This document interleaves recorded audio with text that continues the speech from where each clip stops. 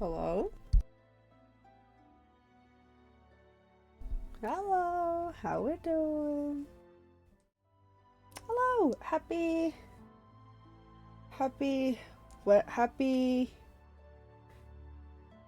what is it? Happy Thursday. Hi everyone, how we doing? When I appear, Pokemon, is it gonna be a workout thing? Yeah, Pokemon, like I said last time. I will do that at the start of next stream, but I will definitely let you know when I start stream next time. But thank you for redeeming that. Yes, we love getting a workout in. Let me turn on this light real quick. I apologize. I was like, oh man, I should start at 1:30, and then I like completely lost track of time. How we doing? I don't know if I should close the windows or not. That works. That pink is fire. Thank you, Oni. I love this top. Also, hi, honey. How are you? How's it going? How's work? But how's everyone doing? I hope everyone's doing wonderful today. Before we start, I would like to say, please no spoilers to people who have read this book series. For those of you who don't know, today we will be starting to read Percy Jackson and the Olympians. We will be starting with book 1, where it all begins, The Lightning Thief. So, I don't know how far we're gonna get today, but also look at these covers. Aren't they beautiful? That's just the spine. But how's everyone doing?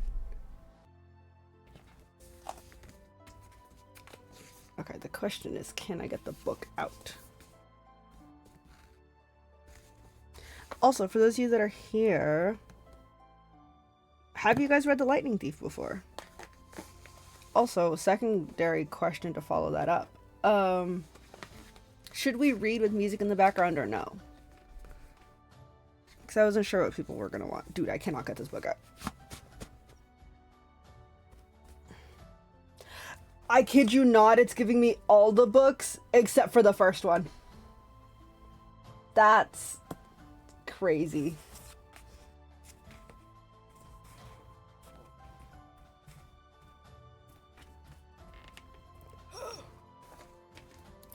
Like, we'd be listening to, like, this. What's, like, in the background right now. Ooh, we're, like, fire ASMR? That's a good idea. Hi, Faye! How are you, Faye? Okay, I've gotten the first book out. Yeah, we'll see how well this goes. I think it would be fun to do, like, one stream a week where it's, like, just me reading for a couple hours and just we talk through it. You know, because I haven't read these books since I was, like, in middle school. So I'm excited to revisit this series. Faye, I'm so excited.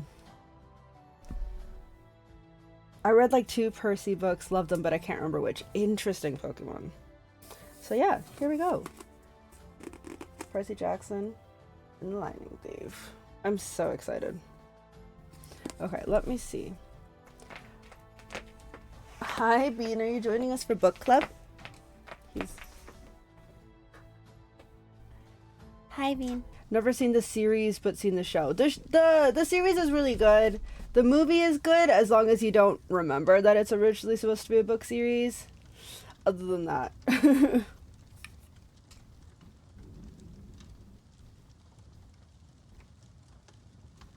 don't know if you guys heard that.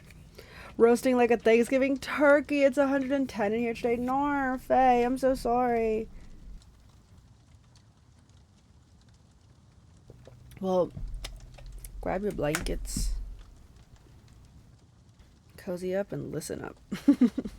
Just kidding. I know people are working while they're listening to this, or just chilling. Whatever you're doing, welcome. I'm very excited to be reading this. Haven't touched this book in a long time. So I am excited to finally reread it again as an adult. Yeah, let's get started. Percy Jackson and the Olympians, The Lightning Thief, by Rick Riordan.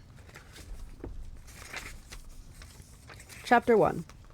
I accidentally vaporized my pre-algebra teacher. Look, I didn't want to be a half-blood. If you're reading this because you think you might be one, my advice is, close this book right now. Believe whatever lie your mom or dad told you about your birth and try to lead a normal life. Being a half-blood is dangerous. It's scary. Most of the times it gets you killed in painful, nasty ways. If you're a normal kid reading this because you think it's fiction, great, read on. I envy you for being able to believe that none of this ever happened. But if you recognize yourselves in these pages, if you feel something stirring inside, stop reading immediately. You might be one of us. And once you know that, it's only a matter of time before they sense it too. And they'll come for you. Don't say I didn't warn you. My name is Percy Jackson. I'm 12 years old. Until a few months ago, I was a boarding student at Yancey Academy, a private school for troubled kids in upstate New York. Am I a troubled kid? Yeah, you could say that. I could start at any point in my short, miserable life to prove it. But things really started going bad last May, when our 6th grade class took a field trip to Manhattan. 28 mental case kids and 2 students on a yellow school bus, heading to the Metropolis Museum of Art to look at ancient Greek and Roman stuff. I know, it sounds like torture. Most Yancey field trips were. But Miss Brunner, our Latin teacher, was leading this trip, so I had hopes. Oh, sorry, Mr. Brunner. Mr. Brunner was this middle-aged guy in a motorized wheelchair. He had thinning hair and a scruffy beard, and a frayed tweed jacket, which always smelled like coffee. You wouldn't think he'd be cool, but he told stories and jokes and let us play games in class. He also had this awesome collection of Roman armor and weapons, so he was the only teacher whose class didn't put me to sleep. I hoped the trip would be okay. At least, I hoped that for once I wouldn't get in trouble. Boy, was I wrong. See, bad things happen to me on field trips. Like at my 5th grade school, when we went to the Saratoga battlefield. I had this accident with the Revolutionary War cannon. I wasn't aiming for the school bus, but of course I got expelled anyway. And before that, at my 4th grade school, when we took a behind-the-scenes tour of the Marine World Shark Pool, I'd sort of hit the wrong lever on the catwalk and our class took an unplanned swim. And the time before that, well, you get the idea. This trip I was determined to be good. All the way into the city, I put up with Nancy Bobofit, the freckly, red-headed kleptomaniac girl, hitting my best friend Grover in the back of the head with chunks of peanut butter and ketchup sandwich. Grover was an easy target. He was scrawny. He cried when he got frustrated. He must have been held back several grades because he was the only 6th grader with acne and the start of a wispy beard on his chin. On top of all that, he was crippled. He had a note excusing him from PE for the rest of his life because he had some kind of muscular disease in his legs. He walked funny, like every step hurt him, but don't let that fool you. You should have seen him run when it was enchilada day in the cafeteria. Can I just say, I love Grover. I love Grover so gosh darn much. Hi, Jack, how are you? Anyways, Nancy Bobofit was throwing wads of sandwich that stuck in his curly brown hair, and she knew I couldn't do anything back to her because I was already on probation. The headmaster had threatened me with death by in-school suspension if anything bad happened. If anything bad, embarrassing, or even mildly entertaining happened on this trip. I'm gonna kill her, I mumbled. Grover tried to calm me down. It's okay. I like peanut butter. He dodged another piece of Nancy's lunch. That's it. I started to get up, but Grover pulled me back to my seat. You're already on probation, he reminded me. You know who'll get blamed if anything happens. Looking back on it, I wish I'd ducked Nancy Bobofit right then and there. In-school suspension would have been nothing compared to the mess I was about to get myself into. I'm so excited. How many of you have not read this book yet? Idol, you said you haven't read it, but you've seen the movie. Pokemon says he's maybe read it. Oni, have you read this series? I don't know if he's still at work. Mr. Brunner led the museum tour. He rode up front of his wheelchair, guiding us through the big echoey galleries, past marble statues and glass cases full of really old black and orange pottery. I can't read. It blew my mind that this stuff had survived for 2,000, 3,000 years. He gathered us around a 13-foot tall stone. He gathered us around a 13-foot tall stone column with the big sphinx on the top, and started telling us how it was a grave marker, a steal, for a girl about our age. He told us about the carvings on the side. I was trying to listen what he had to say because it was kind of interesting, but everyone around me was talking, and every time I told him to shut up, the other teacher chaperone, Mrs. Dodds, would give me the evil eye. Mrs. Dodds was this little math teacher from Georgia who always wore a black leather jacket, even though she was 50 years old. She looked mean enough to ride a Harley right into your locker. She had come to Yancey halfway through this year when our last math teacher had a nervous breakdown. From her first day, Mrs. Dodds loved Nancy Bobofit and figured I was devil spawn. She would point her crooked finger at me and say, "Now, honey," real sweet. and I knew I was going to get after-school detention for a month. One time, she'd made me erase answers out of old math workbooks until midnight. I told Grover I didn't think Mrs. Dodds was human. He looked at me real serious and said, "You're absolutely right." Mr. Brunner kept talking about Greek funeral art. Finally, Nancy Bobofit snickered something about the naked guy on the steel, and I turned around and said, "Will you shut up?"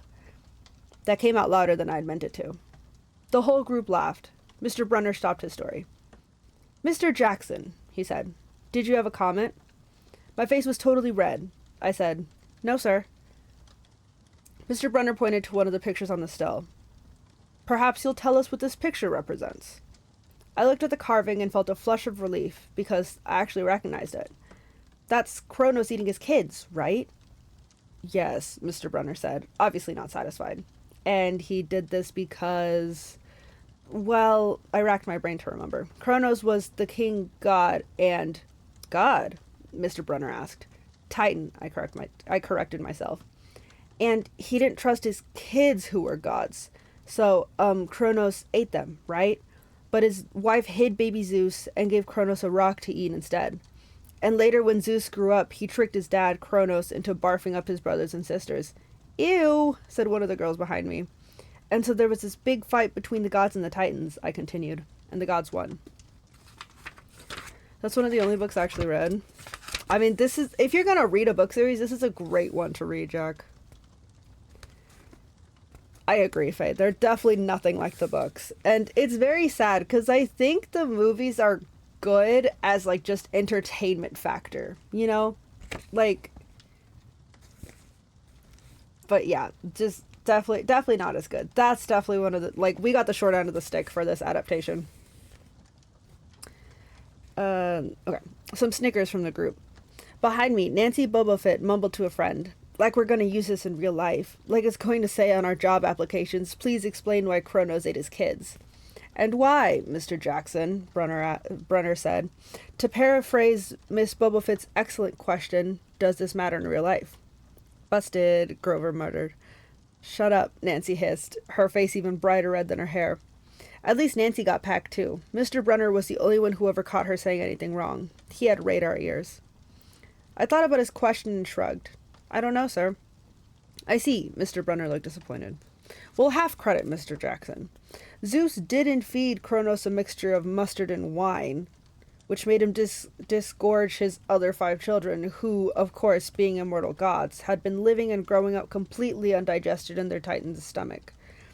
The gods defeated their father, sliced him to pieces with his own scythe, and scattered his remains in... How do you guys say that word, by the way? Tartarus? Do you guys say Tartarus? Or do you guys say Tartarus? Because I've always read it as Tartarus, but I don't know if that's right. Because, like, Tartarus just reminds me of tartar sauce. I don't know. Let me know. The darkest part of the underworld. On that happy note, it's time for lunch. Mrs. Dodds, would you lead us back outside? The class drifted off, the girls holding their stomachs, the guys pushing each other around and acting like doofuses. Grover and I were about to follow when Mr. Brunner said, "Mr. Jackson." I knew that was coming. I told Grover to keep going. When I turned to Mr. Brunner, "Sir?" Mr. Brunner had this look that wouldn't let you go. Intense brown eyes that could have been 1,000 years old and had seen everything. "You must learn the answer to my question," Mr. Brunner told me. "About the Titans? About real life, and how your studies apply to it." "Oh, what you learned from me," he said, "is vitally important. I expect you treat it as such. I will accept only the best from you, Percy Jackson." I wanted to get angry. This guy pushed me so hard. I mean, sure, it was kind of cool on tournament days, when he dressed up in a suit of Roman armor and shouted, see, it just says... It says what, ho? But you guys know the context of that. And challenged us, sword point against chalk, to run to the board and name every Greek and Roman person who had ever lived, and their mother, and what god they worshipped. But Mr. Brunner expected me to be as good as everyone else, despite the fact I have dyslexia and attention deficit disorder, and I had never made above a C- in my life. No, he didn't expect me to be as good. He expected me to be better. And I just couldn't learn all those names and facts, much less spell them correctly. I mumbled something about trying harder. while Mr. Brunner took one long sad look at the steel, like he had been at this girl's funeral. He told me to go outside and eat my lunch. I want to comment on that, but I don't want to spoil anything. The class gathered on the front steps of the museum, where we could watch the foot traffic along Fifth Avenue.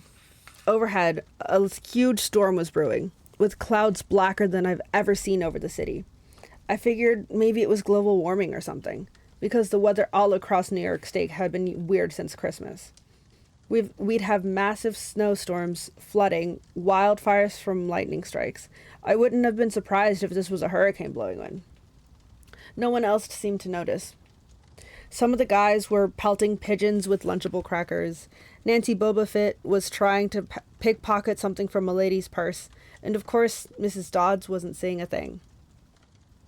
Grover and I sat on the edge of the fountain, away from the others. We thought that maybe if we did that, everyone wouldn't know we were from that school. The school for loser freaks who couldn't make it anywhere else. Detention? Grover asked. Nah, I said. Not from Brunner. I just wish he'd lay off me sometimes. I mean, I'm not a genius. Grover didn't say anything for a while. Then, when I thought he was going to give me some deep philosophical comment to make me feel better, he said, "Can I have your apple?" I love him.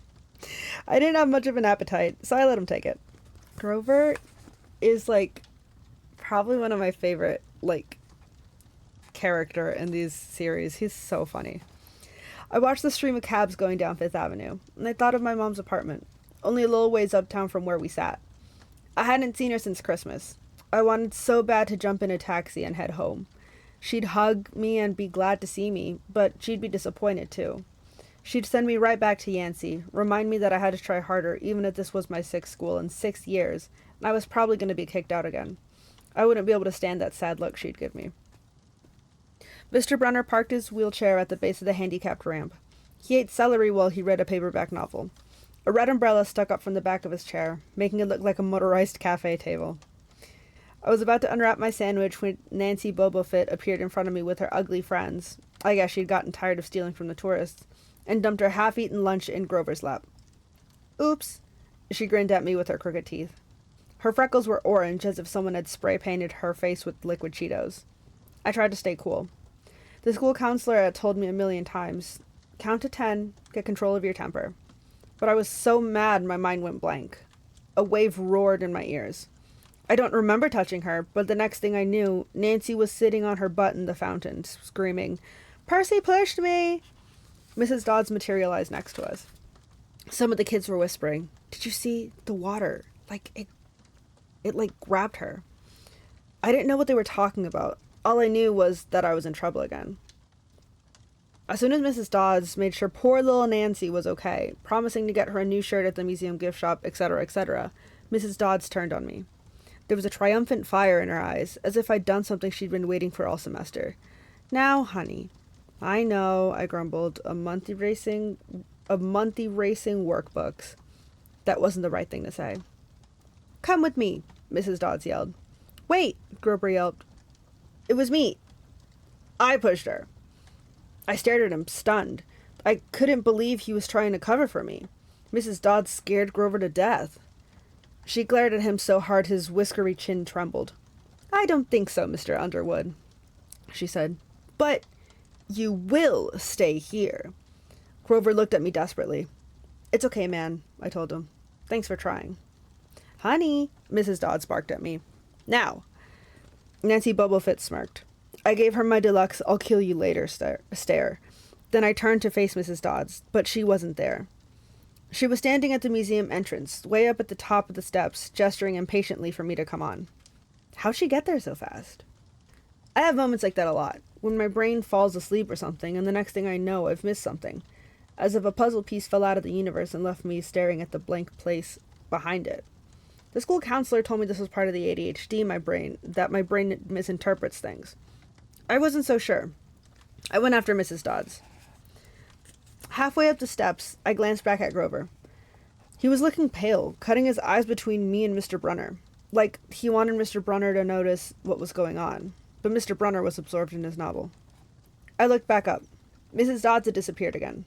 She was now inside the building, at the end of the entrance hall. "Okay," I thought. She's going to make me buy a new shirt for Nancy at the gift shop. But apparently, that wasn't the plan. I followed her deeper into the museum. When I finally caught up to her, we were back in the Roman and Greek section. Except for us, the gallery was empty. Mrs. Dodds stood with her arms crossed in front of a big marble phrase? I don't know. Of the Greek gods. She was making this weird noise in her throat, like growling. Even without the noise, I would have been nervous. It's weird being alone with the teacher, especially Mrs. Dodds. Something about the way she looked at I'm going to say fries. Frieze, if anyone was curious. Fries. As if she wanted to pulverize it. You've been giving us problems, honey, she said. I did the safe thing. I said, yes, ma'am. She tugged on the cuffs of her leather jacket. Did you really think you would get away with it? The look in her eyes was beyond mad. It was evil.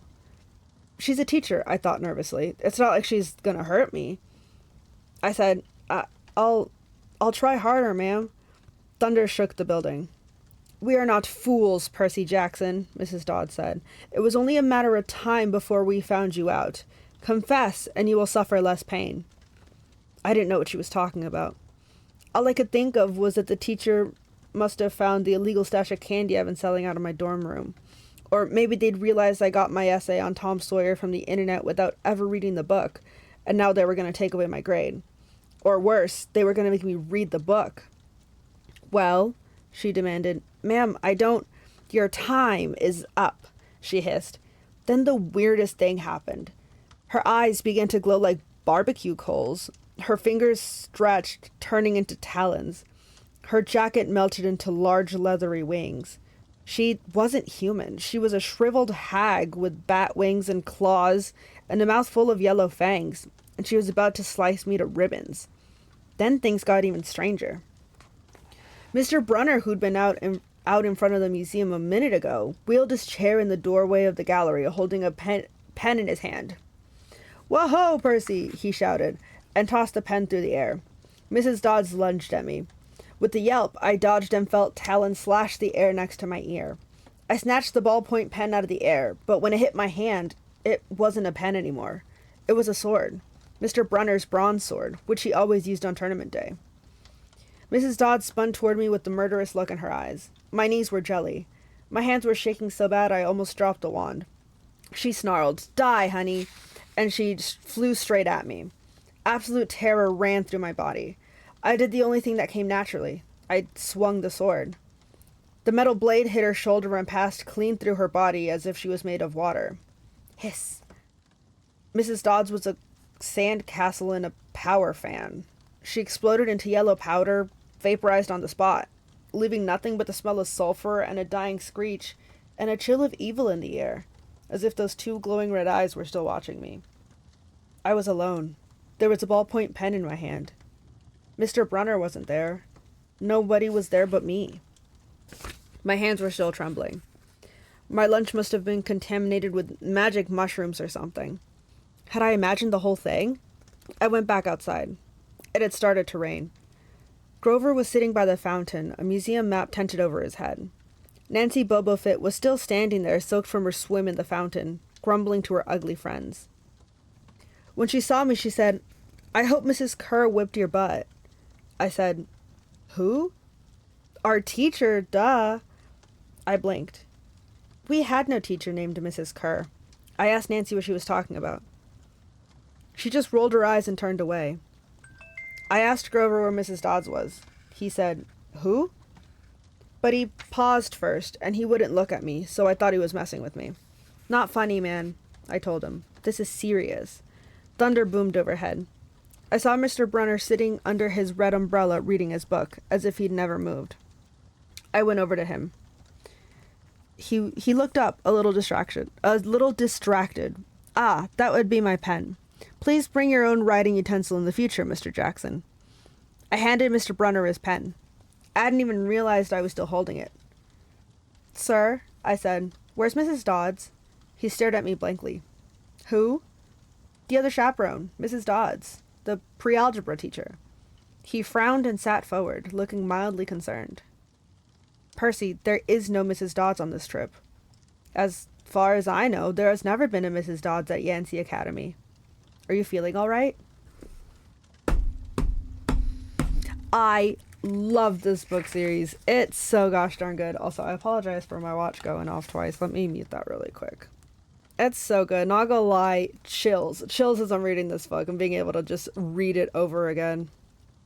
I hope people are liking the book so far. I apologize if I stutter and I read a couple of words wrong.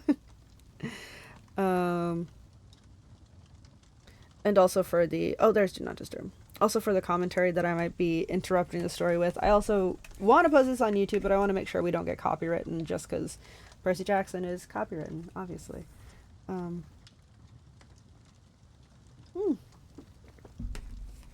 But that was chapter 1.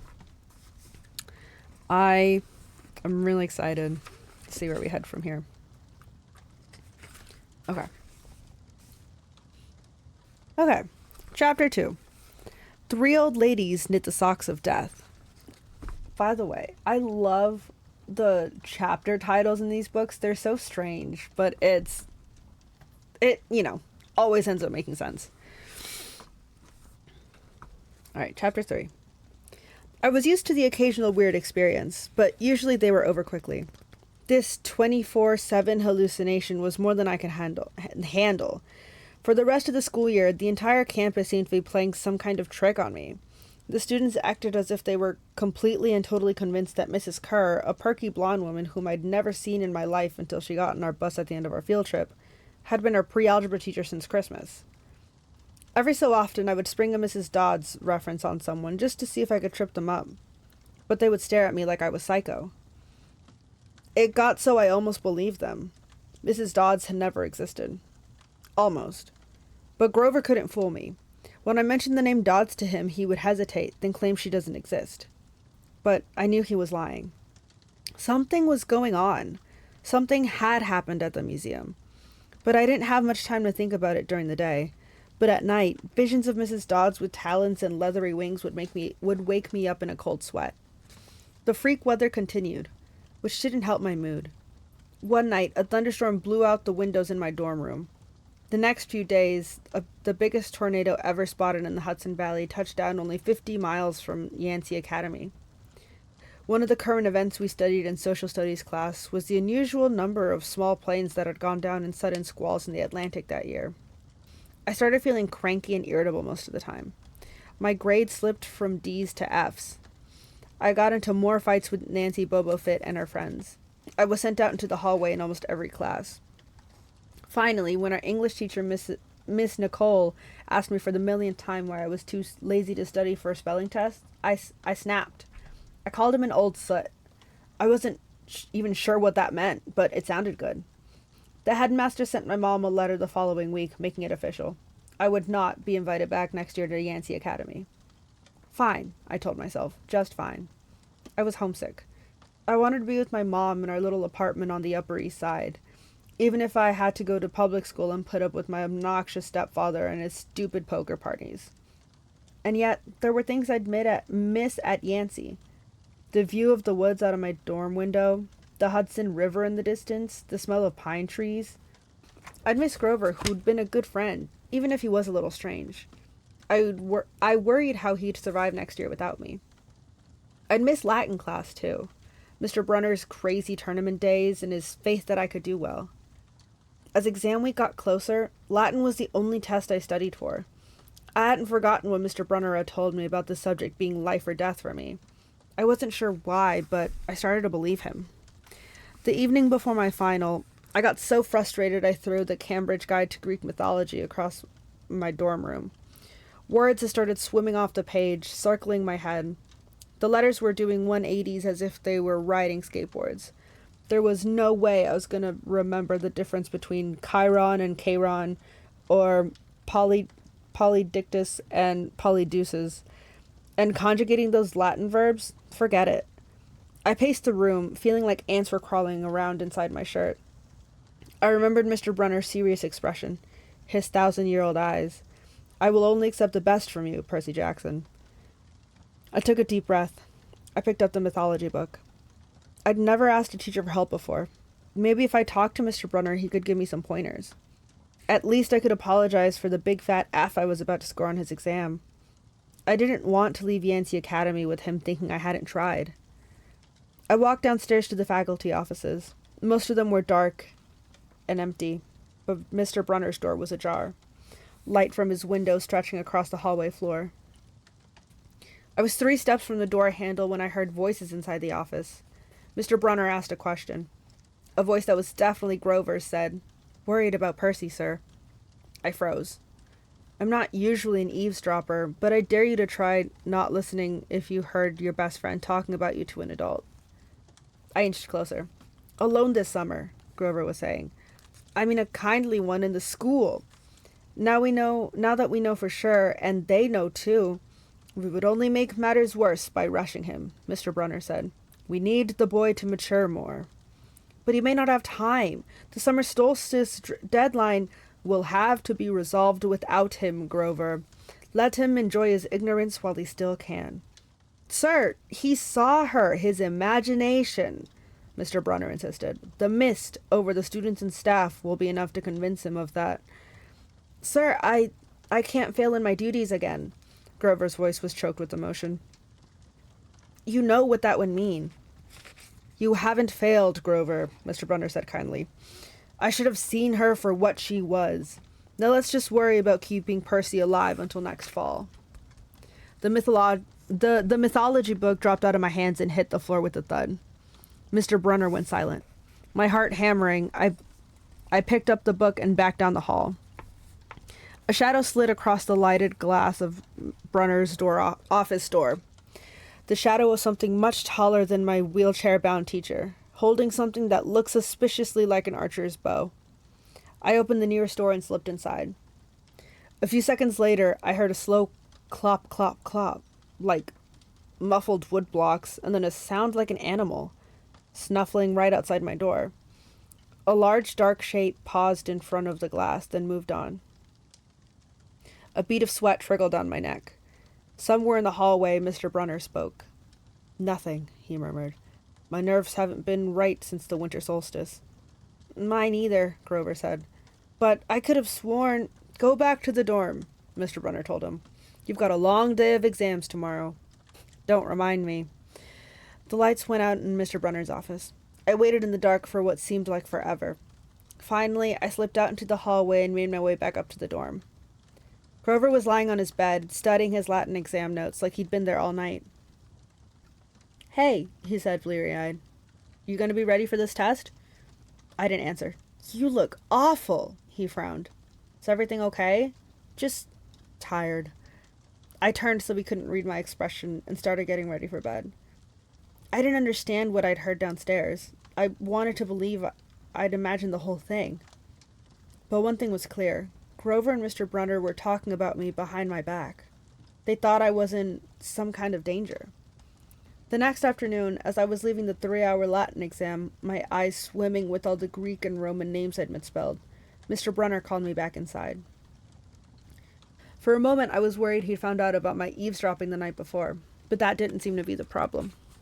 "Percy," he said, "don't be discouraged about leaving Yancey. It's for the best." His tone was kind, but the words still embarrassed me. Even though he was speaking quietly, the other kids finishing the test could hear. Nancy Bubblefit smirked at me and made sarcastic little kissing motions with her lips. I mumbled, "Okay, sir." "I mean," Mr. Brunner wheeled his chair back and forth like he wasn't sure what to say. "This isn't the right place for you. It was only a matter of time." My eyes stung. Here was my favorite teacher, in front of the class, telling me I couldn't handle it. After saying he believed in me all year, now he was telling me I was destined to get kicked out. "Right," I said, trembling. No, Mr. Brunner said. "Oh, confound it all. What I'm trying to say, you're not normal, Percy. That's nothing to be—" "Thanks," I blurted. "Thanks a lot, sir, for reminding me." "Percy!" But I was already gone. On the last day of the term, I shoved my clothes into my suitcase. The other guys were joking around, talking about their vacation plans. One of them was going on a hiking trip to Switzerland. Another was cruising the Caribbean for a month. They were juvenile delinquents like me, but they were rich juvenile delinquents. Their daddies were executives or ambassadors or celebrities. I was a nobody from a family of nobodies. They asked me what I'd be doing this summer, and I told them I was going back to the city. What I didn't tell them was that I'd have to get a summer job walking dogs or selling magazine subscriptions and spend my free time worrying about where I'd go to school in the fall. Oh, one of the guys said. That's cool. They went back to their conversation as if I'd never existed. The only person I dreaded saying goodbye to was Grover, but as it turned out, I didn't have to. He'd booked a ticket to Manhattan on the same Greyhound as I had, so there we were, together again, heading into the city.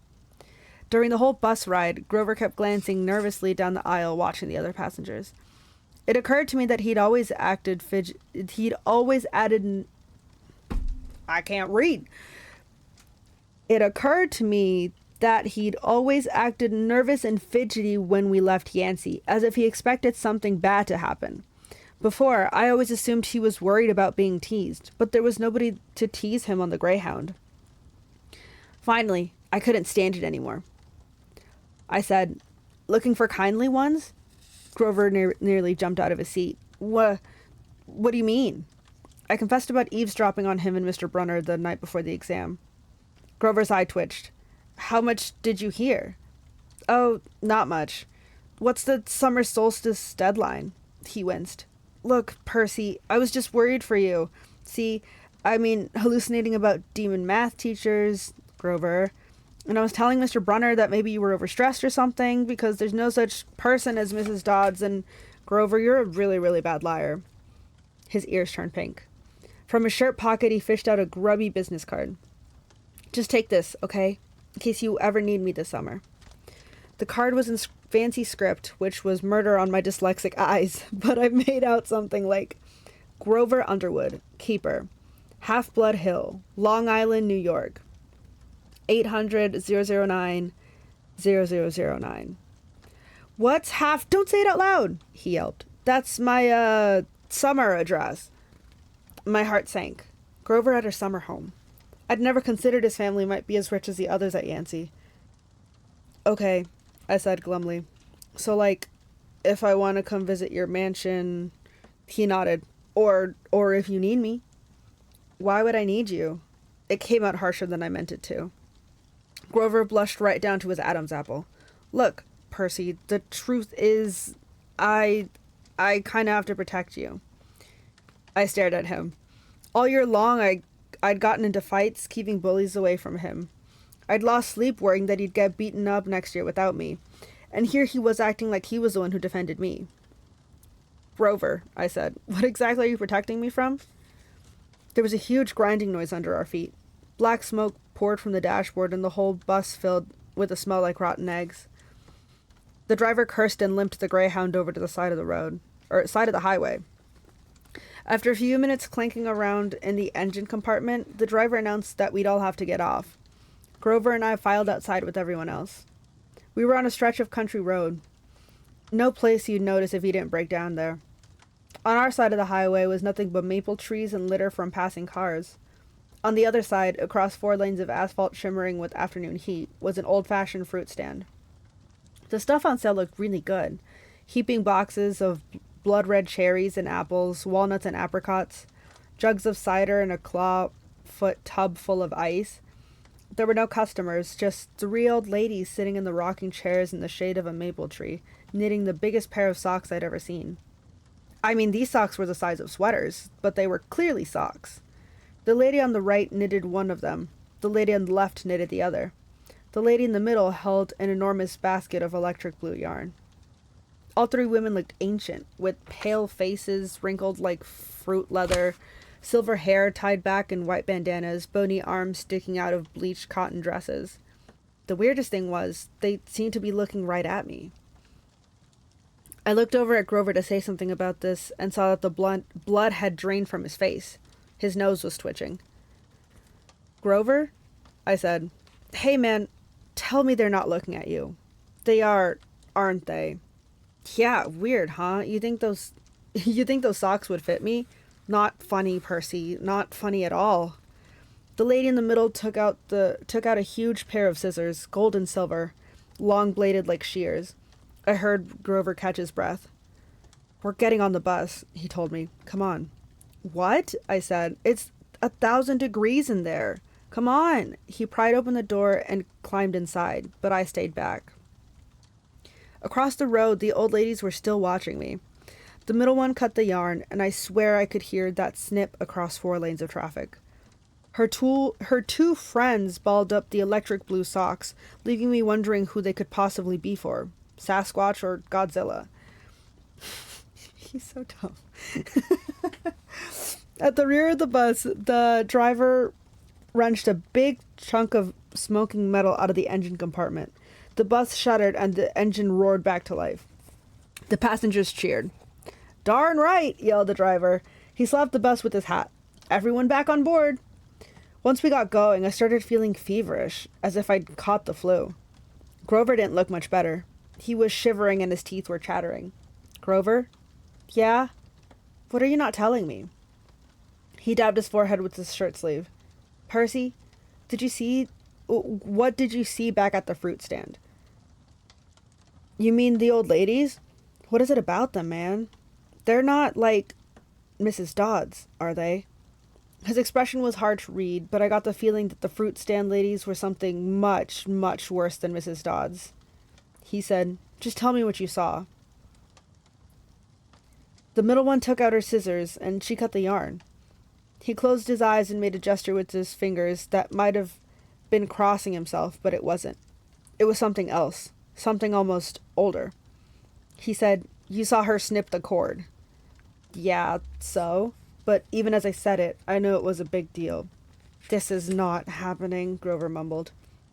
He started chewing at his thumb. "I don't want this to be like the last time." "What last time?" "Always 6th grade. They never get past 6th. "Grover," I said, because he was really starting to scare me. "What are you talking about?" "Let me walk you home from the bus station. Promise me." This seemed like a strange request to me, but I promised he could. "Is this like a superstition or something?" I asked. No answer. "Grover, the snipping of the yarn, does that mean someone is going to die?" He looked at me mournfully, like he was already picking the kind of flowers I'd like best on my coffin. Oh my gosh. I'm really sorry, but I swear after every single chapter, I will probably be saying along the lines of like, I love this book. I think that, by the way, that was the end of chapter 2. Rick Riordan has such a way of writing that he captures such good detailings and like, I guess he's not really an omniscient writer, like an omniscient narrator, because like we're not getting their like everyone else's perspectives, but like the way he's describing everything so well, like you can literally see, like you can kind of tell like what's going on, the mood of everything, like, you know, like I don't know, I love when authors author well. It's so good. But yeah, wow. Okay. Wow. I love Grover so much. I am sorry you guys are also going to get sick of me saying that. I love so many of these characters. It's crazy. Grover saying they never get past 6th, and Percy's like slowly starting to catch onto what maybe is happening. Man. All right. Chapter 3. Grover unexpectedly... I love his depiction of the Fates. So good, isn't it, Faye? It's so good. Like, I'm so excited for people to see like who they are. It's so cool rereading this back.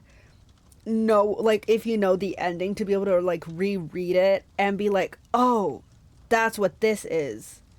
Oh, we've actually seen this character before, and like not recognizing it until like after, or like I'm sure they talk about it once we see the characters, you know, if we see characters again, you know, but it still hits different. Like it's so good. It's so good. Whew. Okay. Chapter 3. Grover unexpectedly loses his pants. Because, of course, Grover would lose his pants. Okay.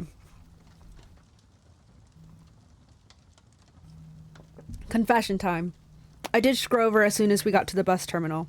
I know, it was rude. But Grover was freaking me out, looking at me like I was a dead man, muttering, "Why does this always happen?" And, "Why does it always have to be 6th grade?" Whenever he got upset, Grover's bladder acted up. So I wasn't surprised when, as soon as we got off the bus, he made me promise to wait for him, then made a beeline for the restroom. Instead of waiting, I got my suitcase, slipped outside, and caught the first taxi uptown. East 100th and 4th and 1st, I told the driver. A word about my mother before you meet her. I love Sally Jackson. By the way, Sally Jackson, peak mom, let me just say. Okay. Her name is Sally Jackson, and she's the best person in the world, which just proves my theory that the best people have the rottenest luck. Her own parents died in a plane crash when she was 5, and she was raised by an uncle who didn't care much about her. She wanted to be a novelist, so she spent high school working to save enough money for a college with a good creative writing program. Then her uncle got cancer, and she had to quit school her senior year to take care of him. After he died, she was left with no money, no family, and no diploma. The only good break she ever got was meeting my dad.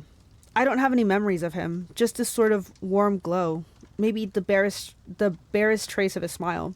My mom doesn't like to talk about him because it makes her sad. She has no pictures.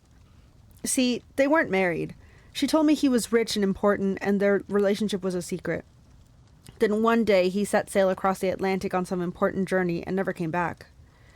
Lost at sea, my mom told me. Not dead, lost at sea. She worked odd jobs, took night classes to get her high school diploma, and raised me on her own. She never complained or got mad, not even once, but I knew I wasn't an easy kid. Finally, she married Gabe Ugliano, who was nice the first 30 seconds we knew him, then showed his true colors as a world-class jerk. When I was young, I nicknamed him Smelly Gabe. I'm sorry, but it's the truth. The guy reeked like moldy garlic pizza wrapped in gym shorts. Between the two of us, we made my mom's life pretty hard. The way Smelly Gabe treated her, the way he and I got along, well, when I came home is a good example. I walked into our little apartment, hoping my mom would be home from work. Instead, Smelly Gabe was in the living room playing poker with his buddies. The television blared ESPN. Chips and beer cans were strewn all over the carpet. Hardly looking up, he said around his cigar, "So you're home." "Where's my mom?" "Working," he said. "You got any cash?" That was it. "No, welcome back. Good to see you.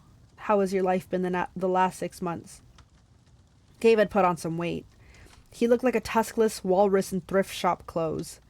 He had about 3 hairs on his head, all combed over his bald scalp, as if that made him handsome or something. I forgot how truly ugly he was. Oh my gosh.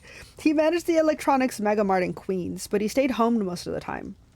I don't know why he hadn't been fired long before. He just kept on collecting paychecks, spending the money on cigars that made me nauseous, and on beer, of course. Always beer. Whenever I was home, he expected me to provide his gambling funds.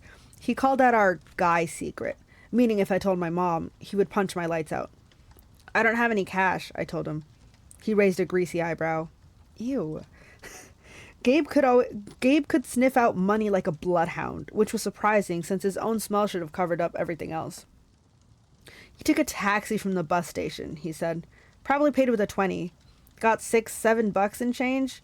Somebody expects to live under this roof. He ought to carry his own weight. Am I right, Eddie?" Eddie, the super of the apartment building, looked at me with a twinge of sympathy. "Come on, Gabe," he said. "The kid just got here." "Am I right?" Gabe repeated.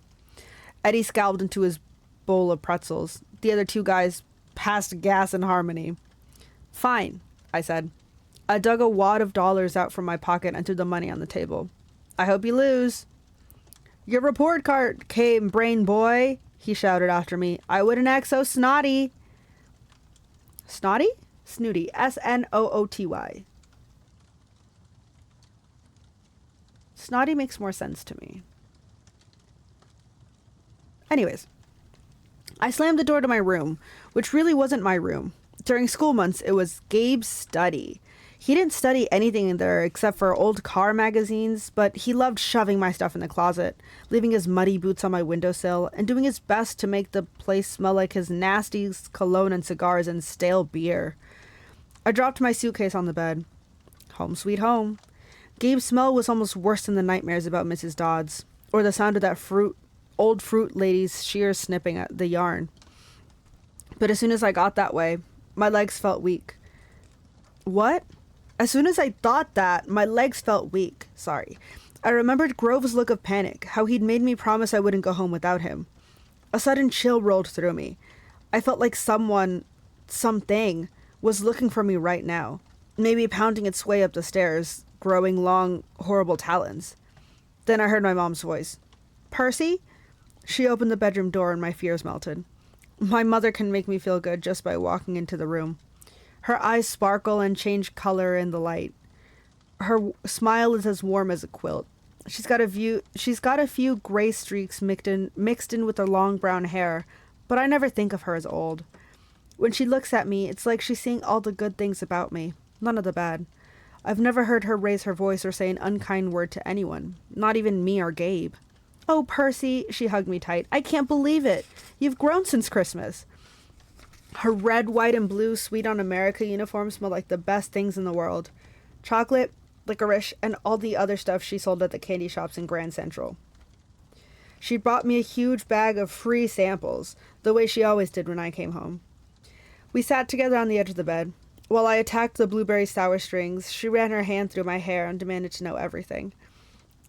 Demanded to know everything I hadn't put in my letters. She didn't mention anything about my getting expelled. She didn't seem to care about that.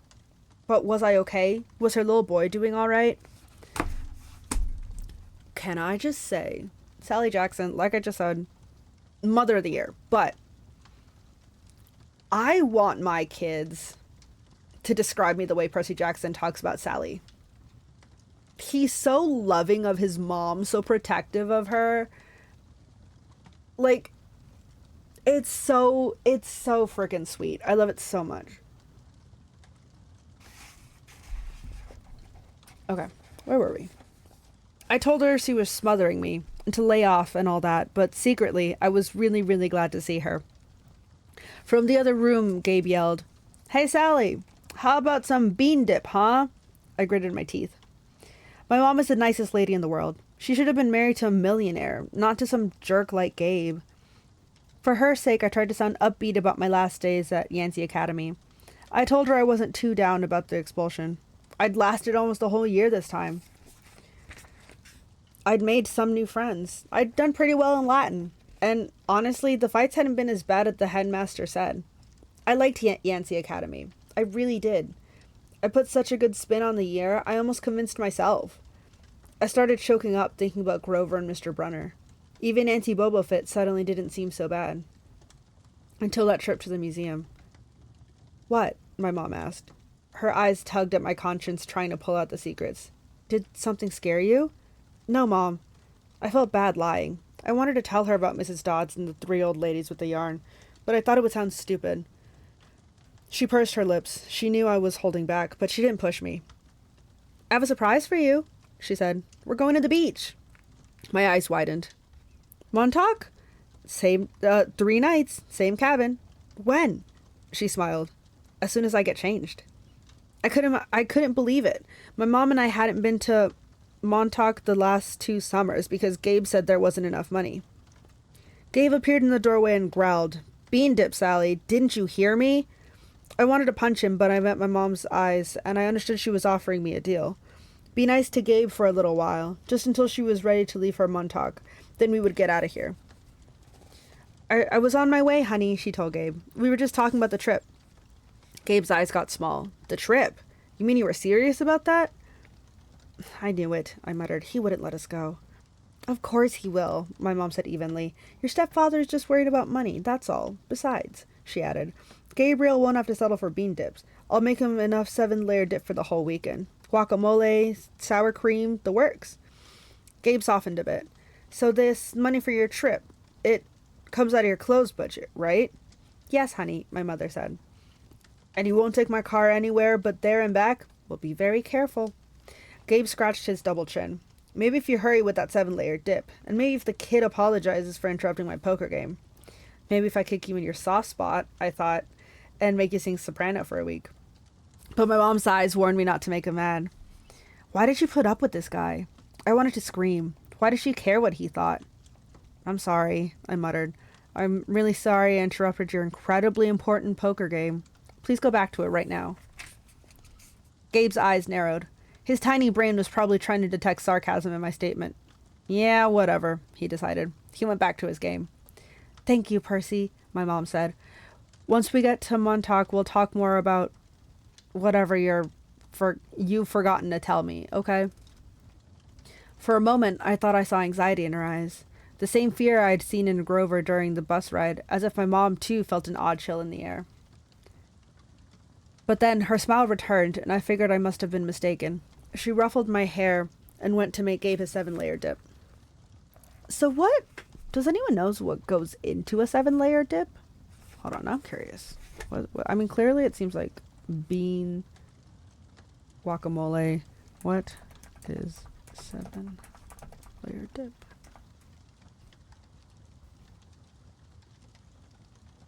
Okay, okay. I wonder if it's always the same. Sorry, we interrupt this broadcast to bring you 7-layer dip. Okay, refried beans, sour cream and taco seasoning, guacamole, shredded cheese, salsa, lettuce, tomatoes, and black olives. That kind of sounds good. That kind of sounds good. Anyways, I understand why he would let them go over that dip. That dip for an entire weekend? That sounds kind of banger, dude. Okay. An hour later, we were ready to leave. Gabe took a break from his poker game long enough to watch me lug my mom's bags to the car. He kept griping and groaning about losing her cooking, and more important, his 78 Camaro, right? For the whole weekend. Not a scratch on this car, brain boy, he warned me as I loaded the last bag. Not one little scratch. Like I'd be the one driving. I was 12. But that didn't matter to Gabe. If a seagull so much as pooped on his paint job, he'd find a way to blame me. Watching him lumber back towards the apartment building, I got so mad I did something I can't explain. As Gabe reached the doorway, I made the hand gesture I'd seen Grover make on the bus, a sort of warding off evil gesture. A clawed hand over my heart, then a shoving movement towards Gabe. The screen door slammed shut so hard it whacked him in the butt and sent him flying up the staircase as if he'd been shot from a cannon. Maybe it was just the wind or some freak accident with the hinges, but I didn't stay long enough to find out. I got in the Camaro and told my mom to step on it. I wonder what the hand gesture was. So, sort of warding off evil gesture, a clawed hand over my heart, clawed, so probably like that, right? Then a shoving much toward Gabe. So maybe it was like that. Interesting. Okay. Our rental cabin was on the South Shore, way out at the tip of Long Island. It was a little pastel box with faded curtains, half sunken into the dunes. There was always sand in the sheets and spiders in the cabinet, and most of the time the sea was too cold to swim in. I loved the place. We'd been going there since I was a baby. My mom had been going even longer. She never exactly said, but I knew why the beach was special to her. It was a place where she'd met my dad. As we got closer to Montauk, she seemed to grow younger, years of worry and work disappearing from her face. Her eyes turned the color of the sea. We got there at sunset, opened all the cabin windows, and went through our usual cleaning routine.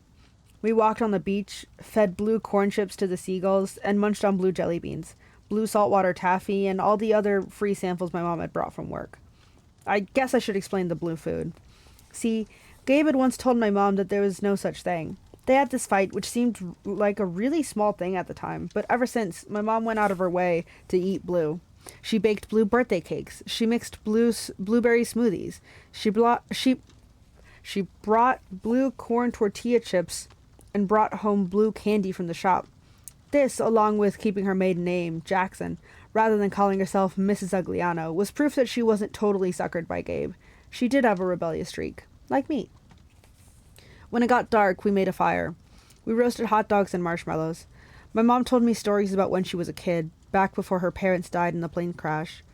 She told me about the books she wanted to write someday when she eventually had enough money to quit the candy shop. Eventually, I worked up the nerve to ask about what was always on my mind whenever we came to Montauk. I apologize if I'm butchering that place's name. Montauk? Who knows? Anyways, my father. Mom's eyes went all misties. I figured she would tell me the same things she always did, but I never got tired of hearing them. He was kind, Percy, she said. Tall, handsome, and powerful, but gentle, too. You have his black hair, you know, and his green eyes. Mom fished a blue jelly bean out of her candy bag. I wish he could see you, Percy. He would be so proud. I wondered how she could say that. What was so great about me? A dyslexic, hyperactive boy with the D-plus report card kicked out of school for the 6th time in 6 years? How old was I asked. I mean, when he left. She watched the flames. He was only with me for 1 summer, Percy. Right here, at this beach, this cabin. But he knew me as a baby. No, honey. He knew I was expecting a baby, but he never saw you. He had to leave before you were born. I tried to square that with the fact I seemed to remember. Something about my father. A warm glow. A smile. I had always assumed he knew me as a baby. My mom had never said it outright, but still, I felt it must be true. Now to be told that he'd never even seen me. I felt angry at my father. Maybe it was stupid, but I resented him for going on that ocean voyage, for not having the guts to marry my mom. He'd left us, and now we were stuck with smelly Gabe. Are you going to send me away again? I asked her. To another boarding school? She pulled a marshmallow from the fire. I don't know, honey. Her voice was heavy. I think we'll have to do something. Because you don't want me around? I regretted the words as soon as they were out. My mom's eyes welled with tears. She took my hand and squeezed it tight. Oh, Percy, no. I have to, honey. For your own good. I have to send you away. Her words reminded me of what Mr. Brunner had said, that it was best for me to leave Yancey. Because I'm not normal, I said. You say that as if it's a bad thing, Percy. But you don't realize how important you are. I thought Yancey Academy would be far enough away. I thought you'd finally be safe. Safe from what? She met my eyes, and a flood of memories came back to me. All the weird, scary things that had ever happened to me, some of which I tried to forget. During 3rd grade, a man in a black trench coat had stalked me on the playground. Ooh, I don't remember that. That's scary. When the teachers threatened to call the police, he went away growling, but no one believed me when I told them that under his broad-brimmed hat, the man only had one eye right in the middle of his head. Before that, a really early memory. I was in preschool, and the teacher accidentally put me down for a nap in a cot and that a snake had slithered into. My mom screamed when she came to pick me up and found me playing with the limp, scaly rope. I'd somehow managed to strangle death with my meaty toddler hands.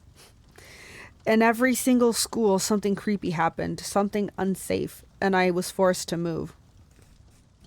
I knew I should tell my mom about the old ladies at the fruit stand and Mrs. Dodds at the art museum, about my weird hallucination that I had sliced my math teacher into dust with a sword.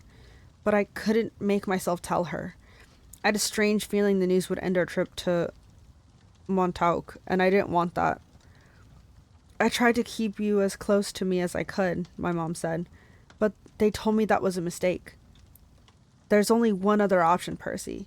The place your father wanted to send you.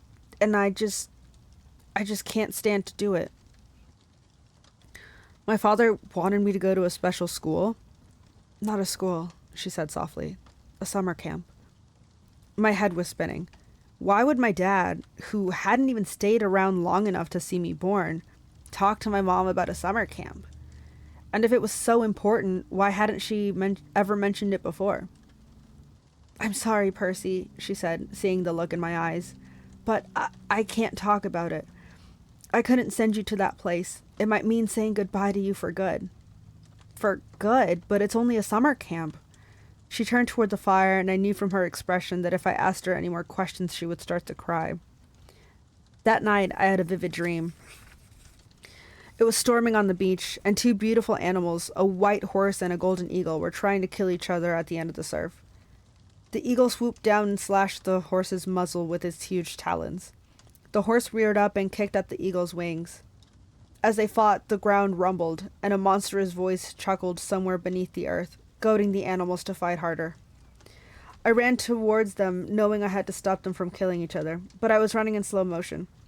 I knew I would be too late. I saw the eagle dive down, its beak aimed at the horse's wide eyes, and I screamed, "No!" I woke with a start. Outside, it was really storming. The kind of storm that cracks trees and blows down houses. There was no horse or eagle on the beach, just lightning making false daylight, and 20-foot waves pounding the dunes like artillery. With the next thunderclap, my mom woke. She sat up, eyes wide, and said, "Hurricane." I knew that was crazy. Long Island never sees hurricanes this early in the summer, but the ocean seems to have forgotten. Over the roar of the wind, I heard a distant bellow, an angry, tortured sound that made my hair stand on end. Then a much closer sound, like mallets in the sand. A desperate voice, someone yelling, pounding on our cabin door. My mother sprang out of bed in her nightgown and threw open the lock. Grover stood framed in the doorway against a backdrop of pouring rain, but he wasn't exactly Grover. "Searching all night," he gasped. "What were you thinking?" My mother looked at me in terror, not scared of Grover, but of why he'd come. "Percy!" she said, shouting to be heard over the rain. "What happened at school? What didn't you tell me?" I was frozen, looking at Grover. I couldn't understand what I was saying. "Ozukai aloith..." I don't know Latin. "Ozukai aloithioi," he yelled. "It's right behind me. Didn't you tell her?" Oh, I was too shocked to register that he'd just cursed in ancient Greek, and I'd understood him perfectly. I was too shocked to wonder how Grover had gotten here by himself in the middle of the night, because Grover didn't have his pants on, and where his legs should be. My mom looked at me sternly and talked in a tone she'd never used before. "Percy, tell me now!" I stammered something about the old ladies at the fruit stand and Mrs. Dodds, and my mom stared at me, her face deathly pale in the flashes of lightning. She grabbed her purse, tossed me my rain jacket, and said, "Get to the car, both of you, go!" Grover ran for the Camaro, but he wasn't running. Exactly. He was trotting, shaking his shaggy hindquarters, and suddenly his story about a muscular disorder in his leg made sense to me. I understood how he could run so fast and still limp when he walked, because where his feet should be, there were no feet. There were cloven hooves. "Grover! Grover has hooves for feet! Ah!" That's crazy. Imagine you're... Oh, by the way, that was the end of chapter 3. Imagine you had a best friend and they just like randomly just had some kind of mythological creature part that they were just like, yeah, I'm sick. I'm ill or something like that. You know what I mean? Like, wouldn't that be crazy? Percy is getting so much information all at once. Right now, he's still kind of in like a daze. He still doesn't really know what's going on. And he's only going to get even more information from here on out, which is crazy. But, wow. Oh boy. There's a lot going on. Chapter 4. My mother teaches me bullfighting. We tore through the night along dark country roads. Wind slammed against the Camaro. Rain lashed the windshield. I didn't know how my mother could see anything, but she kept her foot on the gas. Every time there was a flash of lightning, I looked at Grover sitting next to me in the back seat, and I wondered if I'd gone insane, or if he was wearing some kind of shag carpet pants. But no, the smell was one I remember from kindergarten field trips to the petting zoo. Lanolin, like from wool. The smell of a wet barnyard animal. All I could think to say was, "So, you and my mom know each other?" Grover's eyes flitted to the rearview mirror, though there were no cars behind us. "Not exactly," he said. "I mean, we've never met in person. But she knew I was watching you." "Watching me?" "Keeping tabs on you, making sure you were okay. But I wasn't faking being your friend, he added hastily. I am your friend. What are you exactly? That doesn't matter right now. It doesn't matter? From the waist down, my best friend is a donkey. Grover let out a sharp, throaty blah. I can't do that seriously. Pretend a goat laughing. Insert sound clip here. Meh. Okay. I'd heard him make that sound before, but I always assumed it was a nervous laugh. Now I realized it was more of an irritated bleat. What? Jeez, I can't read. Goat, he cried. What? I'm a goat from the waist down. You just said it didn't matter. Blah. Okay, also, satire is wrong. Sorry, satyr. Jeez, I apologize. There are satyrs who would trample you underhoof for such an insult. Whoa, wait, satyrs? You mean like Mr. Brunner's myths? Were those old ladies at the fruit stand a myth, Percy? Was Mrs. Dodds a myth? So you admit there was a Mrs. Dodds? Of course. Then why... The less you knew, the fewer monsters you'd attract. Grover said, like that should be perfectly obvious. We put mist over the human's eyes. We'd hope you'd think the kindly one was a hallucination, but it was no good. You started to realize who you are. Wait a minute. What do you mean? The weird bellowing noise rose up again somewhere behind us, closer than before. Whatever was chasing us was still on our tail. Percy, my mom said, there's too much to explain and not enough time. We have to get you to safety. Safety from what? Who's after me? Oh, nobody much, Grover said, obviously still miffed about the donkey comment. Just the Lord of the Dead and a few of his bloodthirstiest minions. Grover! Sorry, Mrs. Jackson. Could you try faster, please? Grover's so unserious. I tried to wrap my mind around what was happening, but I couldn't do it. I knew this wasn't a dream. I had no imagination. I could never dream up something this weird. My mom made a hard left. We swerved onto a narrower road, racing past darkened farmhouses and wooded hills, and pick your own strawberry signs on the white picket fences. Where are we going? I asked. The summer camp I told you about. My mother's voice was tight. She was trying for my sake to not be scared. The place your father wanted to send you. The place you didn't want me to go. Please, dear, my mother begged. This is hard enough. Try to understand. You're in danger. Because some old ladies cut yarn. Those weren't old ladies, Grover said. Those were the fates. Do you know what it means? The fact that they appeared in front of you? Not only do they do that when you're about to... Oh, sorry. They only do that when someone's about to die. Whoa. You said you. No, I didn't. I said someone. You meant you, as in me. I meant you like someone, not you. Boys, my mom said. She pulled the wheel hard to the right, and I got a glimpse of a figure she swore to avoid. A dark, fluttering shape now lost behind us in the storm. What was that? I asked. We're almost there, my mother said, ignoring my question. Another mile. Please, please, please. I didn't know where there was, but I found myself leaning forward in the car, anticipating, wanting us to arrive. Outside, nothing but rain and darkness, the kind of empty countryside you get way out. Oh my gosh. The kind of entry countryside you get way out on the tip of Long Island. I did it. I thought about Mrs. Dodds and the moment when she changed into the thing with pointed teeth and leathery wings. My limbs went numb from delayed shock. She really hadn't been human. She'd meant to kill me. Then I thought about Mr. Brunner and the sword he had thrown me. Before I could ask Grover about that, the hair rose on the back of my neck. There was a blinding flash and a jaw-rattling boom, and our car exploded. I remember feeling weightless, like I was being crushed, fried, and hosed down all at the same time. I peeled my forehead off the back of the driver's seat and said, Ow. Percy, my mom shouted. I'm okay. I tried to shake off the daze. I wasn't dead. The car hadn't really exploded. We'd swerved into a ditch. Our driver's side doors, jeez.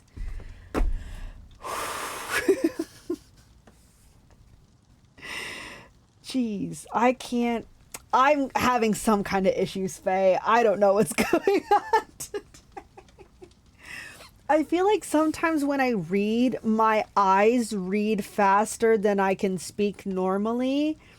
And I'm also trying to not read too fast so that way I'm enunciating enough for you guys.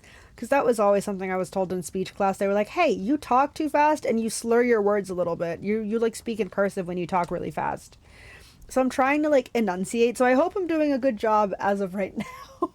But I think that's causing me to like read sentences in a weird order. Maybe I'm dyslexic. Maybe I'm it. Okay, anyways, let's try that again. I tried to shake off the daze. I wasn't dead. The car hadn't really exploded. We'd swerved into a ditch. Our driver's side doors were wedged in the mud. The roof had cracked open like an eggshell and the rain was pouring in. There we go. Thank you. Thank you. Lightning. That was the only explanation. We'd been blasted right off the road. Next to me in the backseat was a big motionless lump. Grover! He was slumped over, blood trickling from the side of his mouth. I shook his furry hip, thinking, no, even if you are half barnyard animal, you're my best friend, and I don't want you to die. Then he groaned, food, and I knew there was hope. Percy, my mother said, we have to... Her voice faltered.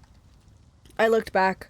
In a flash of lightning through the mud-splattered rear windshield, I saw a figure lumbering towards us on the shoulder of the road. The sight of it made my skin crawl. It was the dark silhouette of a huge guy, like a football player. He seemed to be holding a blanket over his head. His top half was bulky and fuzzy. His upraised hands made it look like he had horns. I swallowed hard. Who is... Percy, my mother said, deadly serious. Get out of the car. My mother threw herself against the driver's side door. It was jammed shut in the mud. I tried mine. Stuck too. I looked up desperately at the hole in the roof. It might have been an exit, but the edges were sizzling and smoking. Climb out of the passenger side, my mother told me. Percy, you have to run. Do you see that big tree? What? Another flash of lightning, and through the smoking hole in the roof, I saw the tree she meant. A huge White House Christmas tree-sized pine at the crest of the nearest hill. That's the property line, my mom said. Get over that hill and you'll see a big farmhouse down in the valley. Run and don't look back. Yell for help. Don't stop until you've reached the door. Mom, you're coming too. Her face was pale, her eyes as sad as when she looked at the ocean. No, I shouted. You are coming with me. Help me carry Grover. Food, Grover moaned a little louder. Not the time, Grover. The man with the blanket on his head kept coming towards us, making his grunting, snorting noises. As he got closer, I realized he couldn't be holding a blanket over his head because his hands, huge, meaty hands, were swinging at his sides. There was no blanket, meaning the bulky, fuzzy mass that was too big to be his head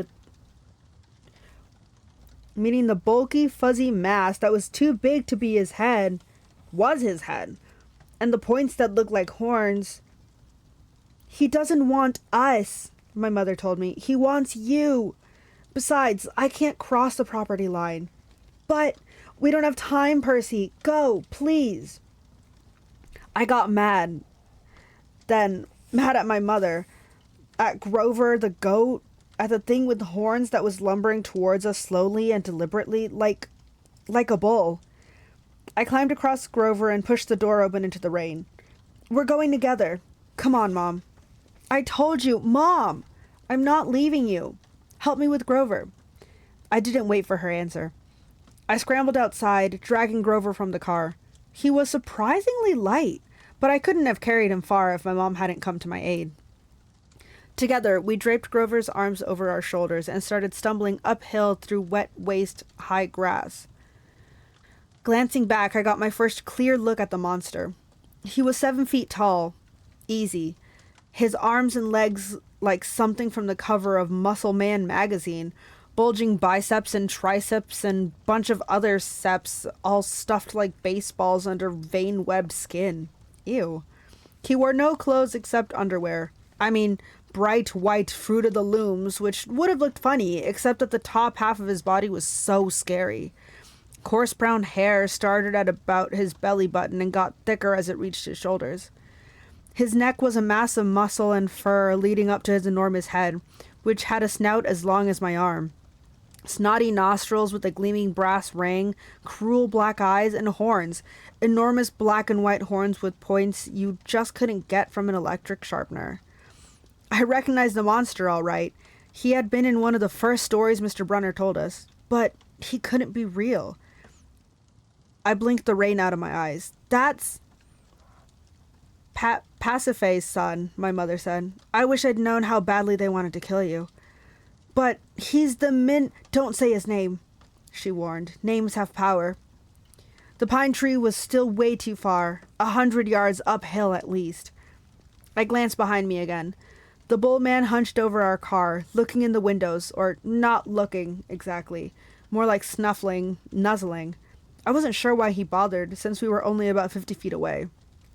Food? Grover moaned. Shh, I told him. Mom, what's he doing? Doesn't he see us? His sight and hearing are terrible, she said. He goes by smell, but he'll figure out where we are soon enough. As if on cue, the bull man bellowed in rage. He picked up Gabe's Camaro by the torn roof, the chassis creaking and groaning. He'd raised the car over his head and threw it down on the road. It slammed into the wet asphalt and skidded in a shower of sparks for about half a mile before coming to a stop. The gas tank exploded. Not a scratch, I remember Gabe saying. Oops. Percy, my mom said. When he sees us, he'll charge. Wait until the last second, then jump out of the way, directly sideways. He can't change directions very well once he's charging. Do you understand? How do you know all this? I've been worried about an attack for a long time. I should have expected this. I was selfish keeping you near me. Keeping me near you? But another bellow of rage, and the bull man started tromping uphill. He'd smelled us. The pine tree was only a few more yards, but the hill was getting steeper and slicker, and Grover wasn't getting any lighter. The bull man closed in. Another few seconds and he would be on top of us. My mother must have been exhausted, but she shouldered Grover. Go, Percy, separate. Remember what I said. I didn't want to split up, but I had a feeling she was right. It was our only chance. I sprinted to the left, turned, and saw the creature bearing down on me. His black eyes glowed with hate. He reeked like rotten meat. He lowered his head and charged, those razor-sharp horns aimed straight at my chest. The fear in my stomach made me want to bolt, but that wouldn't work. I could never outrun this thing. So I held my ground, and at the last moment, I jumped to the side. The bull man stormed past like a freight train. Freight train? Then bellowed with frustration and turned, but not towards me this time, towards my mother, who was setting Grover down in the grass. We'd reached the crest of the hill. Down the other side I could see a valley, just as my mother said, and the lights of a farmhouse glowing yellow through the rain. But that was half a mile away. We'd never make it. The bull man grunted, pawing the ground. He kept eyeing my mother, who was now slowly retreating downhill, back towards the road, trying to lead the monster away from Grover. Run, Percy, she told me. I can't go any farther. Run! But I just stood there, frozen in fear, as the monster charged her. She tried to sidestep as she told me to do, but the monster had learned his lesson. His hand shot out and grabbed her by the neck as she tried to get away. He lifted her as she struggled, kicking and pummeling the air. Mom! She caught my eyes, managing to choke out one last word. Go! Then with an angry roar, the monster closed his fists around my mother's neck, and she dissolved before my eyes, melting into light, a shimmering golden form, as if she were a holographic projection. A blinding flash, and she was simply gone. No! Anger replaced my fear. Newfound strength burned in my limbs, the same rush of energy I had gotten when Mrs. Dodds grew talons. The bull man bore down on Grover, who lay helpless in the grass. The monster hunched over, snuffling my best friend, as if he were about to lift Grover up and make him dissolve too. I couldn't allow that. I stripped off my red rain jacket. Hey! I screamed, waving the jacket, running to one side of the monster. Hey, stupid! Ground beef! Stop. He's so funny. Rawr! The monster turned towards me, shaking his meaty fists. I had an idea. A stupid idea, but better than no idea at all. I put my back to the big pine tree and waved my red jacket in front of the bull man, thinking I'd jump out of the way at the last moment. But it didn't happen like that. The bull man charged too fast, his arms out to grab me whichever way I tried to dodge. Time slowed down. My legs tensed. I couldn't jump sideways, so I leapt straight up, kicking off the creature's head using it as a springboard, turning in midair and landing on his neck. How did I do that? I didn't have time to figure it out. A millisecond later, the monster's head slammed into the tree, and the impact nearly knocked my teeth out. The bull man staggered around, trying to shake me. I locked my arms around his horns to keep from being thrown. Thunder and lightning were still going strong. The rain was in my eyes. The smell of rotten meat burned my nostrils. The monster shook himself around and bucked like a rodeo bull. He should have just backed into the tree and smashed me flat. But I was starting to realize that this thing had only one gear, forward. Meanwhile, Grover started groaning in the grass. I wanted to yell at him to shut up, but the way I was getting tossed around, if I opened my tongue, I'd bite my own tongue off. Food, Grover moaned. The bull man wheeled toward him, pawed the ground again, and got ready to charge. I thought about how he had squeezed the life out of my mother, made her disappear in a flash of light, and rage fueled me like a high-octane fuel. I got both hands around one horn, and I pulled backward with all my might. The monster tensed, gave a surprised grunt, then snap. The bull man screamed and flung me through the air. I laid flat on my back in the grass. My head smacked against a rock. When I sat up, my vision was blurry, but I had a horn in my hands, a ragged bone weapon the size of a knife. The monster charged. Without thinking, I rolled to one side and came up kneeling. As the monster barreled past, I drove the broken horn straight into his side, right under his furry ribcage. The bull man roared in agony. He flailed, clawing at his chest, and then began to disintegrate. Not like my mother in a flash of golden light, but like a crumbling sand, blown away in chunks by the wind, the same way Mrs. Dodds had burst apart. The monster was gone. The rain had stopped. The storm still rumbled, but only in the distance. I smelled like livestock, and my knees were shaking. My head felt like it was splitting open. I was weak and scared and trembling with grief. I'd just seen my mother vanish. I wanted to lie down and cry, but there was Grover needing my help. So I managed to haul him up and staggered down into the valley, towards the light of the farmhouse.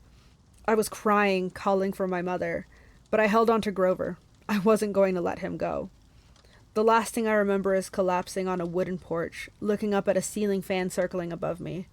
Moths flying around in a yellow light, and the stern faces of a familiar-looking bearded man, and a pretty girl, her blonde hair curled like a princess's. They looked down at me, and the girl said, "He's the one. He must be." "Silence, Annabeth," the man said. "He's still conscious. Bring him inside." And that's chapter 4. That's crazy. I don't know why I don't remember that the Minotaur... I don't know why I was... I was like, I can't say it. It's gonna hear me. He grabbed his mom by the neck? That's crazy. That's so crazy. That's so violent. Jeez. I love how these books are both simultaneously, like, kid-friendly, but they're also, like, not kid-friendly, low-key. And, like, this is just the tip of the iceberg. I can't believe it. Well, jeez. Dude. Percy's connection to his mom just makes this hurt so bad. Like, low-key, I could feel, like, my eyes tearing up. Jeez. And then Grover just being like, food. He's so dumb. I love him so much. Wow. That's so nice to be reading Percy Jackson. One, because I've been wanting to reread this book for a hot minute. So I'm glad that Matt got me the book series for my birthday. Second of all,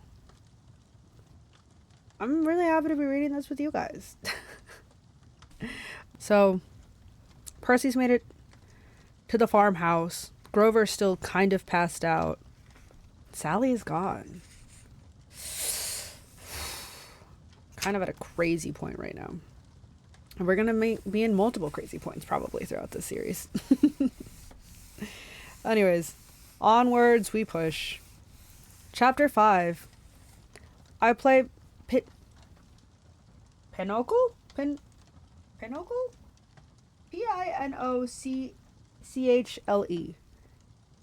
I know it's not Pinochle. Anyways. I had weird dreams full of barnyard animals. Most of them wanted to kill me. The rest wanted food. I must have woken up several times, but what I heard and saw made no sense, so I just passed out again. I remember lying in a soft bed, being spoon-fed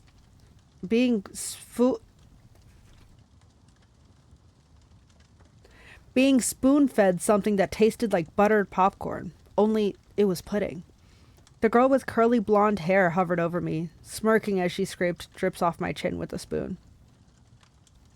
When she saw my eyes open, she asked, "What will happen at the summer solstice?" I managed to croak. "What?" She looked around, as if afraid someone would overhear. "What's going on? What was stolen? We've only got a few weeks." "I'm sorry," I mumbled. "I don't..." Someone knocked at the door, and the girl quickly filled my mouth with pudding. The next time I woke up, the girl was gone. A husky blonde dude, like a surfer, stood in the corner of the bedroom, keeping watch over me. He had blue eyes, at least a dozen of them on his cheek, his forehead, the back of his hands. I thought we were talking about a different character. I was so thrown off, sorry. When I finally came around for good, there was nothing weird about my surroundings, except that they were nicer than I was used to. I was sitting in a deck chair on a huge porch, gazing across a meadow at green hills in the distance. The breeze smelled like strawberries. There was a blanket over my legs and a pillow behind my neck. All that was great, but my mouth felt like a scorpion had been using it for a nest. My tongue was dry and nasty, and every one of my teeth hurt. On the table next to me was a tall drink. It looked like an iced apple juice with a green straw and a paper parasol stuck through a maraschino cherry. My hand was so weak I almost dropped the glass once I got my fingers around it. "Careful," and a familiar voice said. Grover was leaning against the porch railing, looking like he hadn't slept in a week. Under one arm, he cradled a shoebox. He was wearing blue jeans, Converse high tops, and a bright orange t-shirt that said Camp Half-Blood. Just plain old Grover, not the goat boy. So maybe I'd had a nightmare. Maybe my mom was okay. We were still on vacation, and we'd stopped here at this big house for some reason, and "You saved my life," Grover said. Well, the least I could do... I went back to the hill. I thought you might want this." Reverently, he placed the shoebox in my lap. Inside was a black and white bull's horn, the base jagged from being broken off, the tip splattered with dried blood. It hadn't been a nightmare. "The Minotaur," I said. Percy, it isn't a good idea. That's what they called him in the Greek myths, isn't it?" I demanded. "The Minotaur. Half man, half bull." Grover shifted uncomfortably. "You've been out for 2 days. How much do you remember?" "My mom, is she really..." He looked down. I stared across the meadow. There were groves of trees, a winding stream, acres of strawberries spread out under the blue sky. The valley was surrounded by rolling hills, and the tallest one, directly in front of us, was the one with a huge pine tree on top. Even that looked beautiful in the sunlight. My mother was gone. The whole world should be black and cold. Nothing should look beautiful. "I'm sorry," Grover sniffled. "I'm a failure. I'm the worst satyr in the world." He moaned, stomping his foot so hard it came off. The Converse high top came off. The inside was filled with styrofoam, except for a hoof-shaped hole. "Oh, sticks," he mumbled. Okay, do you guys pronounce it sticks or stikes? I pronounce it sticks. Thunder rolled across a clear sky. As he struggled to get his hoof back in the fake foot, I thought, well, that settles it. Grover was a satyr. I was ready to bet that if I shaved his curly brown hair, I'd find tiny horns on his head. But I was too miserable to care that satyrs existed, or even minotaurs. All that meant was that my mom really had been squeezed into nothing. Nothingness dissolved into yellow light. I was alone, an orphan. I would have to live with Smelly Gabe? No, that would never happen. I would live on the streets first. I would pretend I was 17 and join the army. I'd do something. Grover was still sniffling. The poor kid, poor goat, satyr, whatever, looked as if he expected to be hit. I said, "It wasn't your fault." "Yes, it was. I was supposed to protect you." "Did my mother ask you to protect me?" "No, but that's my job. I'm a keeper. At least I was." "But why?" I suddenly felt dizzy, my vision swimming. "Don't strain yourself," Grover said. "Here." He helped me hold my glass and put the straw in my lips. I recoiled at the taste because I was expecting apple juice, but it wasn't that at all. It was chocolate chip cookies. Liquid cookies, and not just any cookies. My mom's homemade blue chocolate chip cookies. Buttery and hot, with the chips still melting. Drinking it, my whole body felt warm and good, full of energy. My grief didn't go away, but I felt as if my mom had just brushed her hand against my cheek, given me a cookie the way she used to when I was small, and told me everything was going to be okay. Before I knew it, I'd drained the glass. I stared into it, sure I'd just had a warm drink, but the ice cubes hadn't even melted. "Was it good?" Grover asked. I nodded. "What did it taste like?" He sounded so wistful. I felt guilty. "Sorry," I said. "I should have let you taste." His eyes got wide. "No, that's not what I meant. I just wondered."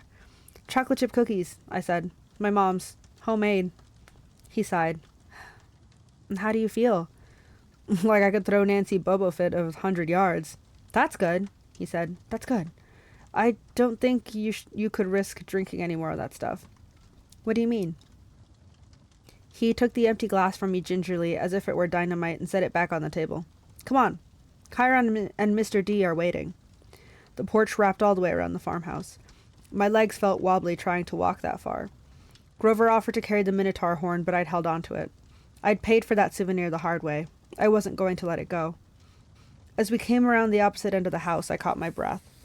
We must have been on the north shore of Long Island, because on this side of the house, the valley marched all the way up to the water, which glittered about a mile in the distance. Between here and there, I simply couldn't process everything I was seeing. The landscape was dotted with buildings that looked like ancient Greek architecture. An open-air pavilion, an amphitheater, a circular arena, except that they all looked brand new. Their white marble columns sparkling in the sun. In the nearby sandpit, a dozen high school-aged kids and satyrs played volleyball. Canoes glided across a small lake. Kids in bright orange t-shirts like Grover's were chasing each other around a cluster of cabins nestled in the woods. Some shot targets at an archery range. Others rode horses down a wooded trail, and unless I was hallucinating, some of their horses had wings. Down at the end of the porch, two men sat across from each other at a card table. The blonde-haired girl who'd spoon-fed me popcorn-flavored pudding was leaning on the porch rail next to them. The man facing me was small, but porky. He had a red nose, big watery eyes, and curly hair so black it was almost purple. He looked like those paintings of baby angels. What do you call them? Hubbubs? No, cherubs. That's it. He looked like a cherub who'd turned middle-aged in a trailer park. He wore a tiger-patterned Hawaiian shirt, and he would have fit right in at one of Gabe's poker parties, except I got the feeling this guy could have outgambled even my stepfather. "That's Mr. D," Grover mumbled to me. "He's the camp director. Be polite. The girl, that's Annabeth Chase.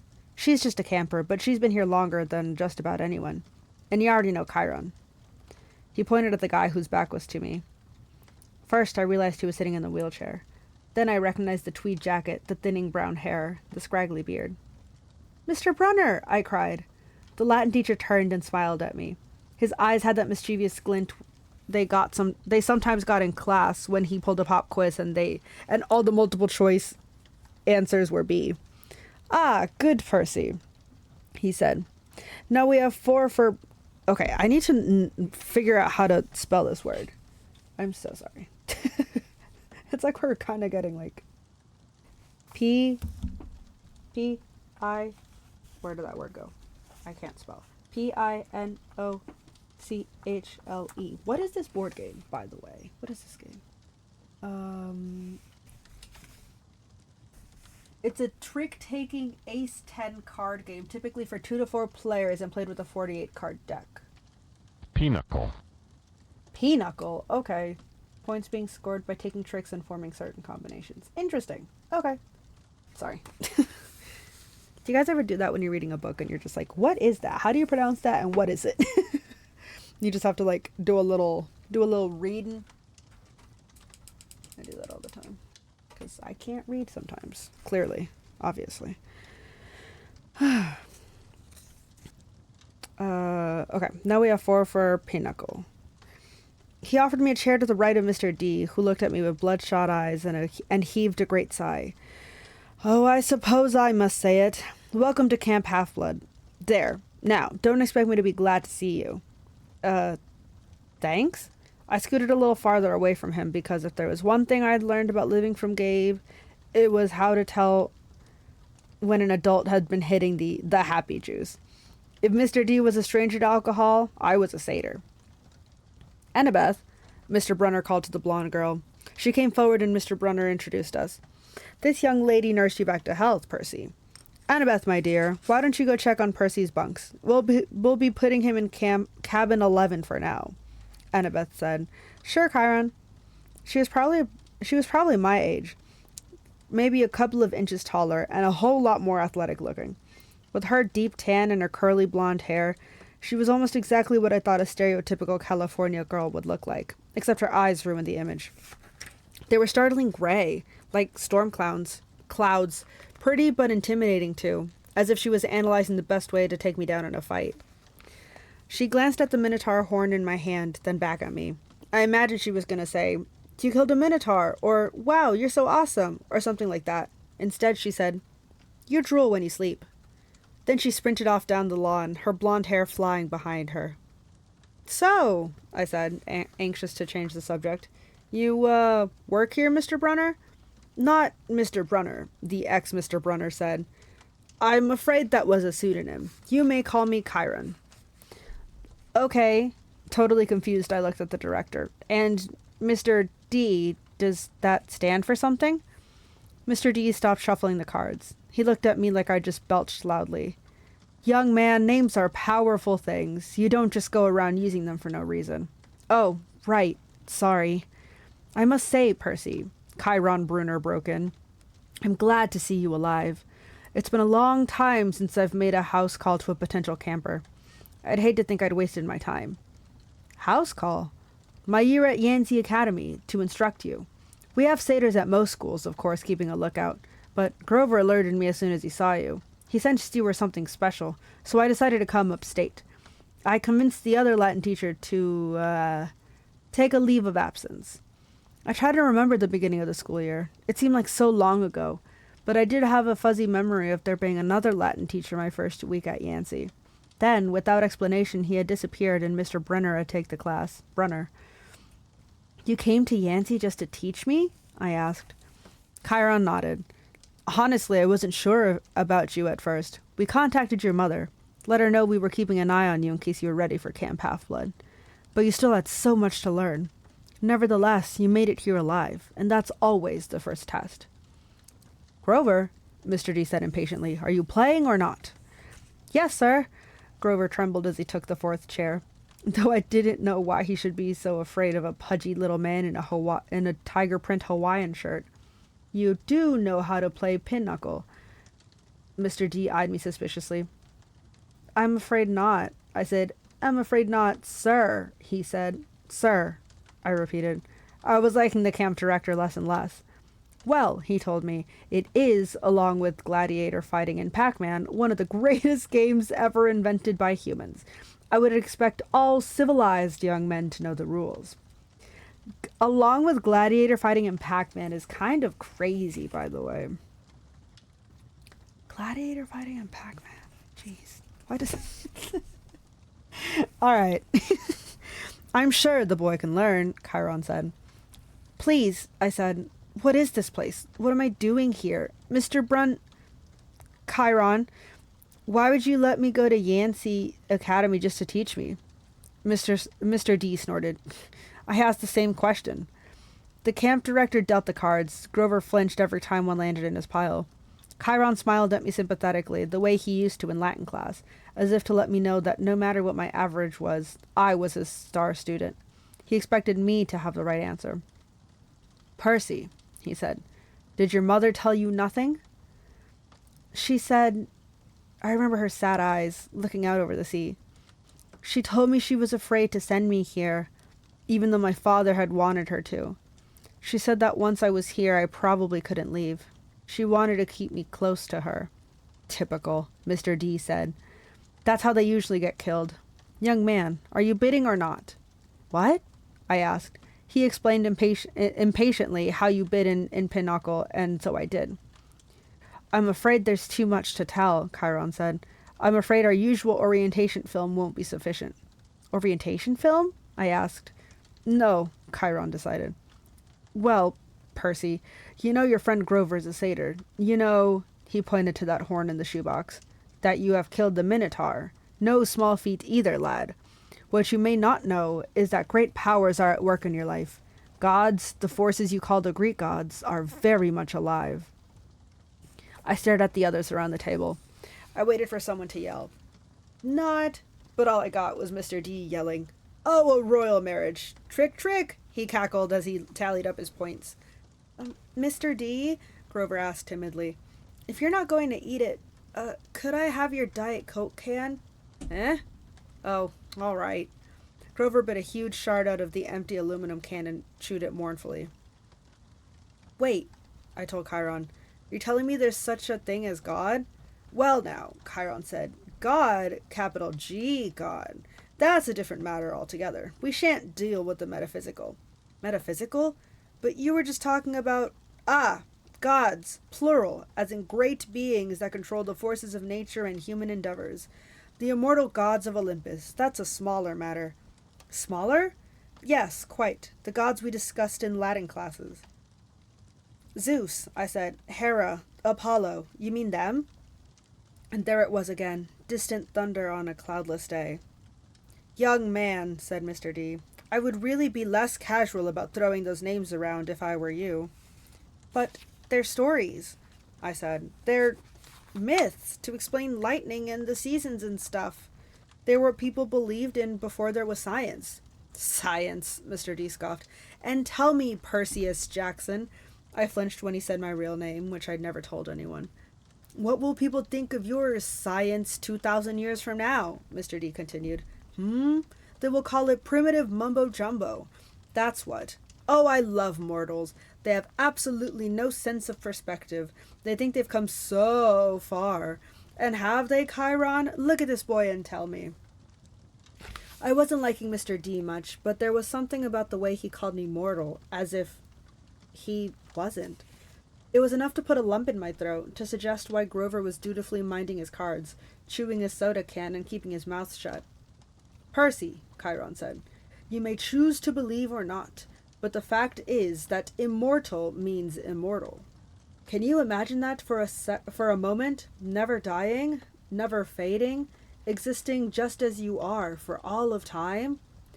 I was about to answer off the top of my head that it sounded like a pretty good deal, but the tone of Chiron's voice made me hesitate.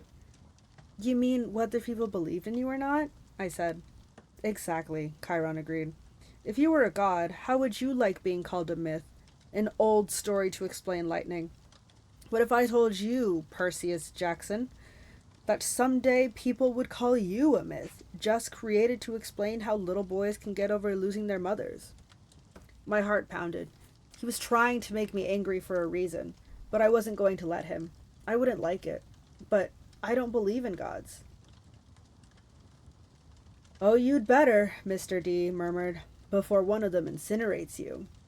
Grover said, Please, sir, he's just lost his mother. He's in shock. A lucky thing, too, Mr. D grumbled, playing a card.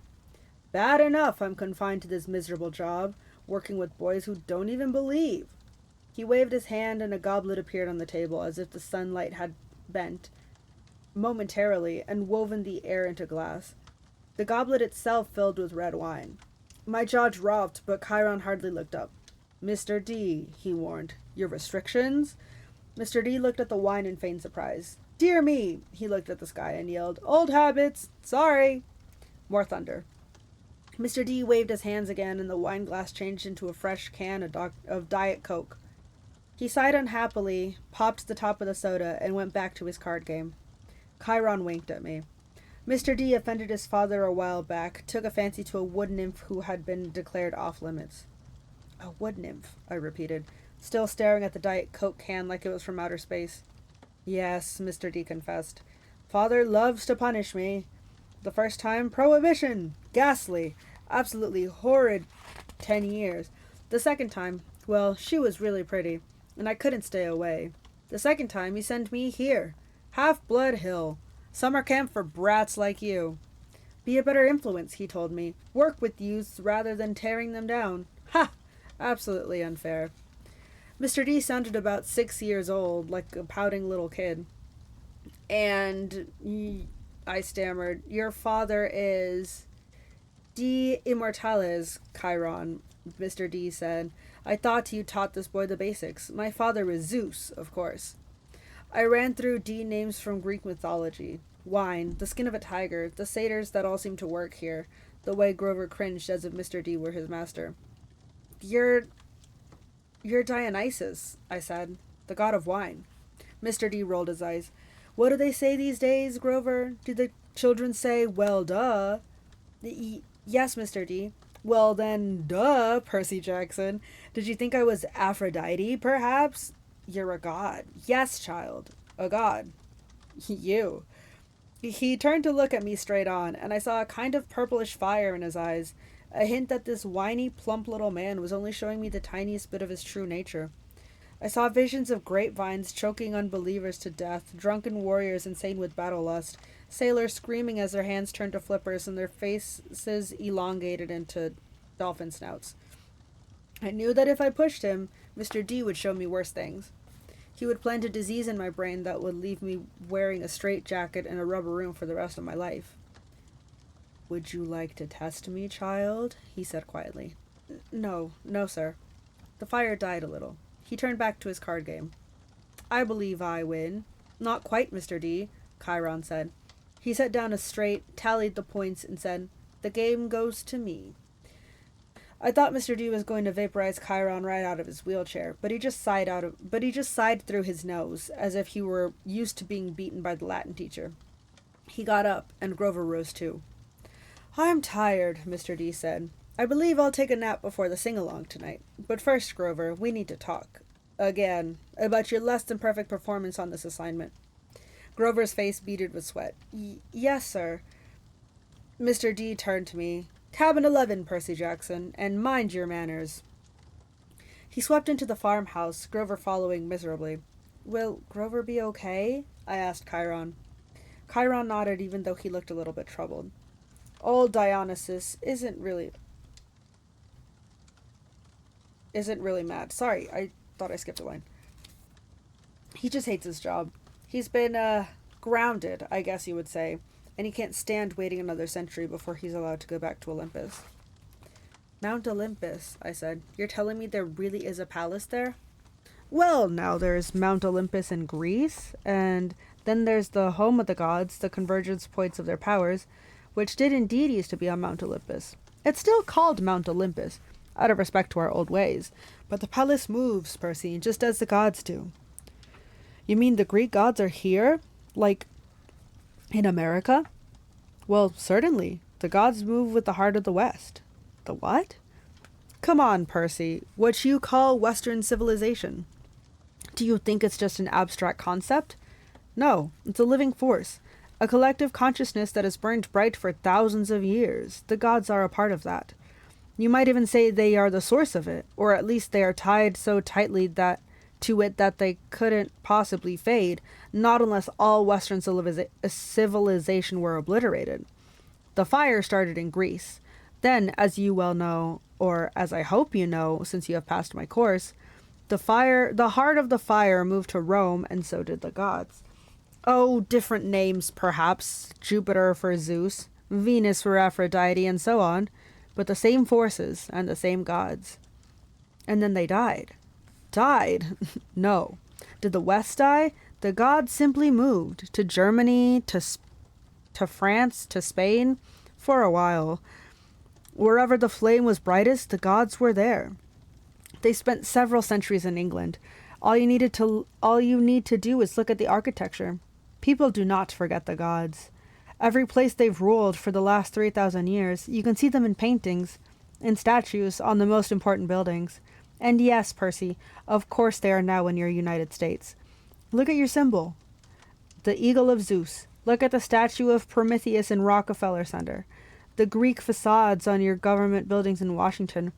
I defy you to find any American city where the Olympians are not prominently displayed in multiple locations. Like it or not, and believe me, plenty of people weren't fond of Rome either, America is now the heart of the flame. It is the great power of the West, and so Olympus is here, and we are here. It was all too much, especially the fact that I seemed to be included in Chiron's we, as if we were some part of a club. Who are you, Chiron? Who am I? Chiron smiled. He shifted his weight as if he were going to get up out of his wheelchair, but I knew that was impossible. He was paralyzed from the waist down. Who are you? He mused. Well, that's the question we all want answered, isn't it? But for now, we should get you a bunk in cabin 11. There will be new friends to meet, and plenty of time for lessons tomorrow. Besides, there will be s'mores at the campfire tonight, and I simply adore chocolate. And then he did rise from his wheelchair, but there was something odd about the way he did it. His blanket fell away from his legs, but the legs didn't move. His waist kept getting longer, rising above his belt. At first I thought he was wearing very long white velvet underwear, but as he kept rising out of the chair, taller than any man, I realized that the velvet underwear wasn't underwear. It was the front of an animal muscle and sinew under coarse white fur, and the wheelchair wasn't a chair. It was some kind of container, an enormous box on wheels, and it must have been magic because there was no way it could have held all of him. A leg came out, long and knobby-kneed, with a huge polished hoof, and then another front leg, then hind quarters, and then the box was empty, nothing but a metal shell with a couple of fake human legs attached. I stared at the horse who had just sprung from the wheelchair, a huge white stallion. But where its neck should be was the upper body of my Latin teacher, smoothly grafted to the horse's trunk. What a relief, the centaur said. I've been cooped up in there so long my fetlocks have fallen asleep. Now come, Percy Jackson. Let's meet the other campers.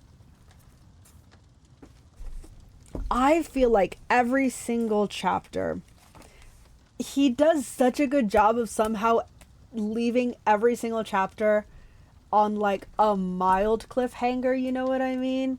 Where it's like, you can't help but want to read the next chapter because it's like, okay, well now what? Who are we meeting? Where are we going? Like, it's so good. By the way, what I wanted to mention earlier, the fact that now we know he's a centaur and he's probably been alive forever. Earlier in the book, when Percy Jackson talks about how they're at the museum, and let's see if I can find it really quickly before I...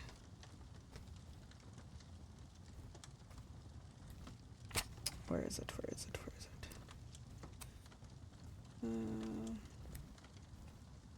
So at the beginning in chapter... I believe this is chapter 1. Yeah, this is chapter 1. Chapter 1, page 7, if anyone in the future has a book on them or something, or now. When he says, I mumbled something about trying harder while Mr. Brunner took one long sad look at the steel as if like he'd been at this girl's funeral. I feel like because he's a centaur, he probably did teach this girl whose steel that is, which is kind of crazy. And it's very sad. Dude, do you ever just get sucked into a book so much that you just like even forget what day it is? It's almost like, at least for me, I feel like getting sucked into a good book is like the equivalent of me taking a nap, where it's like you're so like invested that like once it's like, oh, I gotta go have dinner or I gotta go grab food, like you're just like, what day is it? What time is it? I have no idea how long I was reading for or whatever. Like, Crazy. Alright, chapter 6. I become Supreme Lord of the Bathroom. Once I got over the fact that my Latin teacher was a horse, we had a nice tour, though I was careful not to walk behind him. I'd done some pooper scooper patrol in the Macy's Thanksgiving Day Parade a few times, and I'm sorry, I did not trust Chiron's back end the way I trusted his front. We passed the volleyball pit. Several of the campers nudged each other. One pointed to the Minotaur head I was carrying. Another said, "That's him." Most of the campers were older than me. Their satyr friends were bigger than Grover, all of them trotting around in orange Camp Half-Blood t-shirts, with nothing else to cover over their bare, shaggy hindquarters.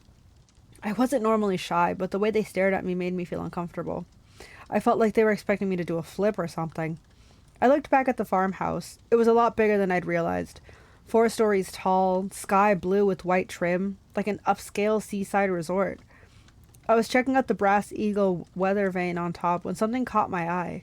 A shadow in the upmost window of the attic gable. Something had moved the curtain, just for a second, and I got the distinct impression I was being watched. "What's up there?" I asked Chiron. He looked where I was pointing, and his smile faded. "Just the attic." "Someone lives there?" "No," he said with finality. "Not a single living thing." I got the feeling he was being truthful, but I was also sure something had moved that curtain. "Come along, Percy," Chiron said, his light-hearted tone now a little forced. "Lots to see." We walked through the strawberry fields, where campers were picking bushels of berries while a satyr played a tune on a reed pipe. Chiron told me the camp grew a nice crop for export to New York restaurants in Mount Olympus. It pays our expenses, and the strawberries take almost no effort. He said Mr. D had this effect on fruit-bearing plants. They just went crazy when he was around.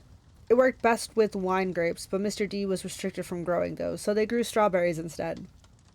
I watched the satyr playing his pipe. His music was causing lines of bugs to leave the strawberry patch in every direction, like refugees fleeing a fire. I wondered if Grover could work that kind of magic with music.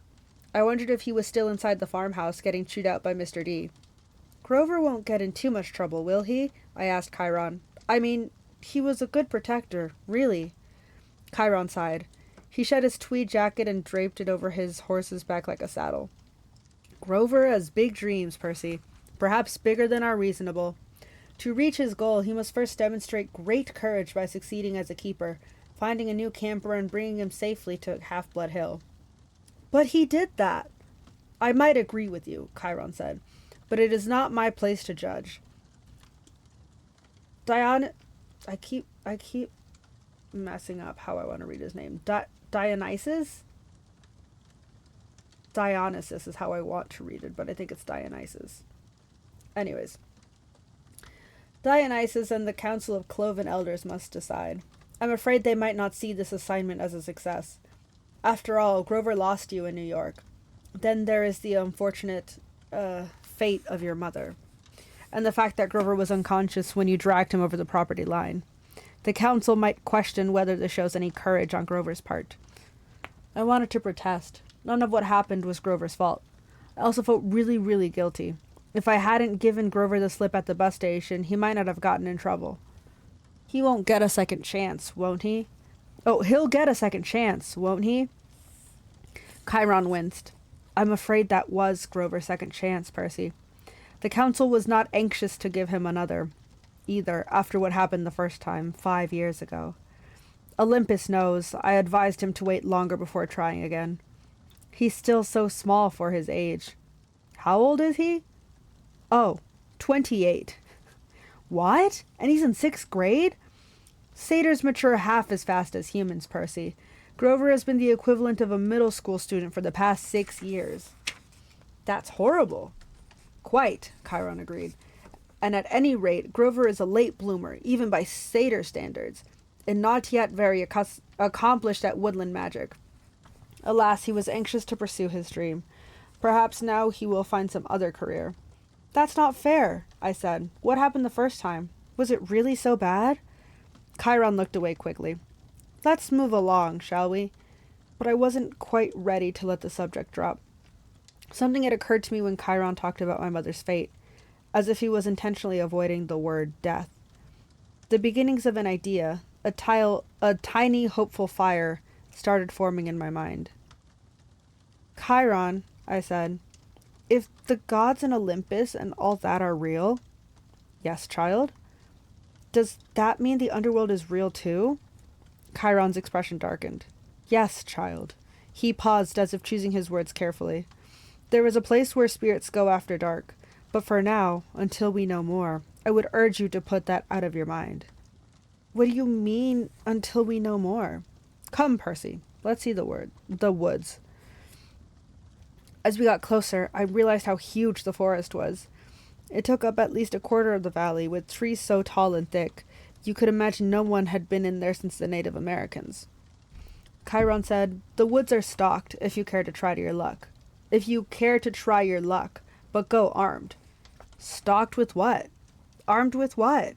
You'll see. Capture the flag is Friday night. Do you have your own sword and shield? My own... No, Chiron said. I don't suppose you do. I think a size 5 will do. I'll visit the armory later. I wanted to ask what kind of summer camp had an armory, but there was too much else to think about, so the tour continued. We saw the archery range, the canoeing lake, the stable, which Chiron didn't seem to like very much, the javelin range, the sing-along amphitheater, and the arena where Chiron said they held sword and spear fights. Sword and spear fights? I asked. Cabin challenges and all that, he explained. Not lethal, usually. Oh yes, and there's the mess hall. Chiron pointed to an outdoor pavilion framed in white Grecian columns on a hill overlooking the sea. There were a dozen stone picnic tables. No roof, no walls. What do you do when it rains? I asked Chiron. Chiron looked at me as if I'd gone a little weird. We still have to eat, don't we? I decided to drop the subject. Finally, he showed me the cabins. There were 12 of them, nestled in the woods by the lake. They were arranged in a U, with 2 at the base and 5 in a row on either side. And they were without doubt the most bizarre collection of buildings I've ever seen. Except for the fact that each had a large brass number above the door, odds on the left, even on the right, they looked absolutely nothing alike. Number 9 had smokestacks like a tiny factory. Number 4 had tomato vines on the wall and a roof made out of real glass. 7 seemed to be made of solid gold, which gleamed so much in the sunlight it was almost impossible to look at. They all faced a commons area about the size of a soccer field, dotted with Greek statues, fountains, flower beds, and a couple of basketball hoops, which were more my speed. In the center of the field, there was a huge stone-lined fireplace. Even though it was a warm afternoon, the hearth smoldered. A girl about 9 years old was tending to the flames, poking the coals with a stick. The pair of cabins at the head of the field, numbers 1 and 2, looked like his and hers mausoleums. Big white marble boxes with heavy columns in the front. Cabin 1 was the biggest and bulkiest of the 12. Its polished bronze doors shimmered like a hologram, so that from different angles lightning bolts seemed to streak across them. Cabin 2 was more graceful somehow, with slimmer columns garlanded with... That sounds really weird. Sorry. Cabin 2 was more graceful somehow, with slimmer columns garlanded with pomegranates and flowers. The walls were carved with images of peacocks. Zeus and Hera, I guessed? Correct, Chiron said. Their cabins looked empty. Several of the cabins are, that's true. No one ever stays in 1 or 2. Okay, so each cabin had a different god, like a mascot. 12 cabins for the 12 Olympians, but why would some be empty? I stopped in front of the first cabin on the left, cabin 3. It wasn't high and mighty like cabin 1, but long and low and solid. The outer walls were of rough gray stone, studded with pieces of seashell and coral, as if the slabs had been hewn straight from the bottom of the ocean floor. I peeked inside the doorway and Chiron said, "Oh, I wouldn't do that." Before he could pull me back, I caught the salty scent of the interior, like the wind on the shore at Montauk. The interior walls glowed with abalone, There were 6 empty bunk beds with silk sheets turned down, but there was no sign anyone had ever slept there. The place felt so sad and lonely. I was glad when Chiron put his hand on my shoulder and said, "Come along, Percy." Most of the cabins were crowded with campers. Number 5 was a bright red, a real nasty paint job, as if the color had been splashed on with buckets and fists. The roof was lined with barbed wire. A stuffed wild boar's head hung over the doorway, and its eyes seemed to follow me. Inside, I could see a bunch of mean-looking kids, both girls and boys, arm wrestling and arguing with each other while rock music blared. The loudest was a girl, maybe 13 or 14. She wore a size XXXL Camp Half-Blood t-shirt under a camouflage jacket. She zeroed in on me and gave me an evil sneer. She reminded me of Nancy Bobo Fit, though the camper girl was much bigger and tougher looking, and her hair was long and stringy, and brown instead of red. I kept walking, trying to stay clear of Chiron's hooves. "We haven't seen any other centaurs," I observed. "No," said Chiron sadly. "My kinsmen are a wild and barbaric folk, I'm afraid. You might encounter them in the wilderness or at major sporting events, but you won't see any here." "You said your name was Chiron. Are you really—" He smiled down at me. "The Chiron from the stories? Trainer of Hercules and all that?" "Yes, Percy, I am." "But shouldn't you be dead?"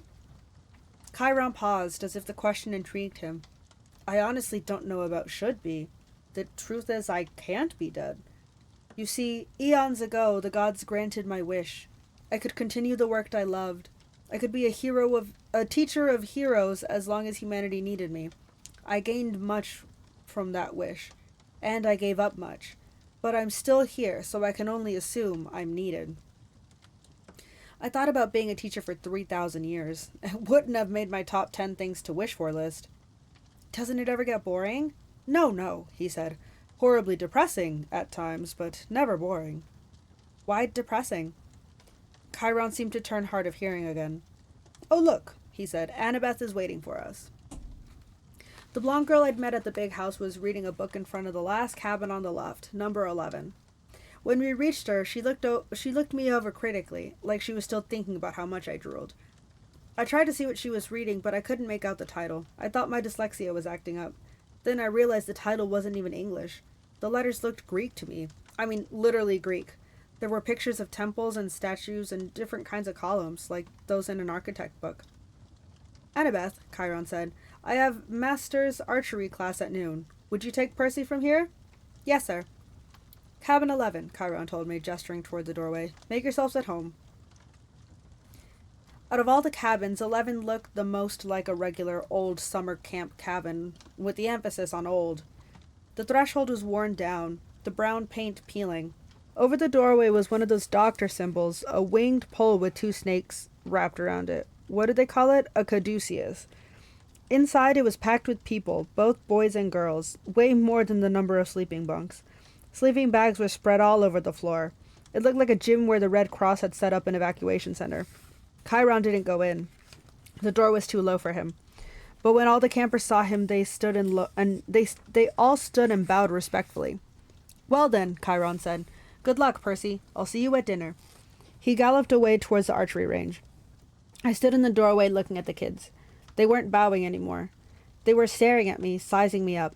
I knew this routine. I'd gone through it enough at schools. "Well," Annabeth's prompt. "Go on." So naturally I tripped coming in the door and made a total fool out of myself. There were some snickers from the campers, but none of them said anything. Annabeth announced, "Percy Jackson, meet cabin 11. "Regular or undetermined?" someone asked. I didn't know what to say, but Annabeth said, "Undetermined." Everyone groaned. A guy who was a little older than the rest came forward. Now, campers, that's what we're here for. Welcome, Percy. You can have that spot on the floor, right over there." The guy was about 19, and he looked pretty cool. He was tall and muscular, with short-cropped sandy hair and a friendly smile. He wore an orange tank top, cut-offs, sandals, and a leather necklace with 5 different colored clay beads.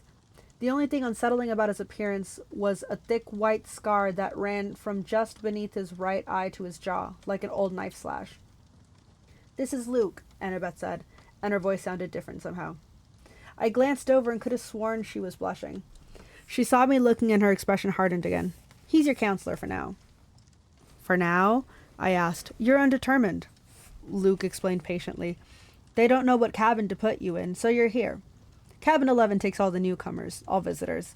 Naturally, we would. Hermes, our patron, is the god of travelers. I looked at the tiny section of floor they'd given me. I had nothing to put there to mark it my own. No luggage, no clothes, no sleeping bag. Just the Minotaur's horn. I thought about setting that down, but then I remembered that Hermes was also the god of thieves. I looked around at the campers' faces, some sullen and suspicious, some grinning stupidly, some eyeing me as if they were waiting for a chance to pick my pockets. How long will I be here? I asked. Good question, Luke said. Until you're determined. How long will that take? The campers all laughed at me. Come on, Annabeth told me. I'll show you the volleyball court. I've already seen it. Come on. She grabbed my wrist and dragged me outside. I could hear the kids of cabin 11 laughing behind me. When we were a few feet away, Annabeth said, Jackson, you have to do better than that. What? She rolled her eyes and mumbled under her breath. I can't believe I thought you were the one. What's your problem? I was getting angry now. All I know is I killed some bull guy. Don't talk like that, Annabeth told me. You know how many kids at this camp wish they'd had your chance? To get killed?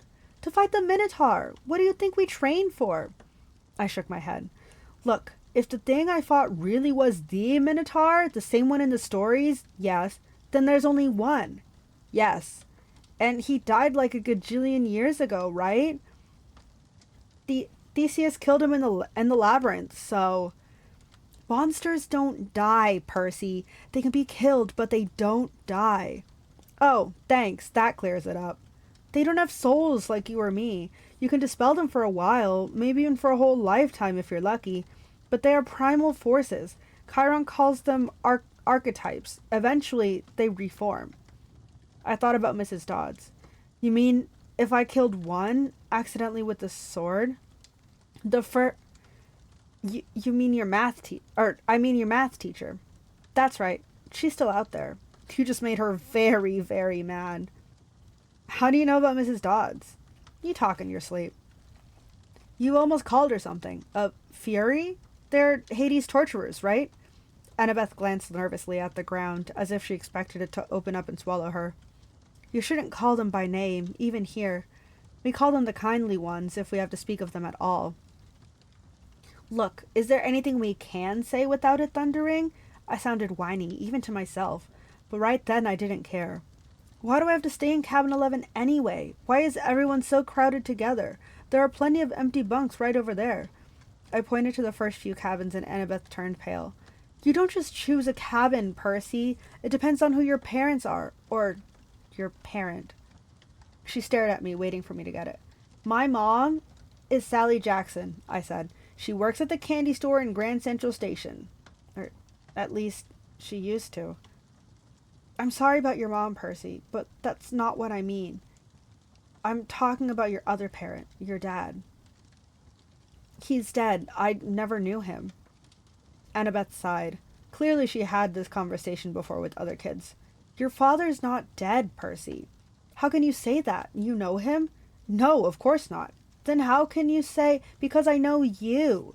You wouldn't be here if you weren't one of us. You don't know anything about me. No? She raised an eyebrow. I bet you moved around from school to school. I bet you were kicked out of a lot of them. How, diagnosed with dyslexia? Probably ADHD too? I tried to swallow my embarrassment. What does that have to do with anything? Taken together, it's almost a sure sign. The letters float off the page when you read, right? That's because your mind is hardwired for ancient Greek. And the ADHD, you're impulsive, can't sit still in the classroom. That's your battlefield reflexes. In a real fight, they'd keep you alive. As for the attention problems, that's because you see too much, Percy, not too little. Your senses are better than a regular mortal's. Of course the teachers want you medicated. Most of them are monsters. They don't want you from seeing them for what they are. You sound like you went through the same thing? Most of the kids here did. If you weren't like us, you couldn't have survived the Minotaur, much less the ambrosia and nectar. Ambrosia and nectar. The food and drink we were giving to make you better. That stuff would have killed a mortal. Oh, sorry. That stuff would have killed a normal kid. It would have turned your blood to fire and your bones to sand and you'd be dead. Face it, you're a half-blood. A half-blood. I was reeling with so many questions I didn't know where to start. Then a husky voice yelled, "Well, a newbie." I looked over. The big girl from the ugly red cabin was sauntering towards us. She had 3 other girls behind her, all big and ugly and mean looking like her, all wearing camo jackets. "Clarice," Annabeth sighed. "Why don't you go polish your spear or something?" "Sure, Miss Princess," the big girl said, "so I can run you through it. I can run you through with it Friday night." Eras Koracas. I don't understand.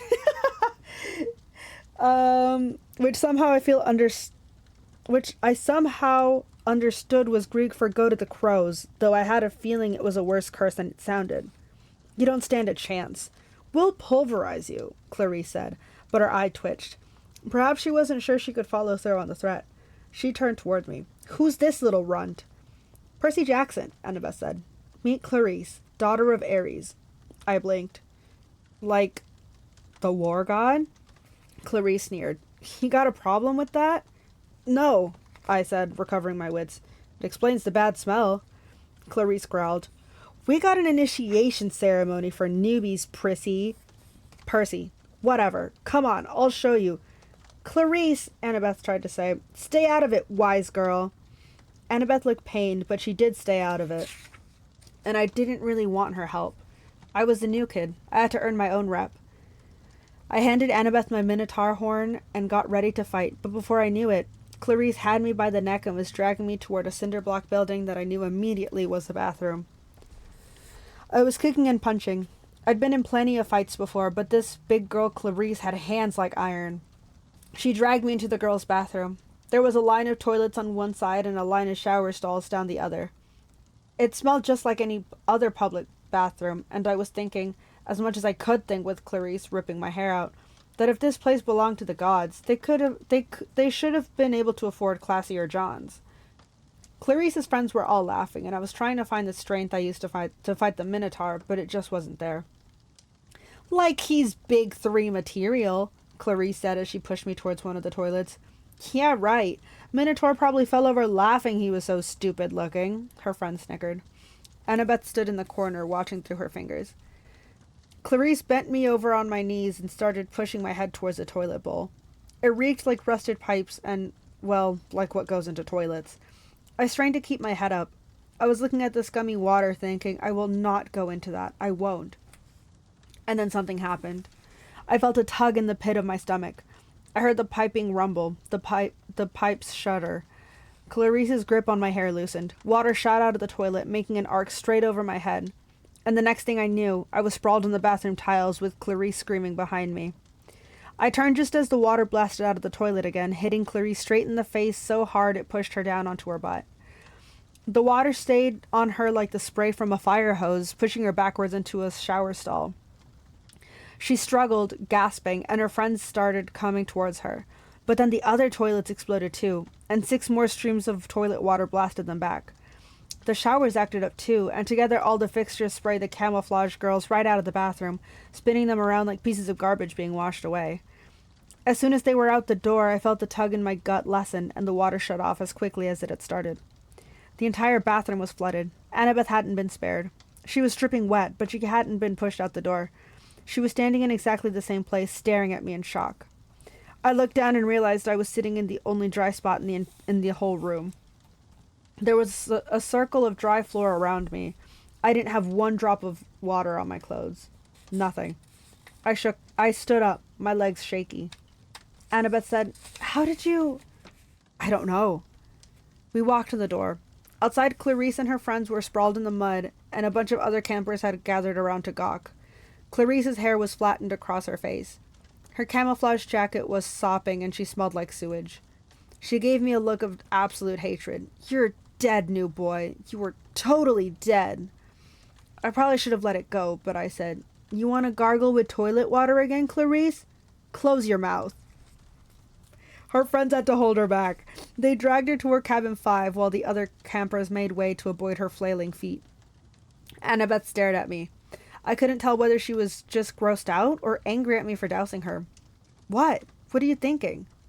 I'm thinking, she said, that I want you on my team for Capture the Flag. Okay, can I just say, Percy, that's the end of chapter 6, by the way. Percy ate with gosh darn, you want to gargle with toilet water again, Clarice? Dude, he cooked with that one.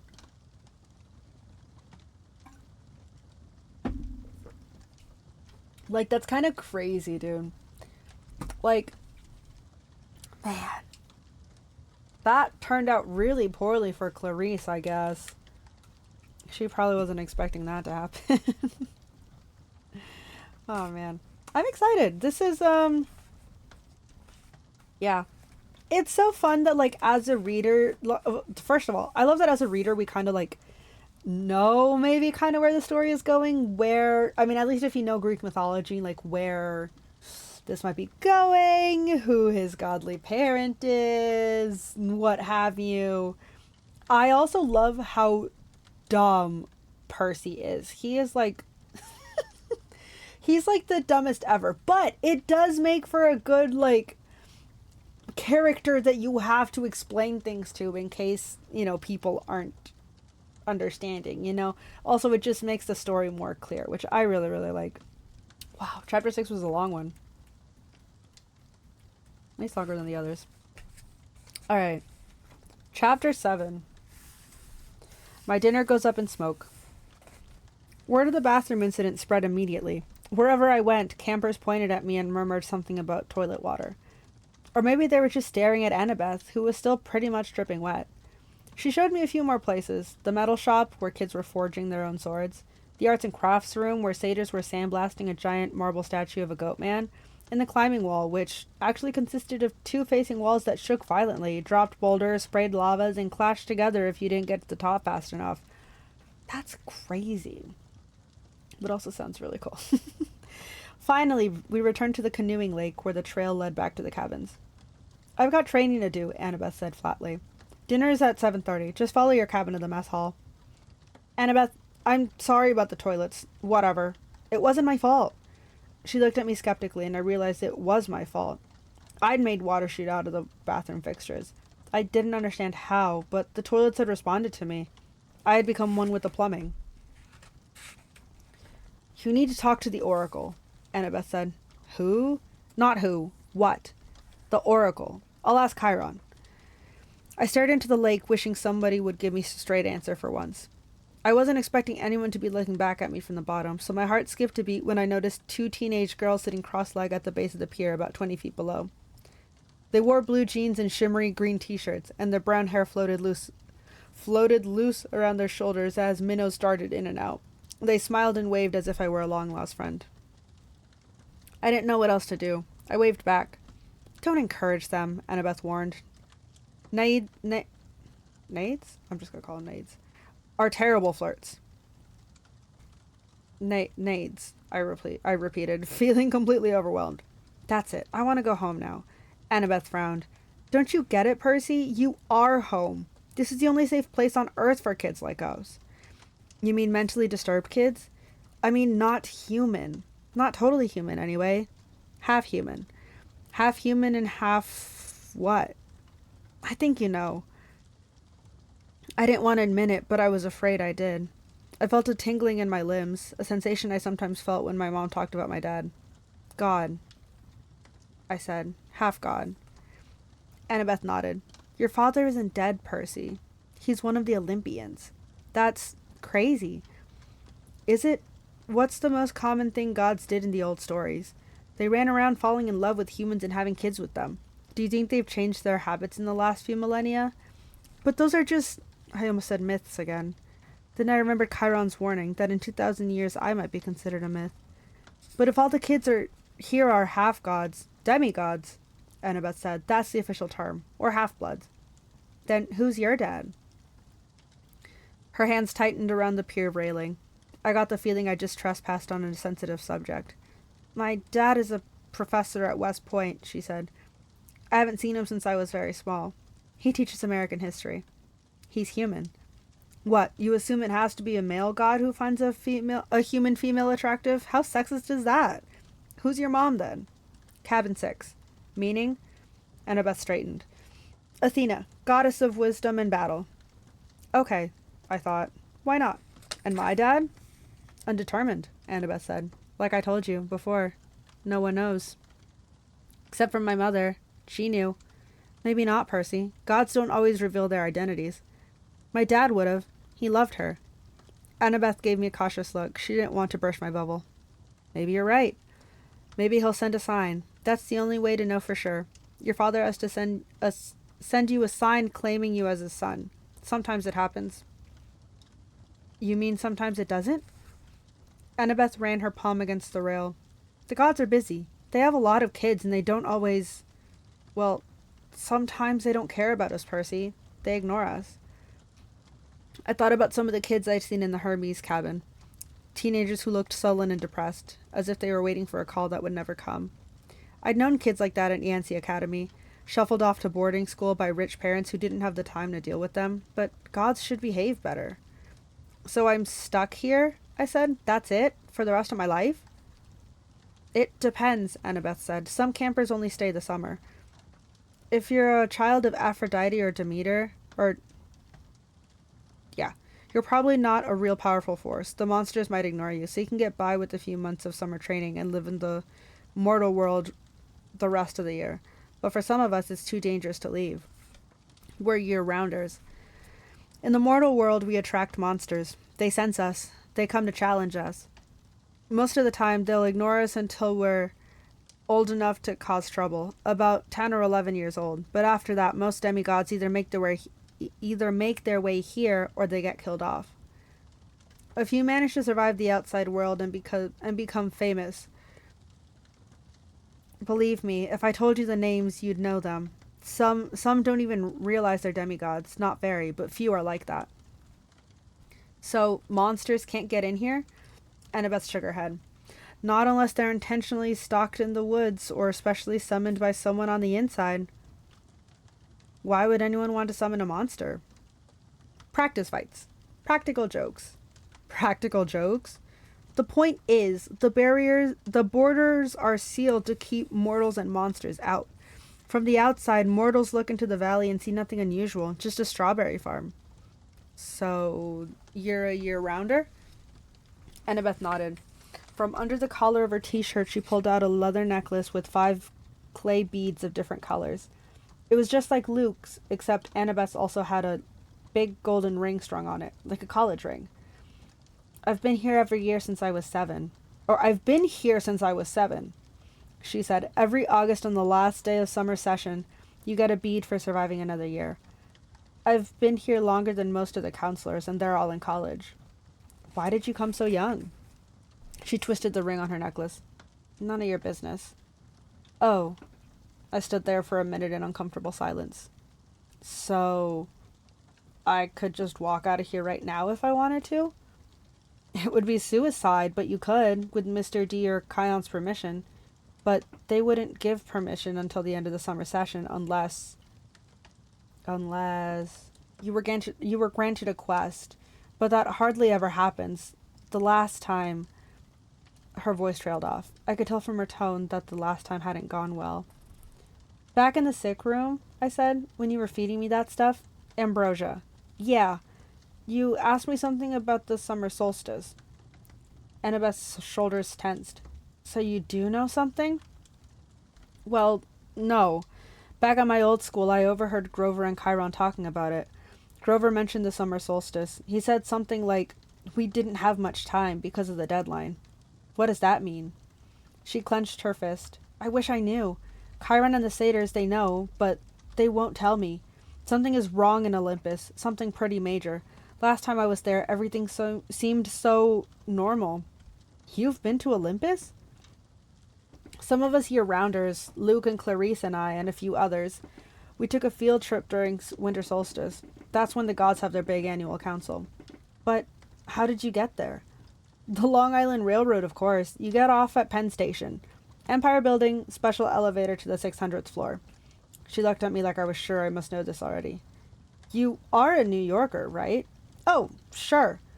As far as I knew, there were only 102 floors in the Empire State Building, but I decided not to point that out. Right after we visited, Annabeth continued, the weather got weird, as if the gods had started fighting. A couple of times since, I overheard satyrs talking. The best I can figure out is that something important was stolen, and if it isn't returned by the summer solstice, there's going to be trouble. When you came, I was hoping... Athena can get along with just about anybody, except for Ares. And of course she's got that rivalry with Poseidon. But, aside from that, I thought we could work together. I thought you might know something. I shook my head. I wished I could help her, but I felt too hungry and tired and mentally overloaded to ask any more questions. I've got to get a quest, Annabeth muttered to herself. I'm not too young. If they would just tell me the problem. I could smell barbecue smoke coming from somewhere nearby. Annabeth must have heard my stomach growl. She told me to go on. She'd catch me later. I left her on the pier, tracing her fingers along the rail as if I were drawing a battle plan. Whew. I love Annabeth.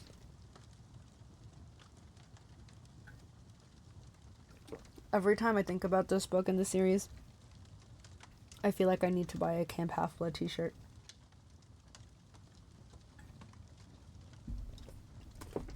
Okay.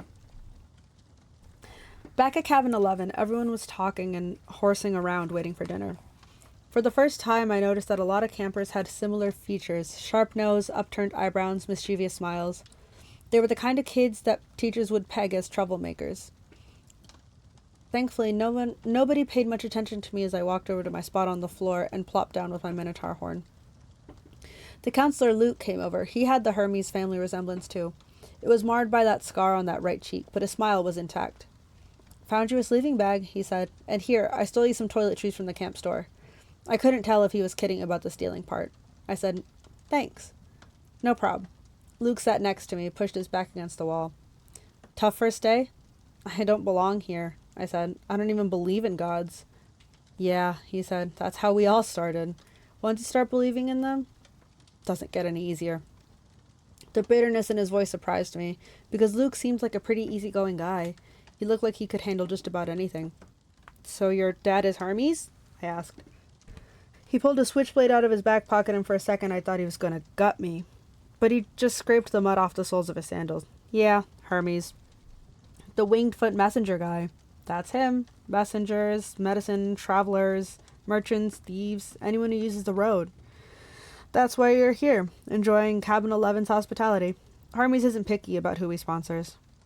I figured Luke didn't mean to call me a nobody. He just had a lot on his mind. You ever meet your dad? I asked. Once. I waited, thinking that if he wanted to tell me, he'd tell me. Apparently he didn't. I wondered if the story had anything to do with how he got his scar. Luke looked up and managed a smile. Don't worry about it, Percy. The campers here, they're mostly good people. After all, we're extended family, right? We take care of each other. He seemed to understand how lost I felt, and I was grateful for that, because an older guy like him, even if he was a counselor, should have steered clear of an uncool middle schooler like me.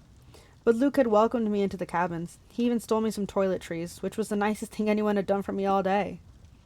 I decided to ask him my last big question, the one that had been bothering me all afternoon. Clarice from Ares was joking about me being big three material. Then Annabeth, twice. She said I might be the one. She said I should talk to the Oracle. What was that all about? Luke folded his knife. I hate prophecies. What do you mean? His face twitched around the scar. Let's just say I messed things up for everybody else. The last 2 years, ever since my trip to the Garden of Hesperides went sour, Chiron hasn't allowed any more quests. Annabeth's been dying to get out into the world. She pestered Chiron so much he finally told her he already knew her fate. He'd had a prophecy from the Oracle. He wouldn't tell her the whole thing, but he said Annabeth wasn't destined to go on a quest yet. She had to wait until somebody special came to the camp. Somebody special? Don't worry about it, kid, Luke said. Annabeth wants to think every new camper who comes through here is the omen she's been waiting for. Now come on, it's dinner time. The moment he said it, a horn blew in the distance. Somehow I knew it was a conch shell, even though I'd never heard one before. Luke yelled, 11, fall in! The whole cabin, about 20 of us, filed into the commons yard. We lined up in order of seniority, so of course I was dead last. Campers came from the other cabins too, except for the 3 empty cabins at the end, and cabin 8, which had looked normal in the daytime, but was now starting to glow silver as the sun went down. We marched up the hill to the mess hall pavilion. Satyrs joined us from the meadow. Naiads emerged from the canoeing lake. A few other girls came out of the woods, and when I say out of the woods, I mean straight out of the woods. I saw one girl about 9 or 10 years old melt from the side of the maple tree and come skipping up the hill. In all, there were about 100 campers, a few dozen satyrs, and a dozen assorted wood nymphs and naiads. At the pavilion, torches blazed around the marble columns. A central fire burned in a bronze brazier, the size of a bathtub. Each cabin had its own table, covered in white cloth trimmed in purple. 4 of the tables were empty, but cabin 11's was way overcrowded. I had to squeeze onto the edge of the bench with half of my butt hanging off. I saw Grover sitting at table 12 with Mr. D, a few satyrs, and a couple of plump blonde boys who looked just like Mr. D. Chiron stood to one side, the picnic table being way too small for a centaur.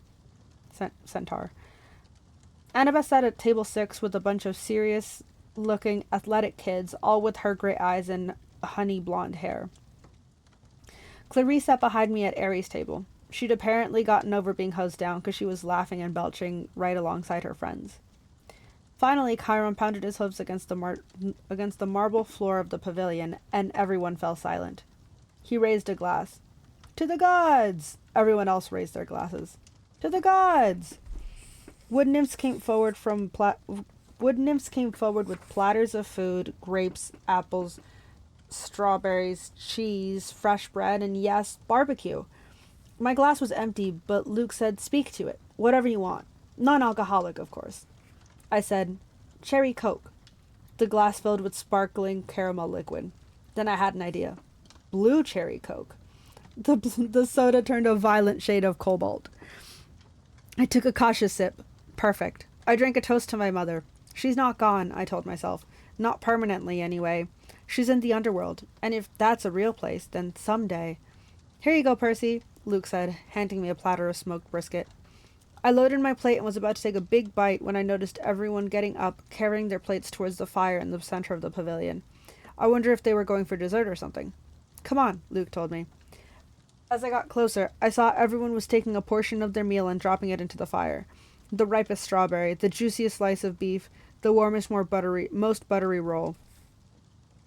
Luke murmured in my ear, "Burnt offerings for the gods. They like the smell." "You're kidding." His look warned me not to take this lightly, but I couldn't help but wonder why an immortal, all-powerful being would like the smell of burning food. Luke approached the fire, bowed his head, and tossed in a cluster of fat red grapes. Hermes. I was next. I wish I knew what God's name to say. Finally, I made a silent plea. "Whoever you are, tell me. Please." I scraped a big slice of brisket into the flames. When I caught a whiff of the smoke, I didn't gag. It smelled nothing like burning food. It smelled of hot chocolate and fresh-baked brownies, hamburgers on the grill and wildflowers, and 100 other good things that shouldn't have gone well together, but it did. I could almost believe that the gods could live off that smoke. When everyone had returned to their seats and finished their meals, Chiron pounded his hoof again for our attention. Mr. D got up with a huge sigh. "Yes, I suppose I better say hello to all you brats." "Well, hello. Our activities director, Chiron, says the next capture of the flag is Friday. Cabin 5 presently holds the laurels." A bunch of ugly cheering rose from the Aries table. "Personally," Mr. D continued, "I couldn't care less, but congratulations.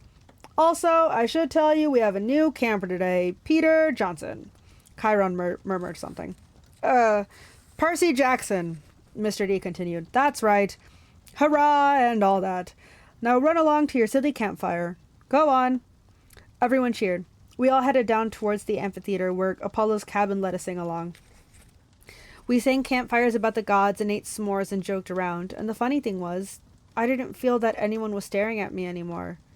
I felt that I was home.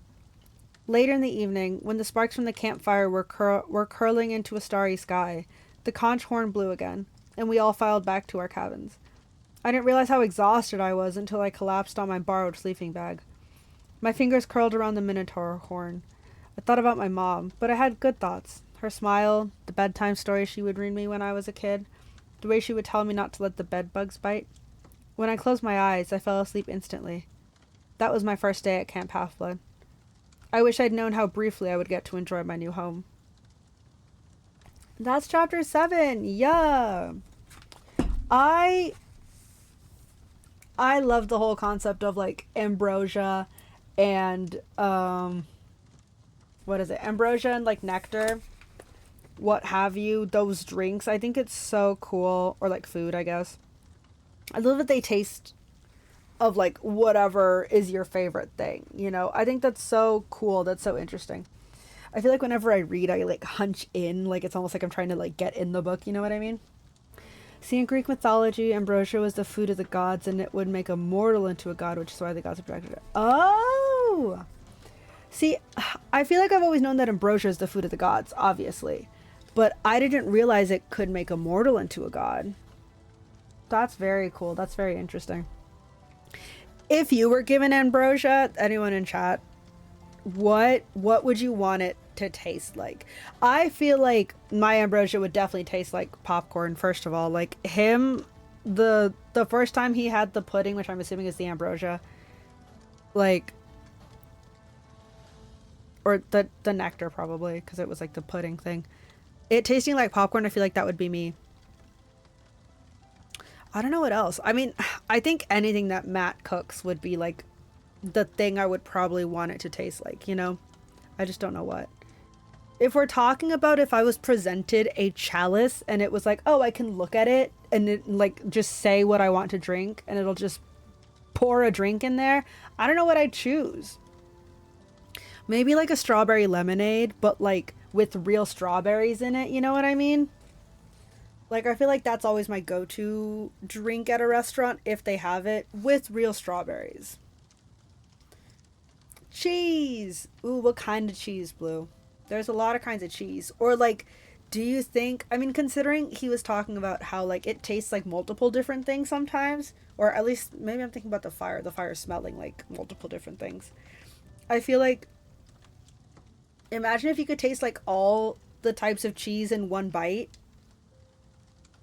That would be kind of crazy. That would be kind of cool. But yeah, wow. I'm almost out of water.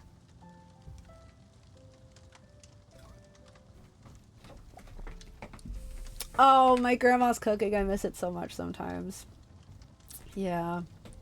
Because it's also like, even if you have people who have passed and you're like reading their stuff or like remake their recipes and stuff, I feel like it doesn't taste the same. So if I could also have a magical thing that made food taste like exactly like someone's specific cooking, that would be a great choice, Faye. Yeah. That sounds really good. Yeah, I don't know what else. Chapter 8. We capture a flag. Oh, yeah. So they've had dinner. He's gone to bed. Now it's Friday. We're about to go maybe play capture the flag. Maybe get beat up by Clarice. We still need our own sword and shield.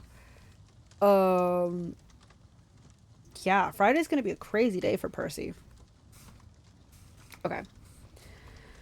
The next few days, I settled into a routine that felt almost normal. If you don't count the fact that I was getting lessons from satyrs, nymphs, and a centaur. Centaur. Each morning I took ancient Greek from Annabeth, and we talked about the gods and goddesses in the present tense, which was kind of weird. I discovered Annabeth was right about my dyslexia. Ancient Greek wasn't that hard for me to read. At least no harder than English. After a couple of mornings, I could stumble through a few lines of Homer without too much headache. The rest of the day, I'd rotate through outdoor activities looking for something I was good at. Chiron said to tried to teach me archery, but we found out pretty quick I wasn't any good with a bow and arrow. He didn't complain, even when he had to re-snag a stray bow out of his... Hi. Even when he had to re-snag a stray arrow out of his tail. Foot racing? No good either. The wooden nymph instructors left me in the dust. They told me not to worry about it. They had centuries of practice running away from lovesick gods. But still, it was a little humiliating to be slower than a tree. And wrestling? Forget it. Every time I got on the mat, Clarice would pulverize me. There's more where that came from, punk, she'd mumble in my ears. And the only thing I really excelled at was canoeing, and that wasn't the kind of heroic skill people expected to see from the kid who had beaten the Minotaur. I knew the senior campers and counselors were watching me, trying to decide who my dad was, but they weren't having an easy time of it. I wasn't as strong as the Ares kids, or as good as archery as the Apollo kids. I didn't have Hephaestus' skill with metalwork, or, gods forbid, Dionysus' way with vine plants.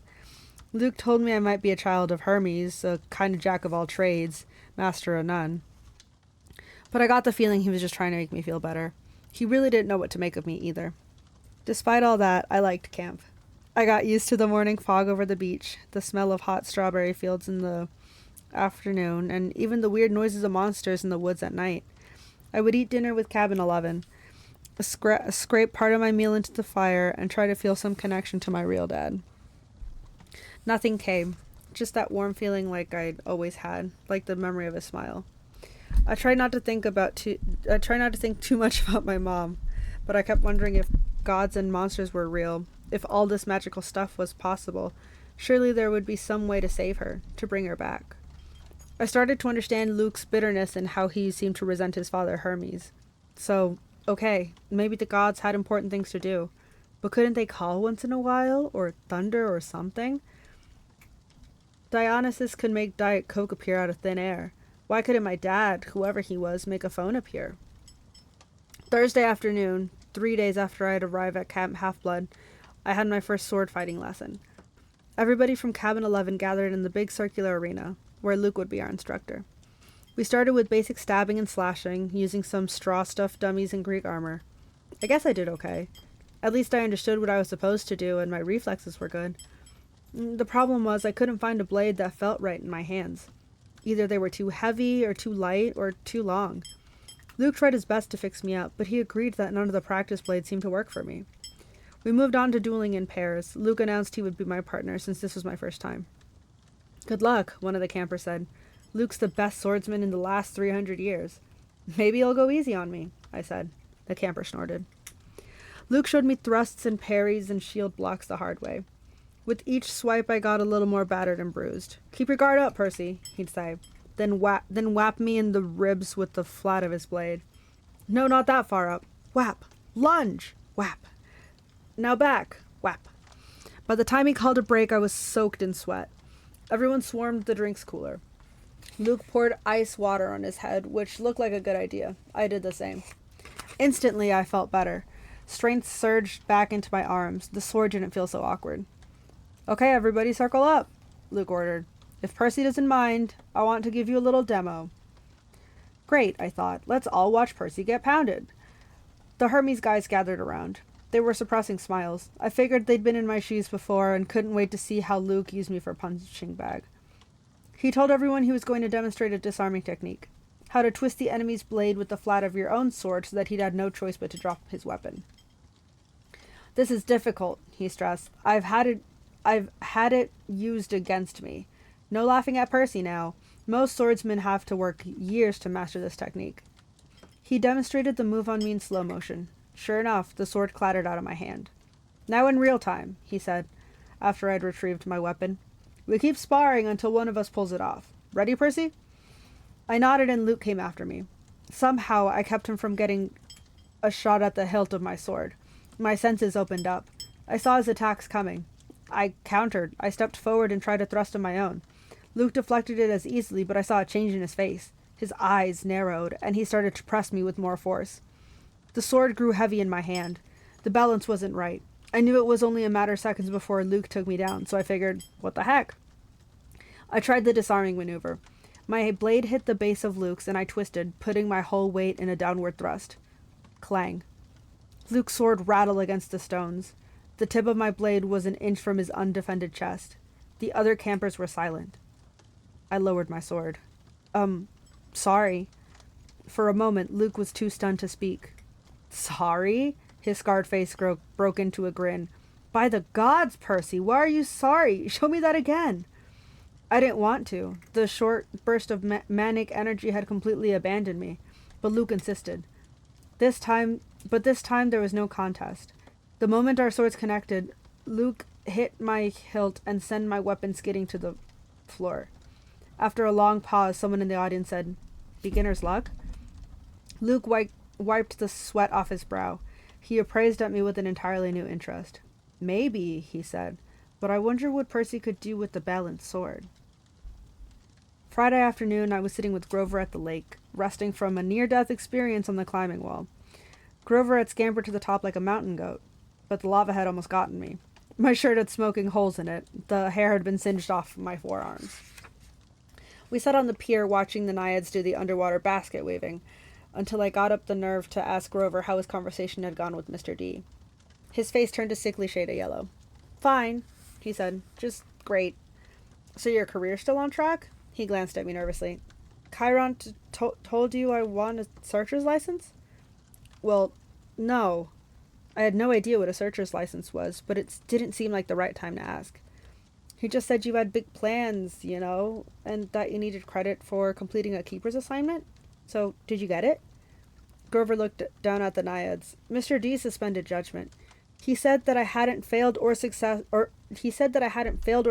with you yet, so our fates were still tied together.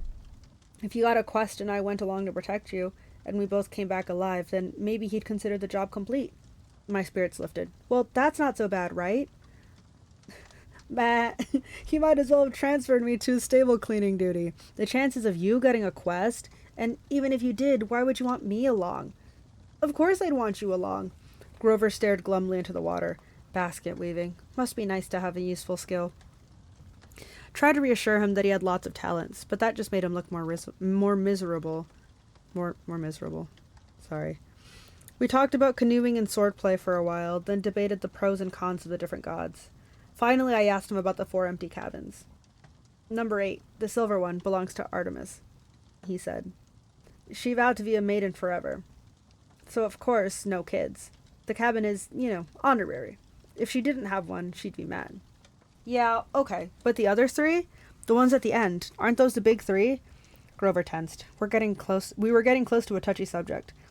No, one of them, number 2, is Hera's, he said. That's another honorary thing. She's the goddess of marriage, so of course she wouldn't go around having affairs with mortals. That's her husband's job. Not him clocking Zeus. When we say the big 3, we mean the most powerful brothers, the sons of Kronos. Zeus, Poseidon, Hades.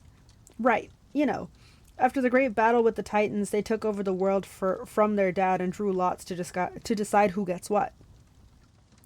Zeus got the sky, I remembered. Poseidon the sea, and Hades the underworld. Uh-huh. But Hades doesn't have a cabin here. No, he doesn't have a throne on Olympus either. He sort of does his own thing down in the underworld. If he did have a cabin here...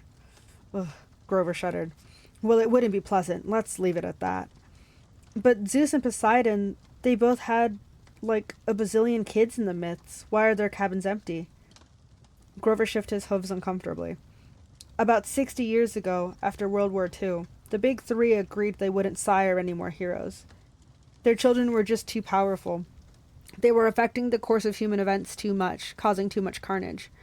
World War II, that was basically a fight between the sons of Zeus and Poseidon on one side, and the sons of Hades on the other. The winning side, Zeus and Poseidon, made Hades swear an oath with them. No more affairs with mortal women. They all swore on the river Styx. Thunder boomed. I said, that's the most serious oath you can make. Grover nodded. And the brothers kept their words? No kids? Grover's face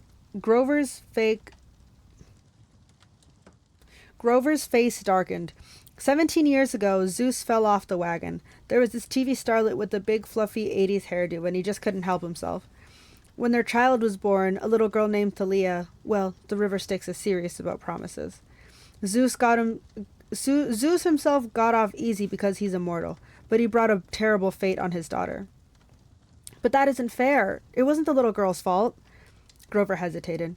Percy, children of the big three have powers greater than any other half-blood. They have a strong aura, a sense that attracts monsters. When Hades found out about the girl, he wasn't too happy about Zeus breaking his oath. Hades let the worst monsters out of Tartarus to torment Thalia. A satyr was assigned to be her keeper when she was 12, but there was nothing he could do. He tried to escort her here with a couple other half-bloods she'd befriended. They'd almost made it. They got all the way up to the top of that hill. He pointed across the valley to the pine tree where I'd fought the Minotaur. All three kindly ones were after them, along with a horde of bloodhounds. They were about to be overrun when Thalia told her satyr to take the other two half-bloods to safety while she held off the monsters. She was wounded and tired, and she didn't want to live like a hunted animal. The satyr didn't want to leave her, but she wouldn't change her mind, and he had to protect the others. So Thalia made her final stand alone, at the top of that hill.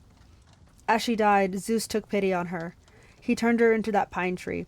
Her spirit still helps protect the borders of the valley. That's why the hill is called Half-Blood Hill. I stared at the pine in the distance. The story made me feel hollow, and guilty too. A girl my age had sacrificed herself to save her friends. She had faced a whole army of monsters. Next to that, my victory over the Minotaur didn't seem like much. I wondered if I'd acted differently. Could I have saved my mother? Grover, I said, have heroes really gone on quests to the underworld? Sometimes, he said. Orpheus, Hercules, Houdini. And have they ever returned someone from the dead? No, never. Orpheus came close. Percy, you're not seriously thinking... No, I lied. I was just wondering. So, a satyr is always assigned to guard a demigod? Grover studied me warily. I hadn't persuaded him that I'd really dropped the underworld ideas. Not always. We go undercover to a lot of schools. We try and sniff out the half-bloods who have the makings of great heroes. If we find one with a very strong aura, like a child of the big three, we alert Chiron. He tries to keep an eye on them, since they could cause really big problems. And you found me. Chiron said you thought I might be special. Grover looked as if I'd led him into a trap. I didn't... Oh, listen, don't think like that. If you were, you'd never ever be allowed a quest. And I'd never get my license. You're probably a child of Hermes, or maybe even one of the minor gods, like Nemesis, the god of revenge. Don't worry, okay? I got the idea he was reassuring himself more than me. That night after dinner, there was a lot more excitement than usual. And at last it was time for Capture the Flag. When the plates were cleared away, the conch horn sounded and we stood at our tables. Campers yelled and cheered as Annabeth and two of her siblings ran into the pavilion carrying a silk banner. It was about 10 feet long, glistening gray, with the painting of a barn owl above an olive tree. From the opposite side of the pavilion, Clarice and her buddies ran in with another banner of identical size but gaudy red, painted with a bloody spear and a boar's head. I turned to Luke and yelled over the noise. Those are the flags? Yeah, Ares and Athena always lead the same team? Not always, he said, but often. So if another cabin captures one, what do? Repaint the flag? He grinned. You'll see. First we have to get one. Whose side are we on? He gave me a sly look, as if he knew something I didn't. The scar on his face almost made him look evil in the torchlight. We've made a temporary alliance with Athena. Tonight we get the flag from Ares, and you are going to help. The teams were announced. Athena had made an alliance with Apollo and Hermes, the two biggest cabins. Apparently privileges had been traded. Shower times, chore schedules, the best slots for activities, in order to win support. Ares had allied themselves with everyone else. Dionysus, Demeter, Aphrodite, and Hephaestus. From what I'd seen, Dionysus' kids were actually really good athletes. But there were only 2 of them. Demeter's kids had the edge with nature skills and outdoor stuff, but they weren't very aggressive. Aphrodite's sons and daughters I wasn't too worried about. They mostly sat out of every activity and checked their reflection in the lake and did their hair and gossiped. Hephaestus' kids weren't pretty, but there were only 4 of them. But they were big and burly from working in the metal shop all day. That might be a problem. That, of course, led Ares' cabin, a dozen of the biggest, ugliest, meanest kids on Long Island and anywhere else on the planet. Chiron hammered his hoof on the marble. Heroes, he announced. You know the rules. The creek is the boundary line. The entire forest is fair game. All magic items are allowed. The banner must be prominently displayed and have no more than 2 guards. Prisoners may be disarmed but may not be bound or gagged. No killing or maiming is allowed. I will serve as the referee and battlefield medic. Arm yourself. He spread his hands, and the tables were suddenly covered with equipment. Helmets, bronze swords, spears, oxhide shields coated in metal. Whoa, I said. We're really supposed to use these? Luke looked at me like I was crazy. Unless you want to get skewered by your friends in cabin 5. Here, Chiron thought these would fit. You'll be on border patrol. My shield was the size of an NBA backboard with a big caduceus in the middle. It weighed about 1,000,000 pounds. I could have snowboarded on it fine, but I hoped no one seriously expected me to run fast. My helmet, like all helmets on the Athena side, had a blue horsehair plume on the top.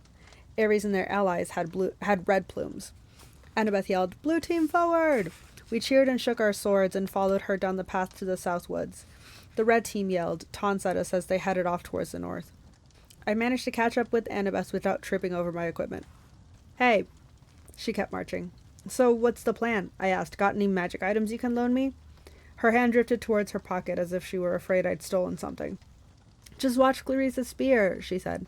You don't want that thing touching you. Otherwise, don't worry. We'll take the banner from Ares. Has Luke given you your job?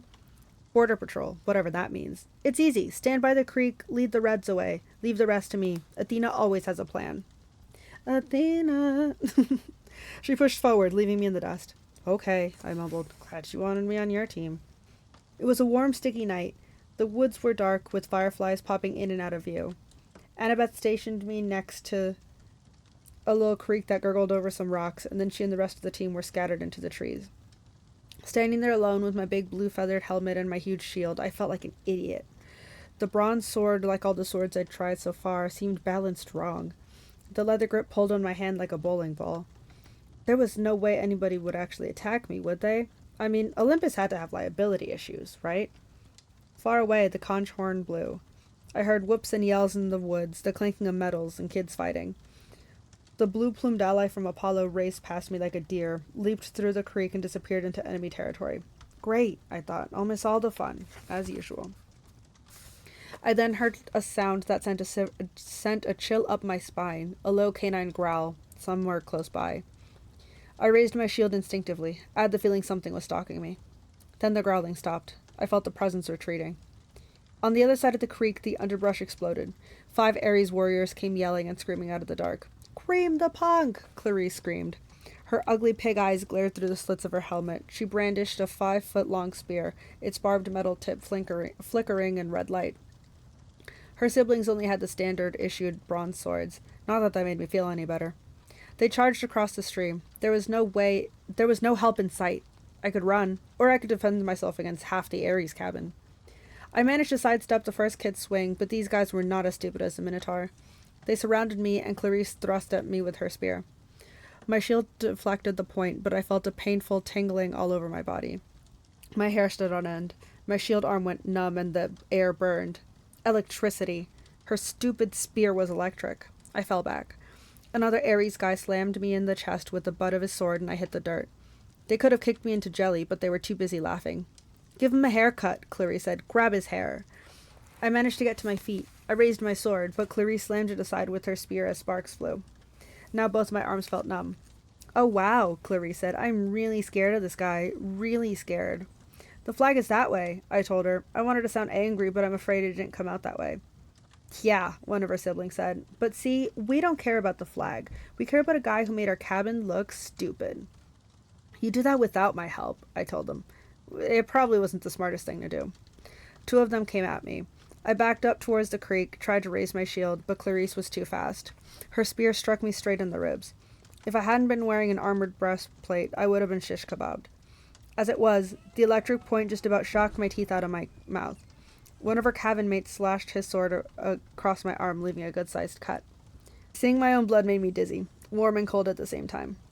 "No maiming," I managed to say. "Oops," the guy said. "Guess I lost my dessert privileges." He pushed me into the creek and I landed with a splash. They all laughed. I figured as soon as they were through being amused, I would die. But then something happened. The water seemed to wake up my senses, as if I had just had a bag of my mom's double espresso jelly beans.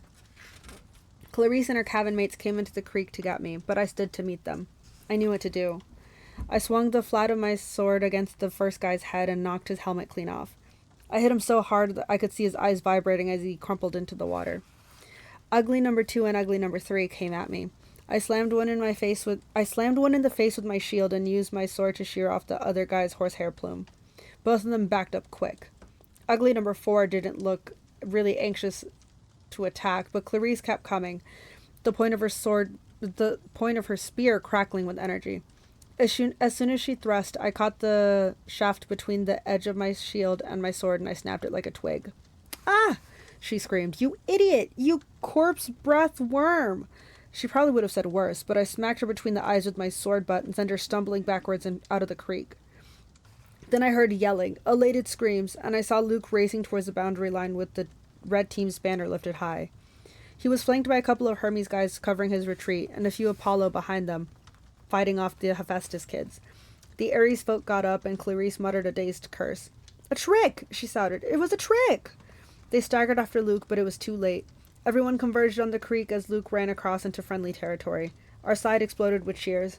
The red banner shimmered and turned to silver. The boar and spear were replaced with a huge caduceus, I think, the symbol of Cabin 11. Everyone on the blue team picked up Luke and started carrying him on their shoulders. Chiron cantered out of the woods and blew the conch horn. The game was over. We'd won. I was about to join the celebration when Annabeth's voice right next to me in the creek said, "Not bad, hero." I looked, but she wasn't there. "Where the heck did you learn to fight like that?" she asked. The air shimmered and she materialized, holding a Yankees baseball cap as if she'd just taken it off her head. I felt myself getting angry. I wasn't even fazed by the fact that she'd been invisible. "You set me up," I said. "You put me here because you knew Clarice would come after me while you sent Luke around the flank. You had it all figured out." Annabeth shrugged. "I told you. And Athena always has a plan." "A plan to get me pulverized." I came as fast as I could. I was about to jump in, but... She shrugged. "You didn't need any help." And then she noticed my wounded arm. "How did you do that?" "Sword cut," I said. "What do you think?" No, it was a sword cut. Look at it. The blood was gone. Where the huge cut had been, there was a long white scratch, and even that was fading. As I watched, it turned into a small scar and disappeared. I don't get it. Annabeth was thinking hard. I could almost see the gears turning. She looked down at my feet and then at Clarice's broken spear and said, "Step out of the water, Percy." "What? Just do it." I came out of the creek and immediately felt bone tired. My arm started to go numb again. My adrenaline rush left me. I almost fell over, but Annabeth steadied me. "Oh, Styx," she cursed. "This is not good. I assumed it'd be Zeus." Before I could ask what she meant, I heard that canine growl again, but much closer than before. A howl ripped through the forest. The campers' cheering died immediately. Chiron shouted something in ancient Greek, which I would realize only later. I had understood perfectly. "Stand ready! My bow!" Annabeth drew her sword. There on the rocks just above us was a black hound, the size of a rhino, with lava-red eyes and fangs like daggers. It was looking straight at me. Nobody moved except Annabeth, who yelled, "Percy, run!" She tried to step in front of me, but the hound was too fast. It leaped over her, an enormous shadow with teeth, and just as it hit me, I stumbled backwards and felt its razor-sharp claws ripping through my armor, and there was a cascade of thwacking sounds, like 40 pieces of paper being ripped one after the other. From the hound's neck spouted a cluster of arrows. The monster fell dead at my feet. By some miracle, I was still alive. I didn't want to look underneath the ruins of my shredded armor. My chest felt warm and wet, and I knew it was badly cut. Another second and the monster would have turned me into 100 pounds of delicatessen meat. Chiron trotted up to us with a bow in his hand, his face grim.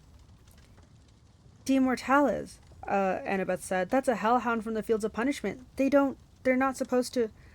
"Someone summoned it," Chiron said. "Someone inside the camp."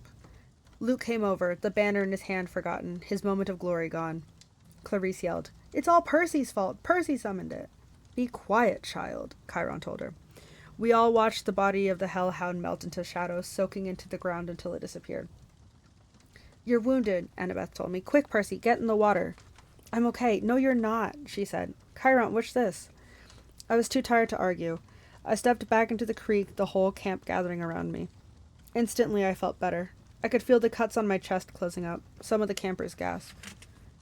Look, I don't know why, I said, trying to apologize. I'm sorry, but they weren't watching my wounds healed. They were staring at something above my head. Percy, Annabeth said, pointing. By the time I looked up, the sign was already fading, but I could still make out the hologram of green light, spinning and gleaming, a 3-tripped spear, a trident. Your father, Annabeth murmured. This is really not good. It is determined, Chiron announced. Around me, campers started kneeling, even the Ares cabin, though they didn't look happy about it. My father? I asked, completely bewildered.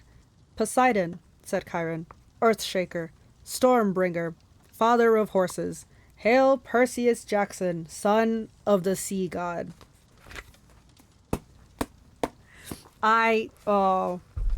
Whenever we get Percy being revealed, his father being revealed is so crazy. Such a good book. Yeah, book, not book. I get you. No, man. You know how, like, books, like, when a book is so good, you just gotta, like, close it, you know? Like, that's how I feel with Percy Jackson. Like, this book, constantly I have to, like, close it and set it down and be like, wow, that was good. Can you believe that? Dang. Man. Yeah, this series is so good. I'm so sorry, you're really gonna get sick of me saying it, but it really is such a good book. It's written so well. The like complex characters and that's so good. But yeah, that was chapter 8. Wow. No, that's so cool though. I love that you can kind of see like Annabeth's gears in her head be like, he feels better when he's in water. Let's try something. And I love the way Chiron like announces Percy, like the way he's like Poseidon, Earthshaker, Stormbringer. Like, it's so cool. Are you kidding me? Hail Percy Jackson, son of the sea god. Oh, so cool. Man, I love that so much. Let's keep going. Chapter 9. I am offered a quest. Which is so exciting because, you know, it seems like they haven't had quests just period because they don't want people, you know, people really, I don't know, getting hurt, I guess, which makes sense because the whole Thalia stuff was kind of crazy. So, like, yeah, if I was a camp director, I would also not want people to, I don't know, to risk kids' lives for something like that, you know? So, anyways, yeah, let's get back into this. Okay, chapter 9. I'm offered a quest. Sorry, needed to move that before I started. Okay. The next morning, Chiron moved me to cabin 3. I didn't have to share with anyone. I had plenty of room for all my stuff. The Minotaur's horn, 1 set of spare clothes, and a toiletry bag. I didn't have to share with anybody. I had plenty of room for all my stuff. The Minotaur's horn, 1 set of spare clothes, and a toiletry bag. I got to sit at my own dinner table, pick all my own activities, call lights out whenever I felt like it, and not listen to anyone else. And I was absolutely miserable. Just when I started to feel accepted, to feel I had a home in Cabins 11 and I might be a normal kid, or as normal as you can get when you're a half-blood, I'd been separated out as if I had a rare disease. Nobody mentioned the Hellhound, but I got the feeling they were all talking about it behind my back. The attack had scared everybody. It sent 2 messages. 1, that I was the son of the sea god, and 2, monsters would stop at nothing to kill me. They could even invade a camp that had always been considered safe. The other campers steered clear of me as much as possible. Cabin 11 was too nervous to have sword class with me after what I'd done to the Ares folk in the woods, so my lessons with Luke became one-on-one. He pushed me harder than ever and wasn't afraid to bruise me up in the process. You're going to need all the training you can get, he promised as we were working with swords and flaming torches. Now let's try that viper beheading strike again. 50 more repetitions. Annabeth still taught me Greek in the mornings, but she seemed distracted. Every time I said something, she scowled at me, as if I'd just poked her between the eyes. After lessons, she would walk away muttering to herself, "Quest, Poseidon, dirty rotten, gotta make a plan." Even Clarice kept her distance, though her venomous looks made it clear she wanted to kill me for breaking her magic spear. I wish she would just yell or punch me or something. I'd rather get into fights every day than be ignored. I knew somebody at camp resented me because one night I came into my cabin and found a mortal newspaper dropped inside the doorway. A copy of the New York Daily News, open to the Metro page. The article took me almost an hour to read because the angrier I got, the more words floated around the page. Boy and mother still missing after freak car accident, by Eileen Smythe. Sally Jackson and her son Percy are still missing 1 week after the mysterious disappearance. The family's badly burned 98 Camaro was discovered last Saturday on a North Long Island road with the roof ripped off and the front axle broken. The car had flipped and skidded for several hundred feet before exploding. Mother and son had gone for a weekend vacation to Montauk, but left hastily under mysterious circumstances. Small traces of blood were found in the car and near the scene of the wreck, but there were no other signs of the missing Jacksons. Residents in the rural area reported seeing nothing unusual around the time of the accident. Mrs. Jackson's husband, Gabe Ugliano, claims that his stepson, Percy Jackson, is a troubled child who has been kicked out of numerous boarding schools and has expressed violent tendencies in the past. Police would not say whether son Percy is a suspect in his mother's disappearance, but they have not ruled out foul play. Below are recent pictures of Sally Jackson and Percy. Police urge anyone with information to call the following toll-free Crime Stoppers hotline. I forgot so much about that. Oh my gosh. The phone number was circled in black marker. I wadded up the paper and threw it away, then flopped down in my bunk bed in the middle of my empty cabin. Lights out, I told myself miserably. That night, I had my worst dream yet. I was running along the beach in a storm. This time, there was a city behind me. Not New York. The sprawl was different. Buildings spread farther apart, palm trees and low hills in the distance. About 100 yards from the surf, two men were fighting. They looked like TV wrestlers, muscular, with beards and long hair. Both wore flowing Greek tunics, one trimmed in blue, the other green. They grappled with each other, wrestled, kicked, and headbutted, and every time they connected, lightning flashed. The sky grew darker and the wind rose.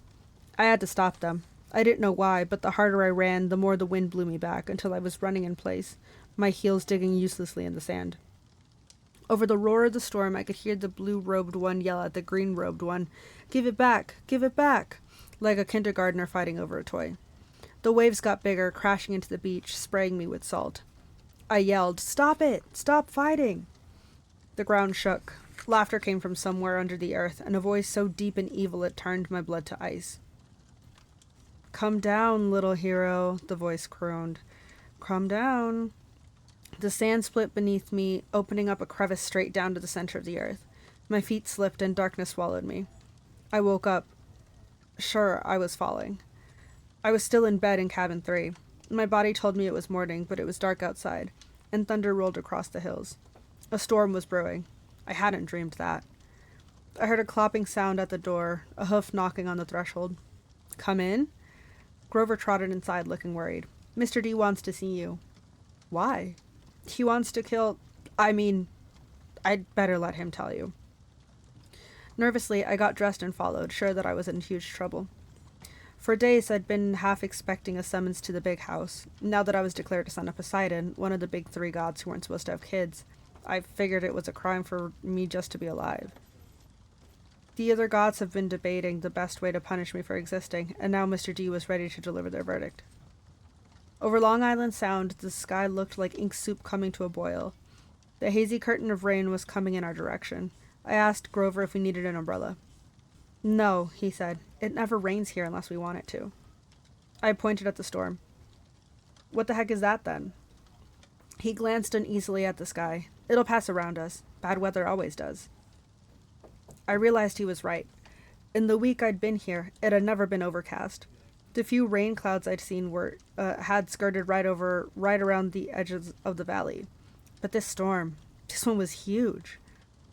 At the volleyball pit, the kids from Apollo Cabin were playing a morning game against the satyrs. Dionysus' twins were walking around in the strawberry fields, making the plants grow. Everyone was going around their normal business, but they looked tense. They kept their eyes on the storm. Grover and I walked to the front porch of the big house. Dionysus sat at the... oh my gosh, the same word. Sat at the pinnacle? Pinnacle, I think is what we said. Dionysus sat at the pinnacle table in his tiger-striped Hawaiian shirt with his Diet Coke, just as he had on my first day. Chiron sat across the table in his fake wheelchair. They were playing against invisible opponents, 2 sets of cards hovering in the air. Well, well, Mr. D said without looking up, our little celebrity. I waited. Come closer, Mr. D said, and don't expect me to kowtow to you, mortal, just because old Barnacle Beard is your father. A net of lighting flashed across the clouds. Thunder shook the windows of the house. Blah, blah, blah, Dionysus said. Okay, jeez. He does not care about Percy, and it's so funny to me. Okay, Chiron feigned interest in his pinnacle cards. Grover cowered by the railing, his hooves clomping back and forth. If I had my way, Dionysus said, I would cause your molecules to erupt in flames. We'd sweep up the ashes and be done with a lot of trouble. But Chiron seems to feel this would be against my mission at this cursed camp, to keep you little brats safe from harm. Spontaneous combustion is a form of harm, Mr. D, Chiron put in. Nonsense, Dionysus said. Boy wouldn't feel a thing. Nevertheless, I've agreed to restrain myself. I'm thinking of turning you into a dolphin instead, sending you back to your father. Mr. D, Chiron warned. Oh, all right, Dionysus relented. I'm sorry if I'm saying that every single time differently. My apologies. Oh, all right, Dionysus relented. There's one more option, but it's deadly foolishness. Dionysus rose and the invisible player's cards dropped to the table. I'm off to Olympus for the emergency meeting. If the boy is still here when I get back, I'll turn him into an Atlantic bottlenose. Do you understand? And Percy Jackson. If you're at all smart, you'll see that's a much more sensible choice than what Chiron feels you must do. Dionysus picked up a play card, twisted, and it became a plastic rectangle. A credit card? No, a security pass. He snapped his fingers. The air seemed to fold and bend around him. He became a hologram, then a wind, and then he was gone, leaving only the smell of fresh pressed grapes lingering behind. Chiron smiled at me. Chiron smiled at me, but he looked tired and strained. Sit, Percy, please, and Grover. We did. Chiron laid his cards on the table, a winning hand he hadn't gotten to use. Tell me, Percy, he said, what did you make of the Hellhound? Just hearing the name made me shudder. Chiron probably wanted me to say, heck, it was nothing. I eat hellhounds for breakfast. But I didn't feel like lying. It scared me, I said. If you hadn't shot it, I'd be dead. You'll meet worse, Percy. Far worse before you're done. Done with what? Your quest, of course. Will you accept it? I glanced at Grover, who was crossing his fingers. Sir, I said, you haven't told me what it is yet. Chiron grimaced. Well, that's the hard part, the details. Thunder rumbled across the valley. The storm clouds had now reached the edge of the beach. As far as I could see, the sky and the sea were boiling together. Zeus and Poseidon, I said. They're fighting over something valuable. Something that was stolen, aren't they? Chiron and Grover exchanged looks. Chiron sat forward in his wheelchair. How did you know that? My face felt hot. I wish I hadn't opened my big mouth. The weather since Christmas has been weird. Like the sea and the sky are fighting. Then I talked to Annabeth, and she'd overheard something about a theft, and I've been having these dreams. I knew it, Grover said. Hush, Satyr, Chiron ordered. But is it his quest? Oh, but it is his quest. Grover's eyes were bright with excitement. It must be. Only the Oracle can determine, Chiron stroked his bristly beard. Nevertheless, Percy, you are correct. Your father and Zeus are having their worst quarrel in centuries. They are fighting over something valuable that was stolen. To be precise, a lightning bolt. I laughed nervously. A what? Do not take this lightly, Chiron warned. I'm not talking about some tin-foiled covered zigzag you'd see in a second grade play. I'm talking about a 2 feet long cylinder of high grade celestial bronze, capped on both ends with god level explosives. Oh, Zeus's master bolt, Chiron said, getting worked up now. The symbol of his power, from which all other lightning bolts are patterned. The first weapon made by the Cyclops for the war against the Titans. The bolt that sheared the top off Mount Etna and hurled Kronos from his throne. The master bolt, which packs enough power to make mortal hydrogen bombs look like firecrackers. And it's missing? Stolen, Chiron said. By who? By whom? Chiron corrected. Once a teacher, always a teacher. By you. My mouth fell open. At least, Chiron held up a hand, that's what Zeus thinks. During the winter solstice at the last council of the gods, Zeus and Poseidon had an argument. The usual nonsense. Mother Rhea always liked you best. Air disasters are more spectacular than sea disasters, etc. Afterwards, Zeus realized his master bolt was missing, taken from the throne room under his very nose. He immediately blamed Poseidon. Now, a god cannot usurp another god's symbol of power directly. That is forbidden by the most ancient of divine laws. But Zeus believes your father convinced a human hero to take it. But I didn't. Patience and listen, child, Chiron said. Zeus has good reason to be suspicious. The forges of the Cyclops are under the ocean, which gives Poseidon some influence over the makers of his brother's lightning. Zeus believes Poseidon has taken the Master Bolt and is now secretly having the Cyclops build an arsenal of illegal copies, which might be used to topple Zeus from his throne. The only thing Zeus wasn't sure about was which hero Poseidon used to steal the bolt. Now Poseidon has openly claimed you as his son. You were in New York over the winter holidays. You could have easily snuck into Olympus. Zeus believes he has found his thief. But I've never been to Olympus. Zeus is crazy. Chiron and Grover glanced nervously at the sky. The clouds didn't seem to be parting around us as Grover had promised. They were rolling straight over our valley, sealing us in like a coffin lid. Percy? Grover said. We don't use the C word to describe the Lord of the Sky. Perhaps paranoid, Chiron suggested. Then again, Poseidon has tried to unseat Zeus before. I believe that was question 38 on your final exam. He looked at me as if he actually expected me to remember question 38. How could anyone accuse me of stealing a god's weapon? I couldn't even steal a slice of pizza from Gabe's poker party without getting busted. Chiron was waiting for an answer. Something about a gold net? I guessed. Poseidon and Hera had a few other gods. They, trapped Zeus and wouldn't let him out until he promised to be a better ruler, right? Correct, Chiron said. And Zeus has never trusted Poseidon since. Of course, Poseidon denies stealing the Master Bolt. He took great offense at the accusation. The two have been arguing back and forth for months, threatening war. And now you've come along, the proverbial last straw. But I'm just a kid. Percy, Grover cut in, if you were Zeus and you already thought your brother was plotting to overthrow you, and then your brother suddenly admitted he had broken the sacred oath he took after World War II, that he's fathered a new mortal hero who might be used as a weapon against you, wouldn't that put a twist in your toga? But I didn't do anything. Poseidon, my dad, he didn't really have this Master Bolt stolen, did he? Chiron sighed. Most thinking observers would agree that thievery is not Poseidon's style, but the sea god is too proud to try convincing Zeus of that. Zeus has demanded that Poseidon return the bolt by the summer solstice. That's June 21st, 10 days from now.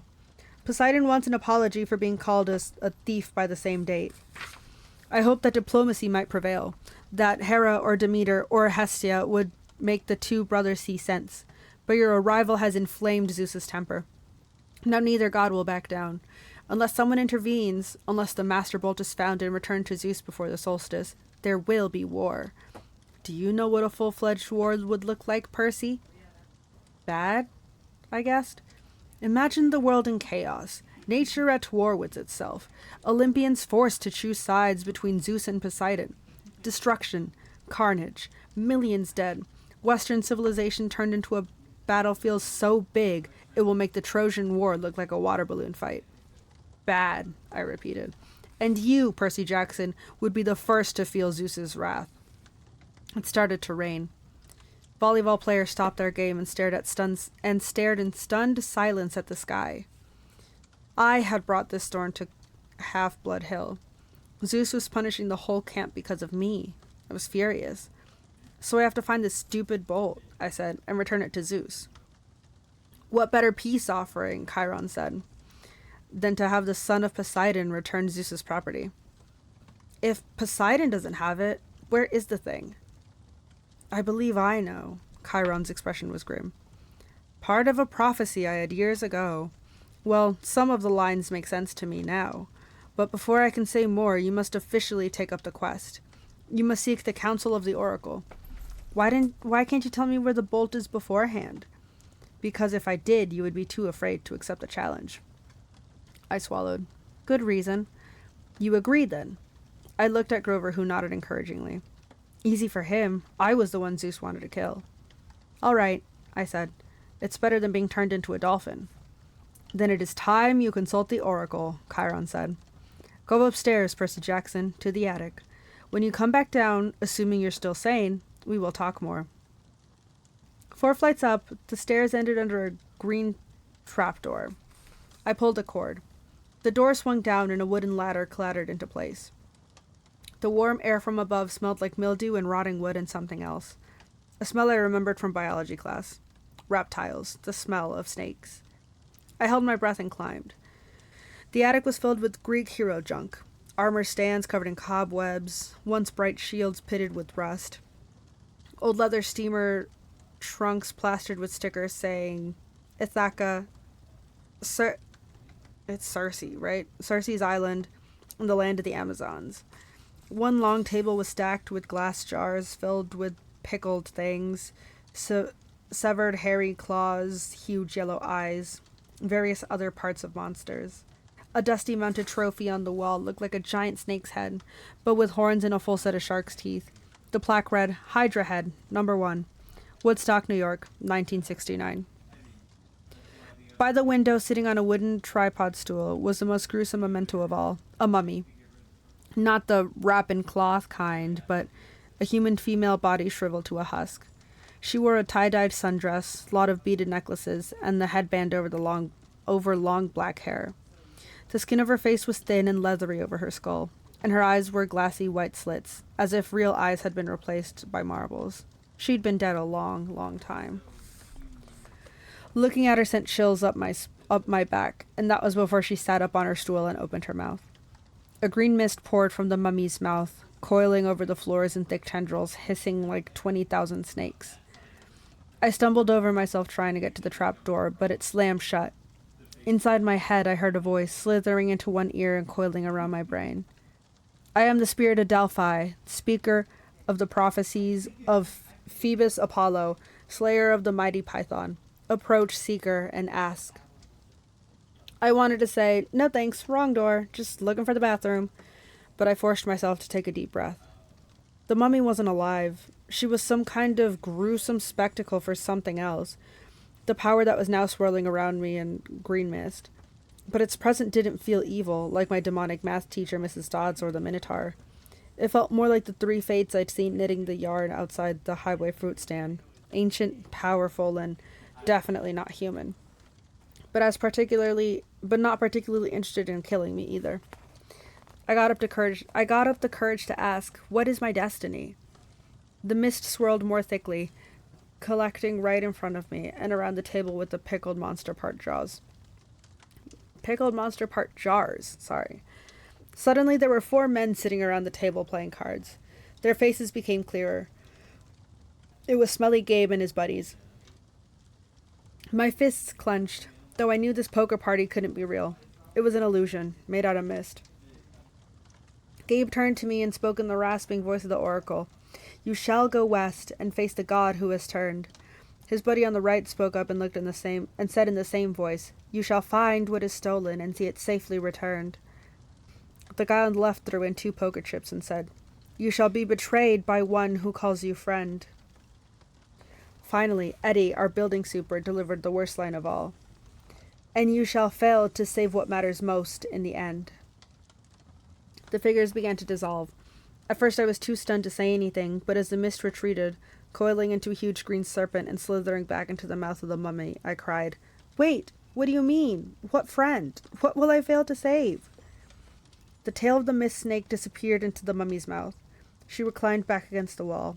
Her mouth closed tight, as if it hadn't opened Hadn't been opened in 100 years. The attic was silent again, abandoned, nothing but a room full of mementos. I got the feeling that I could stand here until I had cobwebs too, and I wouldn't learn anything else. My audience with the oracle was over.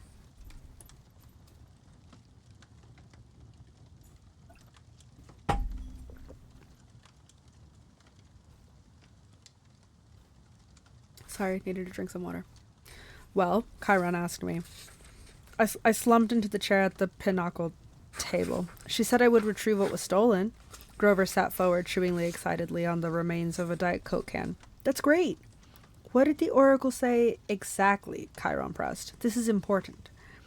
My ears were still tingling from the reptilian voice. She said I would go west and face a god who had turned. I would retrieve what was stolen and see it safely returned. I knew it, Grover said. Chiron didn't look satisfied. Anything else? I didn't want to tell him. What friend would betray me? I didn't have that many. And the last line, I would fail to save what mattered most. What kind of oracle would send me on a quest and then tell me, oh, by the way, you'll fail? How could I confess that? No, I said, that's about it. He studied my face. Very well, Percy. But know this. The oracle's words often have double meanings. Don't dwell on them too much. The truth is not always clear until events come to pass. I got a feeling he knew I was holding back something bad, and he was trying to make me feel better. Okay, I said, anxious to change topics. So where do I go? Who's this god in the west? Ah, think, Percy, Chiron said. If Zeus and Poseidon weakened each other in a war, who stands to gain? Somebody else who wants to take over? I guessed. Yes, quite.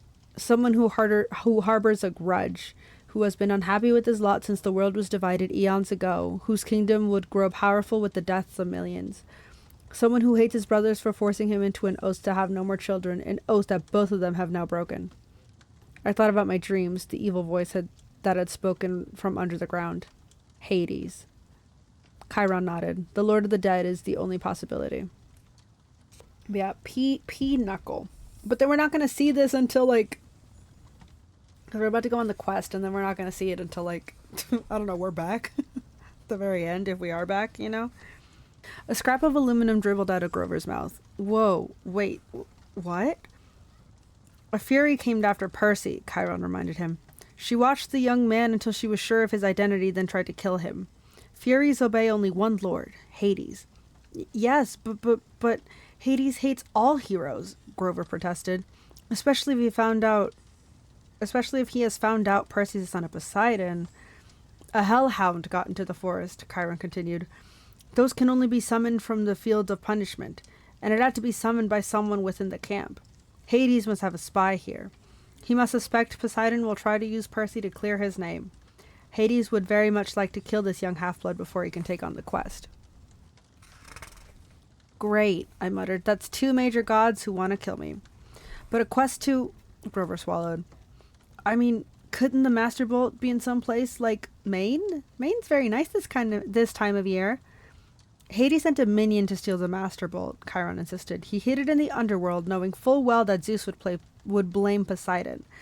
I don't pretend to understand the Lord of the Dead's motives perfectly, or why he chose this time to start a war. But one thing is certain. Percy must go to the underworld, find the Master Bolt, and reveal the truth. Strange fire burned in my stomach. The weirdest thing was, it wasn't fear. It was anticipation. The desire for revenge. Hades had tried to kill me 3 times so far, with the Fury, the Minotaur, and the Hellhound. It was his fault my mother had disappeared in a flash of light. Now he was trying to frame me and my dad for a theft we hadn't committed. I was ready to take him on. Besides, if my mother was in the underworld... Whoa, boy, said the small part of my brain that was still sane. You're a kid. Hades is a god. Grover was trembling. He started eating pinochle cards like potato chips. The poor guy needed to complete a quest with me so he could get a searcher's license, whatever that was.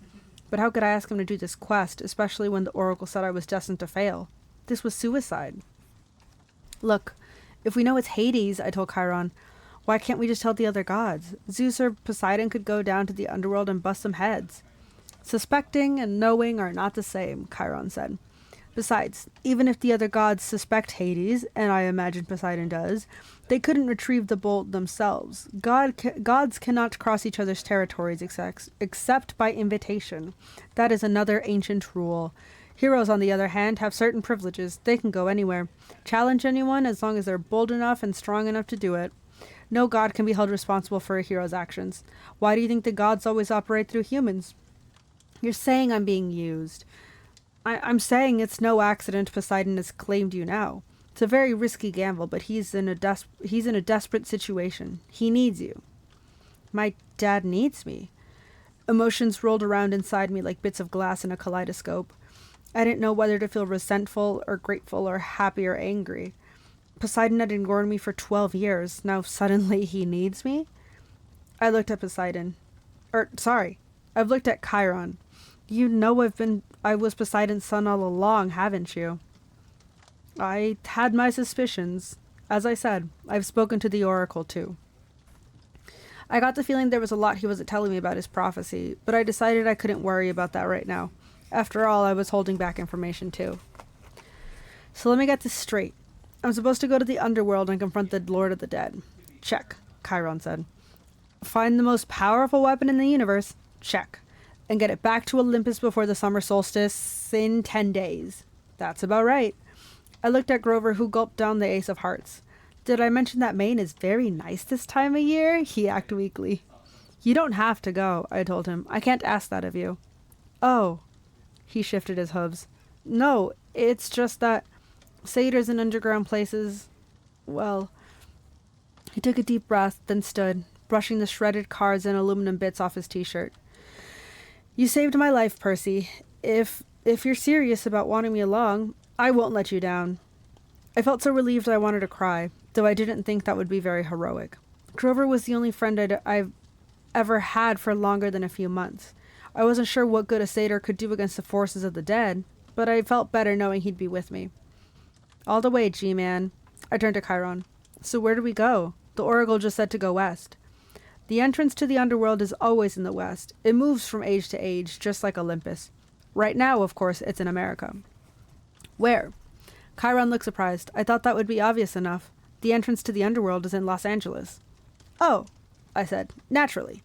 So we just get on a plane. No! Grover shrieked. Percy, what are you thinking? Have you ever been on a plane in your life? I shook my head, feeling embarrassed. My mom had never taken me anywhere by plane. She'd always said we didn't have the money. Besides, her parents had died in a plane crash. Percy, think, Chiron said. You are the son of the sea god.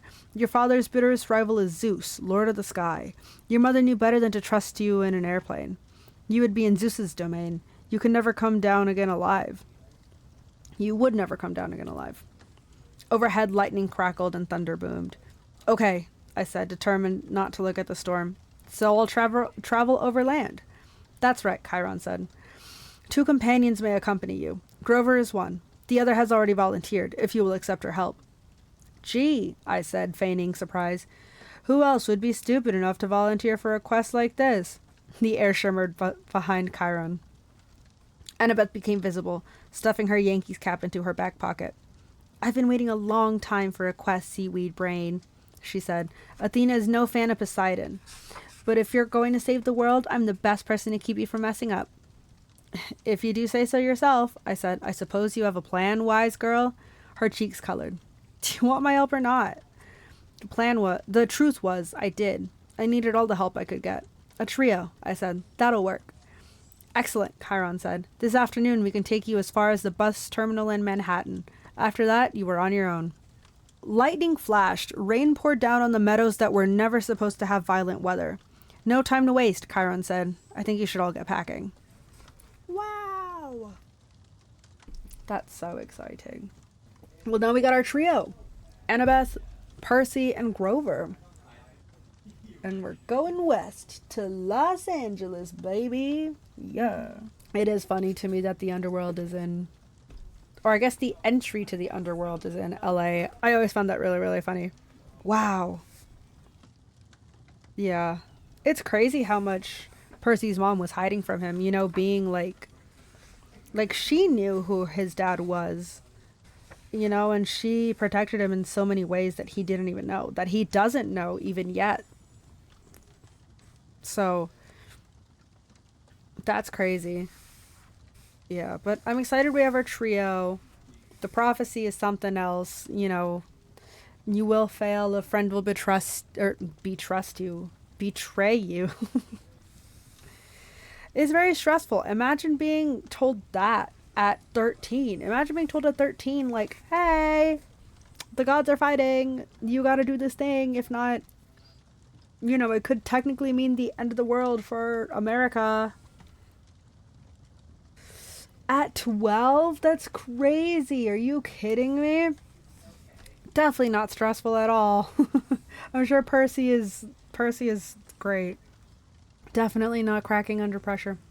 Chapter 10. I ruin a perfectly good bus. It didn't take me long to pack. I decided to leave the Minotaur horn in my cabin, which left me only an extra change of clothes and a toothbrush to stuff into a backpack Rover had found for me. The camp store loaned me $100 in mortal money and 20 golden drachmas. These coins were as big as Girl Scout cookies and had images of various Greek gods stamped on either side and the Empire State Building on the other. The ancient mortal drachmas had been silver, Chiron told us, but the Olympians never used any less than pure gold. Chiron said the coins might come in handy for non-mortal transactions, whatever that meant. He gave Annabeth and me each a canteen of nectar and a Ziploc bag full of ambrosia squares to be used only in emergencies, if we were seriously hurt. It was god food, Chiron reminded us. It would cure us of almost any injury, but it was lethal to mortals. Too much of it would make a half-blood very, very feverish. An overdose would burn us up, literally. Annabeth was bringing her magic Yankees cap, which she told me had been a 12th birthday present from her mom. She carried a book on famous classical architecture, written in ancient Greek, to read when she got bored, and a long bronze knife hidden in her shirt sleeve. I was sure the knife would get us busted the first time we went through a metal detector. Grover wore his fake feet in his pants to pass as human. He wore a green Rasta-style cap because when it rained his curly horns flattened and you could just see the tips of his curly hair flattened and you could just see the tips of his horns. His bright orange backpack was full of scrap metal and apples to snack on. In his pocket was a set of reed pipes his daddy goat had carved him, even though he only knew 2 songs. Mozart's Piano Concerto No. 12 and Hilary Duff's So Yesterday, both of which sounded pretty bad on reed pipes. I love Grover so gosh darn much. I love him so much. We waved goodbye to the other campers, took one last look at the strawberry fields, the ocean, and the big house, and then hiked up Half-Blood Hill to the tall pine tree that used to be Thalia, daughter of Zeus. Chiron was waiting for us in his wheelchair. Next to him stood the surfer dude I'd seen when I was recovering in the sick room. According to Grover, the guy was the camp's head of security. He supposedly had eyes all over his body so that he could never be surprised.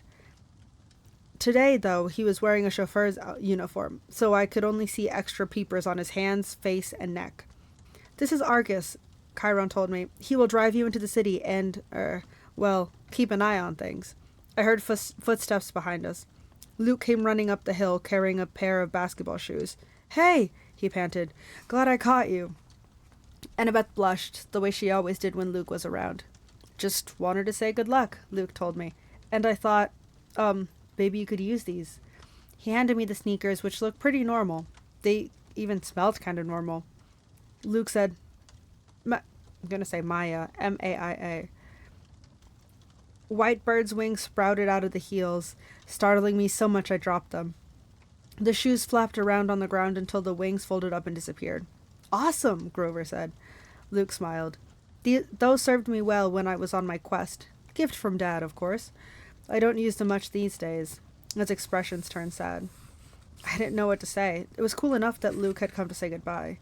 I'd been afraid he might resent me for getting so much attention the last few days, but here he was giving me a magic gift. It made me blush almost as much as Annabeth. Hey man, I said, thanks. Listen, Percy, Luke looked uncomfortable. A lot of hopes are riding on you, so just kill some monsters for me, okay? We shook hands. Luke patted Grover's head between his horns, and then gave a goodbye hug to Annabeth, who looked like she might pass out. After Luke was gone, I told her, You're hyperventilating. I'm not. You let him capture the flag instead of you, didn't you? Oh, why do I go anywhere with you, Percy? She stomped down the other side of the hill, where a white SUV waited on the shoulder of the road. Argus folded, jingling his car keys. I picked up the flying shoes and had a sudden bad feeling. I looked at Chiron. I won't be able to use these, will I? He shook his head. Luke meant well, Percy, but taking to the air, that would not be wise for you. I nodded, disappointed, but then I got an idea. Hey, Grover, you want a magic item? His eyes lit up. Me?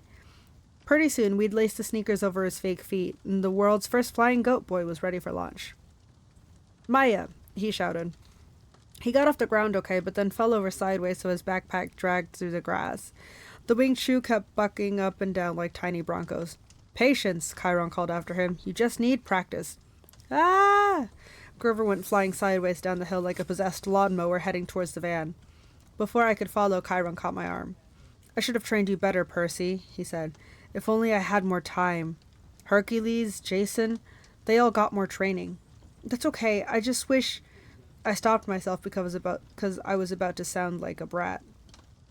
I wish my dad had given me a cool magic item to help on the quest. Something as good as Luke's flying shoes or Annabeth's invisible cap. What am I thinking? Chiron cried. I can't let you get away without this. He pulled a pen from his coat pocket and handed it to me. It was an ordinary disposable ballpoint, black ink, removable cap. Probably cost 30 cents. Gee, I said. Thanks. Percy, that's a gift from your father. I've kept it for years, not knowing you were who I was waiting for. But the prophecy is clear to me now. You are the one. I remembered the field trip to the Metropolitan Museum of Art, where I'd vaporized Mrs. Dodds. Chiron had thrown me a pen that turned into a sword. Could this be... I took off the cap, and the pen grew longer and heavier in my hand. In half a second, I held a shimmering bronze sword with the double-bladed edge. In half a second, I held a shimmering bronze sword with the double-edged blade, a leather-wrapped grip, and a flat hilt riveted with gold studs.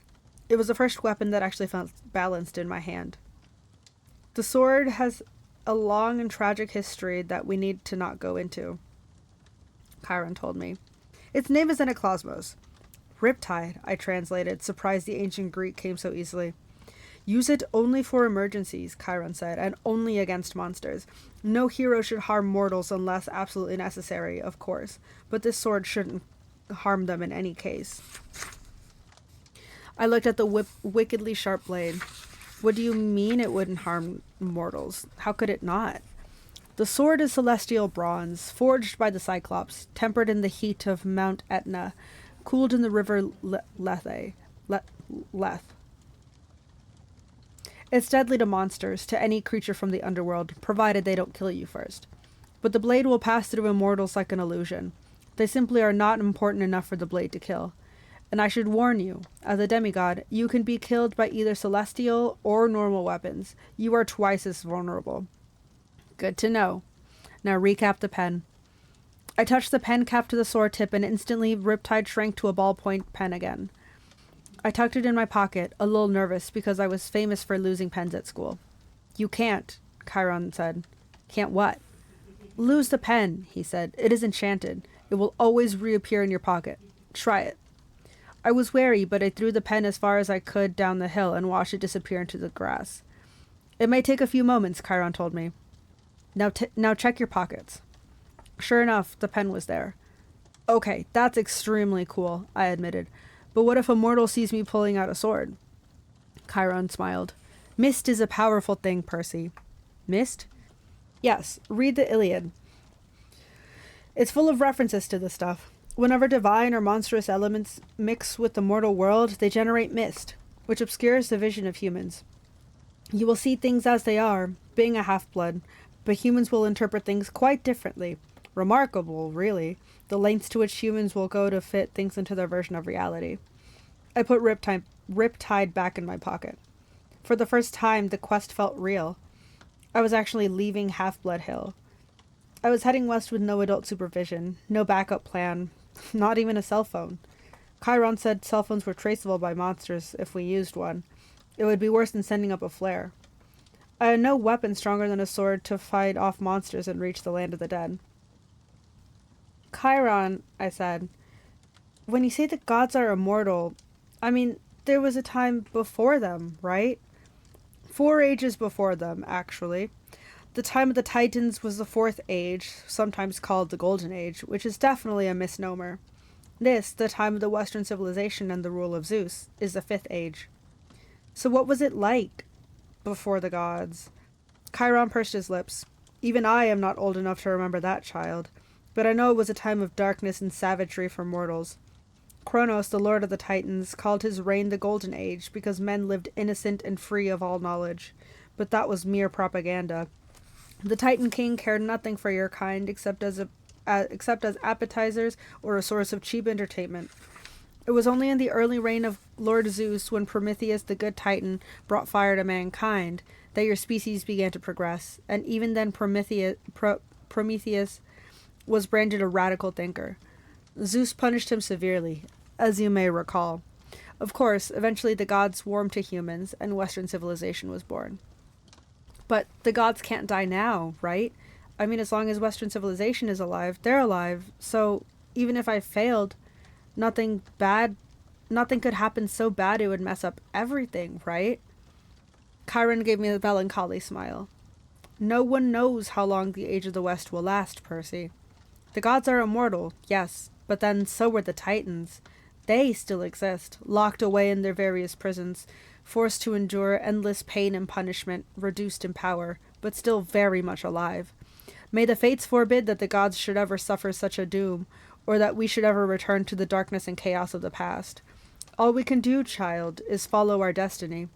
Our destiny, assuming we know what that is. Relax, Chiron told me. Keep a clear head, and remember, you may be about to prevent the biggest war in human history. I'm sorry. Chiron being like, hey, chill out. We're chilling. It's fine, kiddo. And then is also like, you're only probably going to prevent the biggest tragedy in like, in like the millennia. Crazy. To a 13-year-old, by the way. Poor Percy, dude. I would be stressed out of my mind. Are you kidding me? Okay. Relax, I said. I'm very relaxed. Once I got to the bottom of the hill, I looked back. Under the pine tree that used to be Thalia, daughter of Zeus, Chiron was now standing in full horseman form, holding his bow high in salute. Just your typical summer camp send-off by your typical centaur. Argus drove us out of the countryside and into western Long Island. It felt weird to be on a highway again. Annabeth and Grover sitting next to me as if we were normal carpoolers.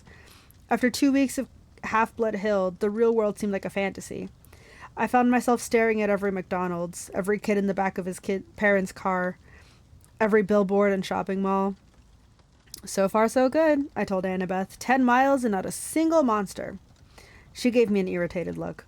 It's bad luck to talk that way, seaweed brain. Remind me again, why do you hate me so much? I don't hate you. Could have fooled me. She folded her cap of invisibility. Look, we're just not supposed to get along, okay? Our parents are rivals. Why? She sighed.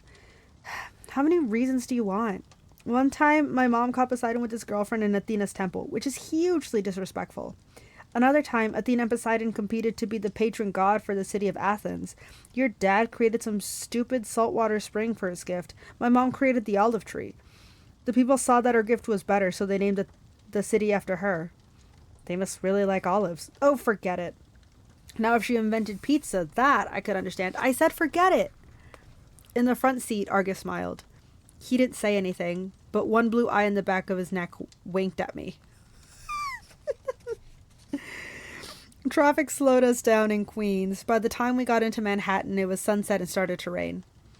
Argus dropped us off at the Greyhound station on the Upper East Side, not far from my mom and Gabe's apartment.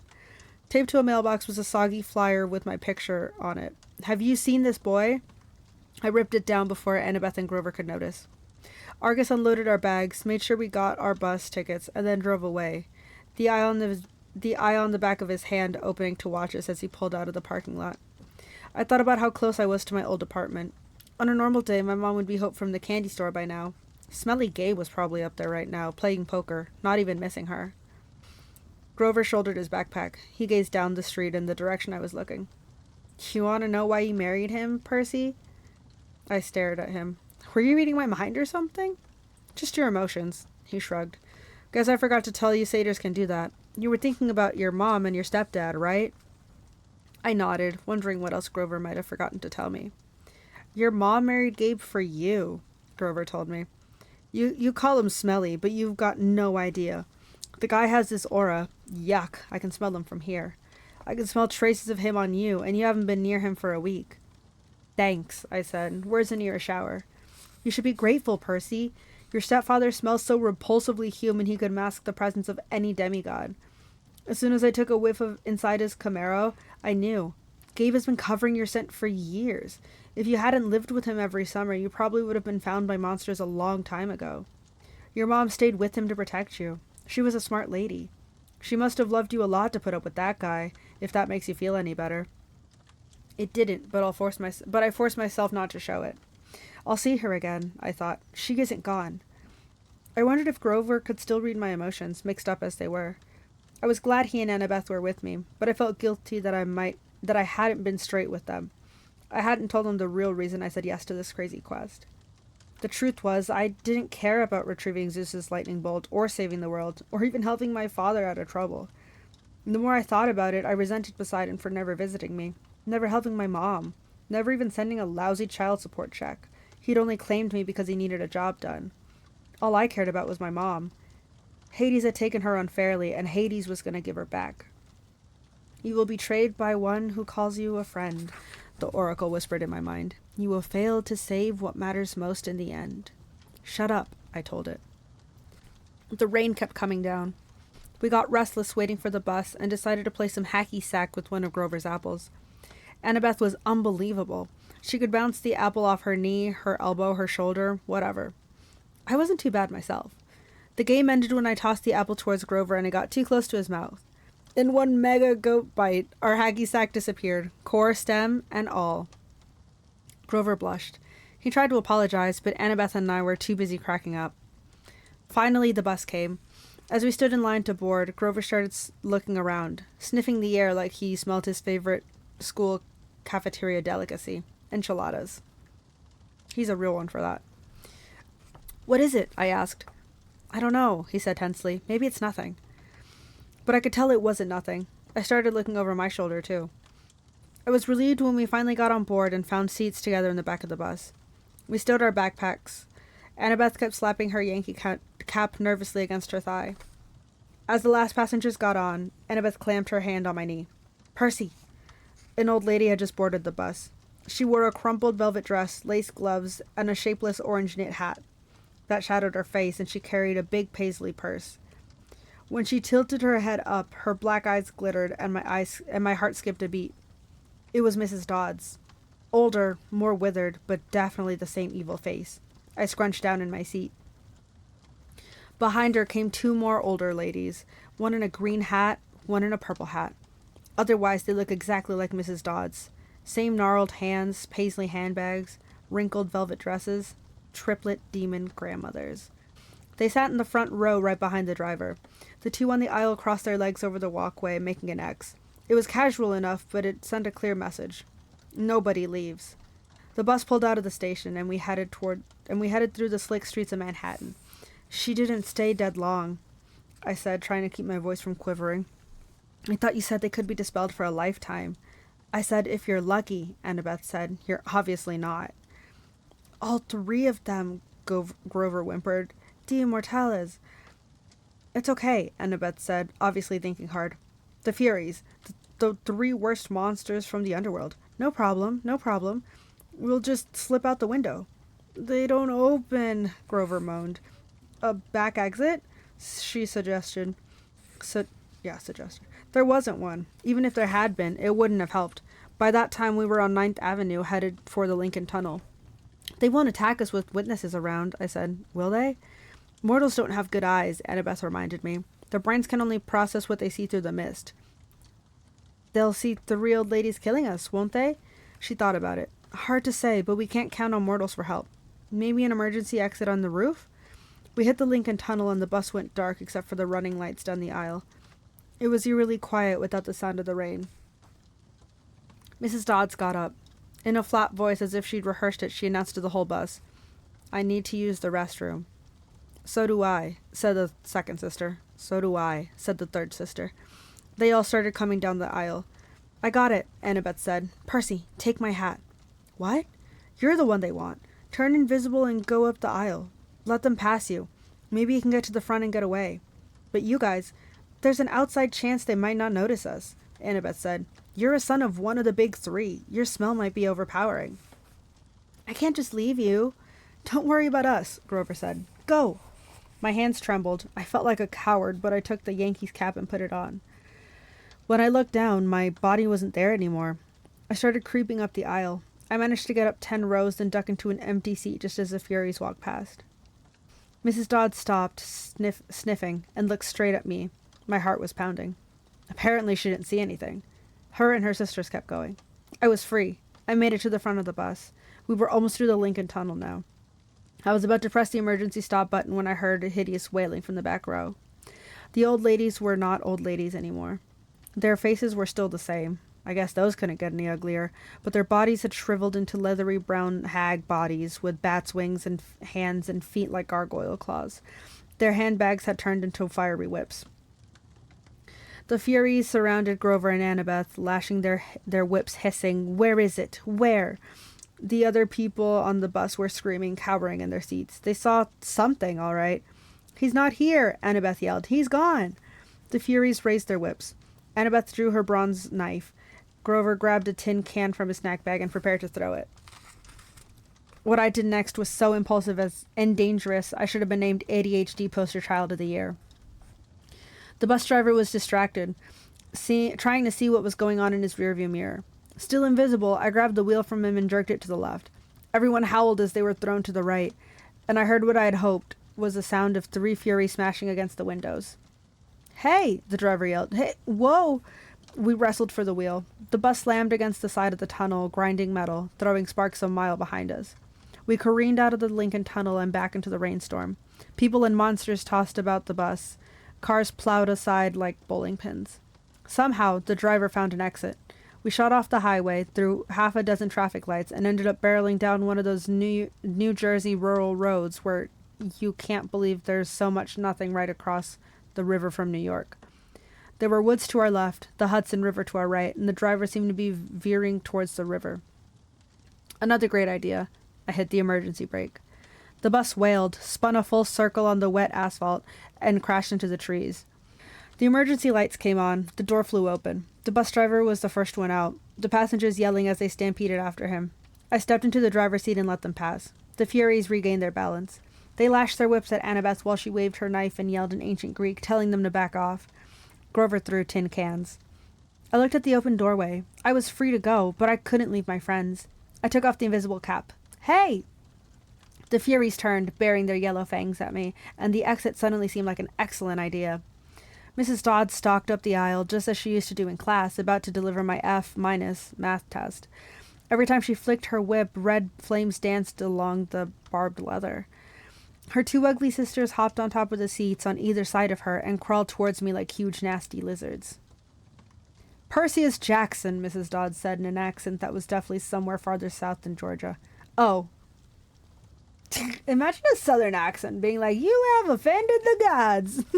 You shall die." That's really funny. Okay, anyways. "I liked you better as a math teacher," I told her. She growled. Annabeth and Grover moved up behind the Furies cautiously, looking for an opening. I took the ballpoint pen out of my pocket and uncapped it. Riptide elongated into a shimmering double-edged sword. The Furies hesitated. Mrs. Dodds had felled Riptide's blade before. She obviously didn't like seeing it again. "Submit now," she hissed, "and you will not suffer eternal torment." "Nice try," I told her. "Percy, look out!" Annabeth cried. Mrs. Dodds lashed her whip around my sword hand while the Furies on either side lunged at me. My hand felt like it was My hand felt like it was wrapped in molten lead, but I managed not to drop Riptide.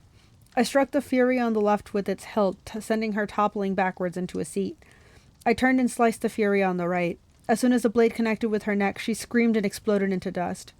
Annabeth got Mrs. Dodds in a wrestler's hold and yanked her backwards while Grover ripped the whip out of her hands. Ow, he yelled. Ow, hot, hot. The fury-eyed hilt slammed came at me again, talons ready, but I swung riptide and she broke open like a piñata. Mrs. Dodds was trying to get Annabeth off her back. She kicked, clawed, hissed, and bit, but Annabeth held on, while Grover got Mrs. Dodds' legs tied up in her own whip. Finally, they both shoved her backwards into the aisle. Mrs. Dodds tried to get up, but she didn't have room to flap her wings, so she kept falling down. Zeus will destroy you, she promised. Hades will have your soul. Bracas mias viscimini, I yelled. I have no idea where that is. I wasn't sure where the Latin came from. I think it meant eat my pants, which is crazy. Thunder shook the bus. Their hair rose in the back of my neck. Go! Get out! Annabeth yelled at me. Now! I didn't need any encouragement. We rushed outside and found the other passengers wandering around in a daze, arguing with the driver or running around in circles yelling, We're going to die! A Hawaiian-shirted tourist with a camera snapped my photograph before I could recap my sword. Our bags! Grover realized. We left our... Boom. The windows of the bus exploded as the passengers ran for cover. Lightning shredded a huge crater in the roof, but an angry wail from inside me told me Mrs. Dodds was not yet dead. Run, Annabeth said. She's calling for reinforcements. We have to get out of here. We plunged into the woods as the rain poured down, the bus in flames behind us, and nothing but darkness ahead. I think that's where we're going to end it for today, guys. That was... Whew, that was crazy. I feel like these books continually will be like, oh my gosh, how could it get worse than this? And then it gets worse than that. But, yeah, we're about halfway. Whew. Well, that is part 1 of Percy Jackson and the Olympians, the Lightning Thief. I really hope you guys enjoyed this. We will probably be reading once every week, maybe Thursday, just to keep it consistent so people can try to tune in. But, yeah, thank you guys for hanging out. I had so much fun. I hope you guys had as much fun as I did. But hopefully I will be able to push through to the through the second half next time, because yeah, my throat's starting to hurt a little bit. Dude, I am really happy we're reading Percy Jackson. Hopefully you guys enjoyed it as much as I did. It's really great to be rereading that again.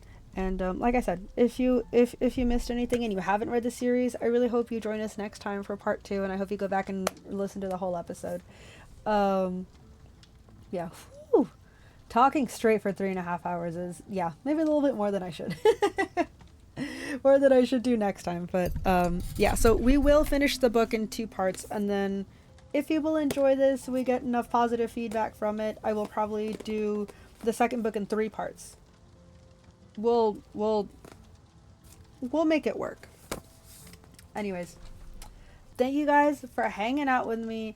I had a lot of fun. I hope you guys did too. Stay hydrated, have food, don't forget your meds, your vitamins if you got them. I hope this was a nice, fun, chill time for everyone. Yeah. Take care. I love you. Have food, stay hydrated, get yourself a little treat. And remember, from the bottom of my heart, I love you so very much. Bye bye.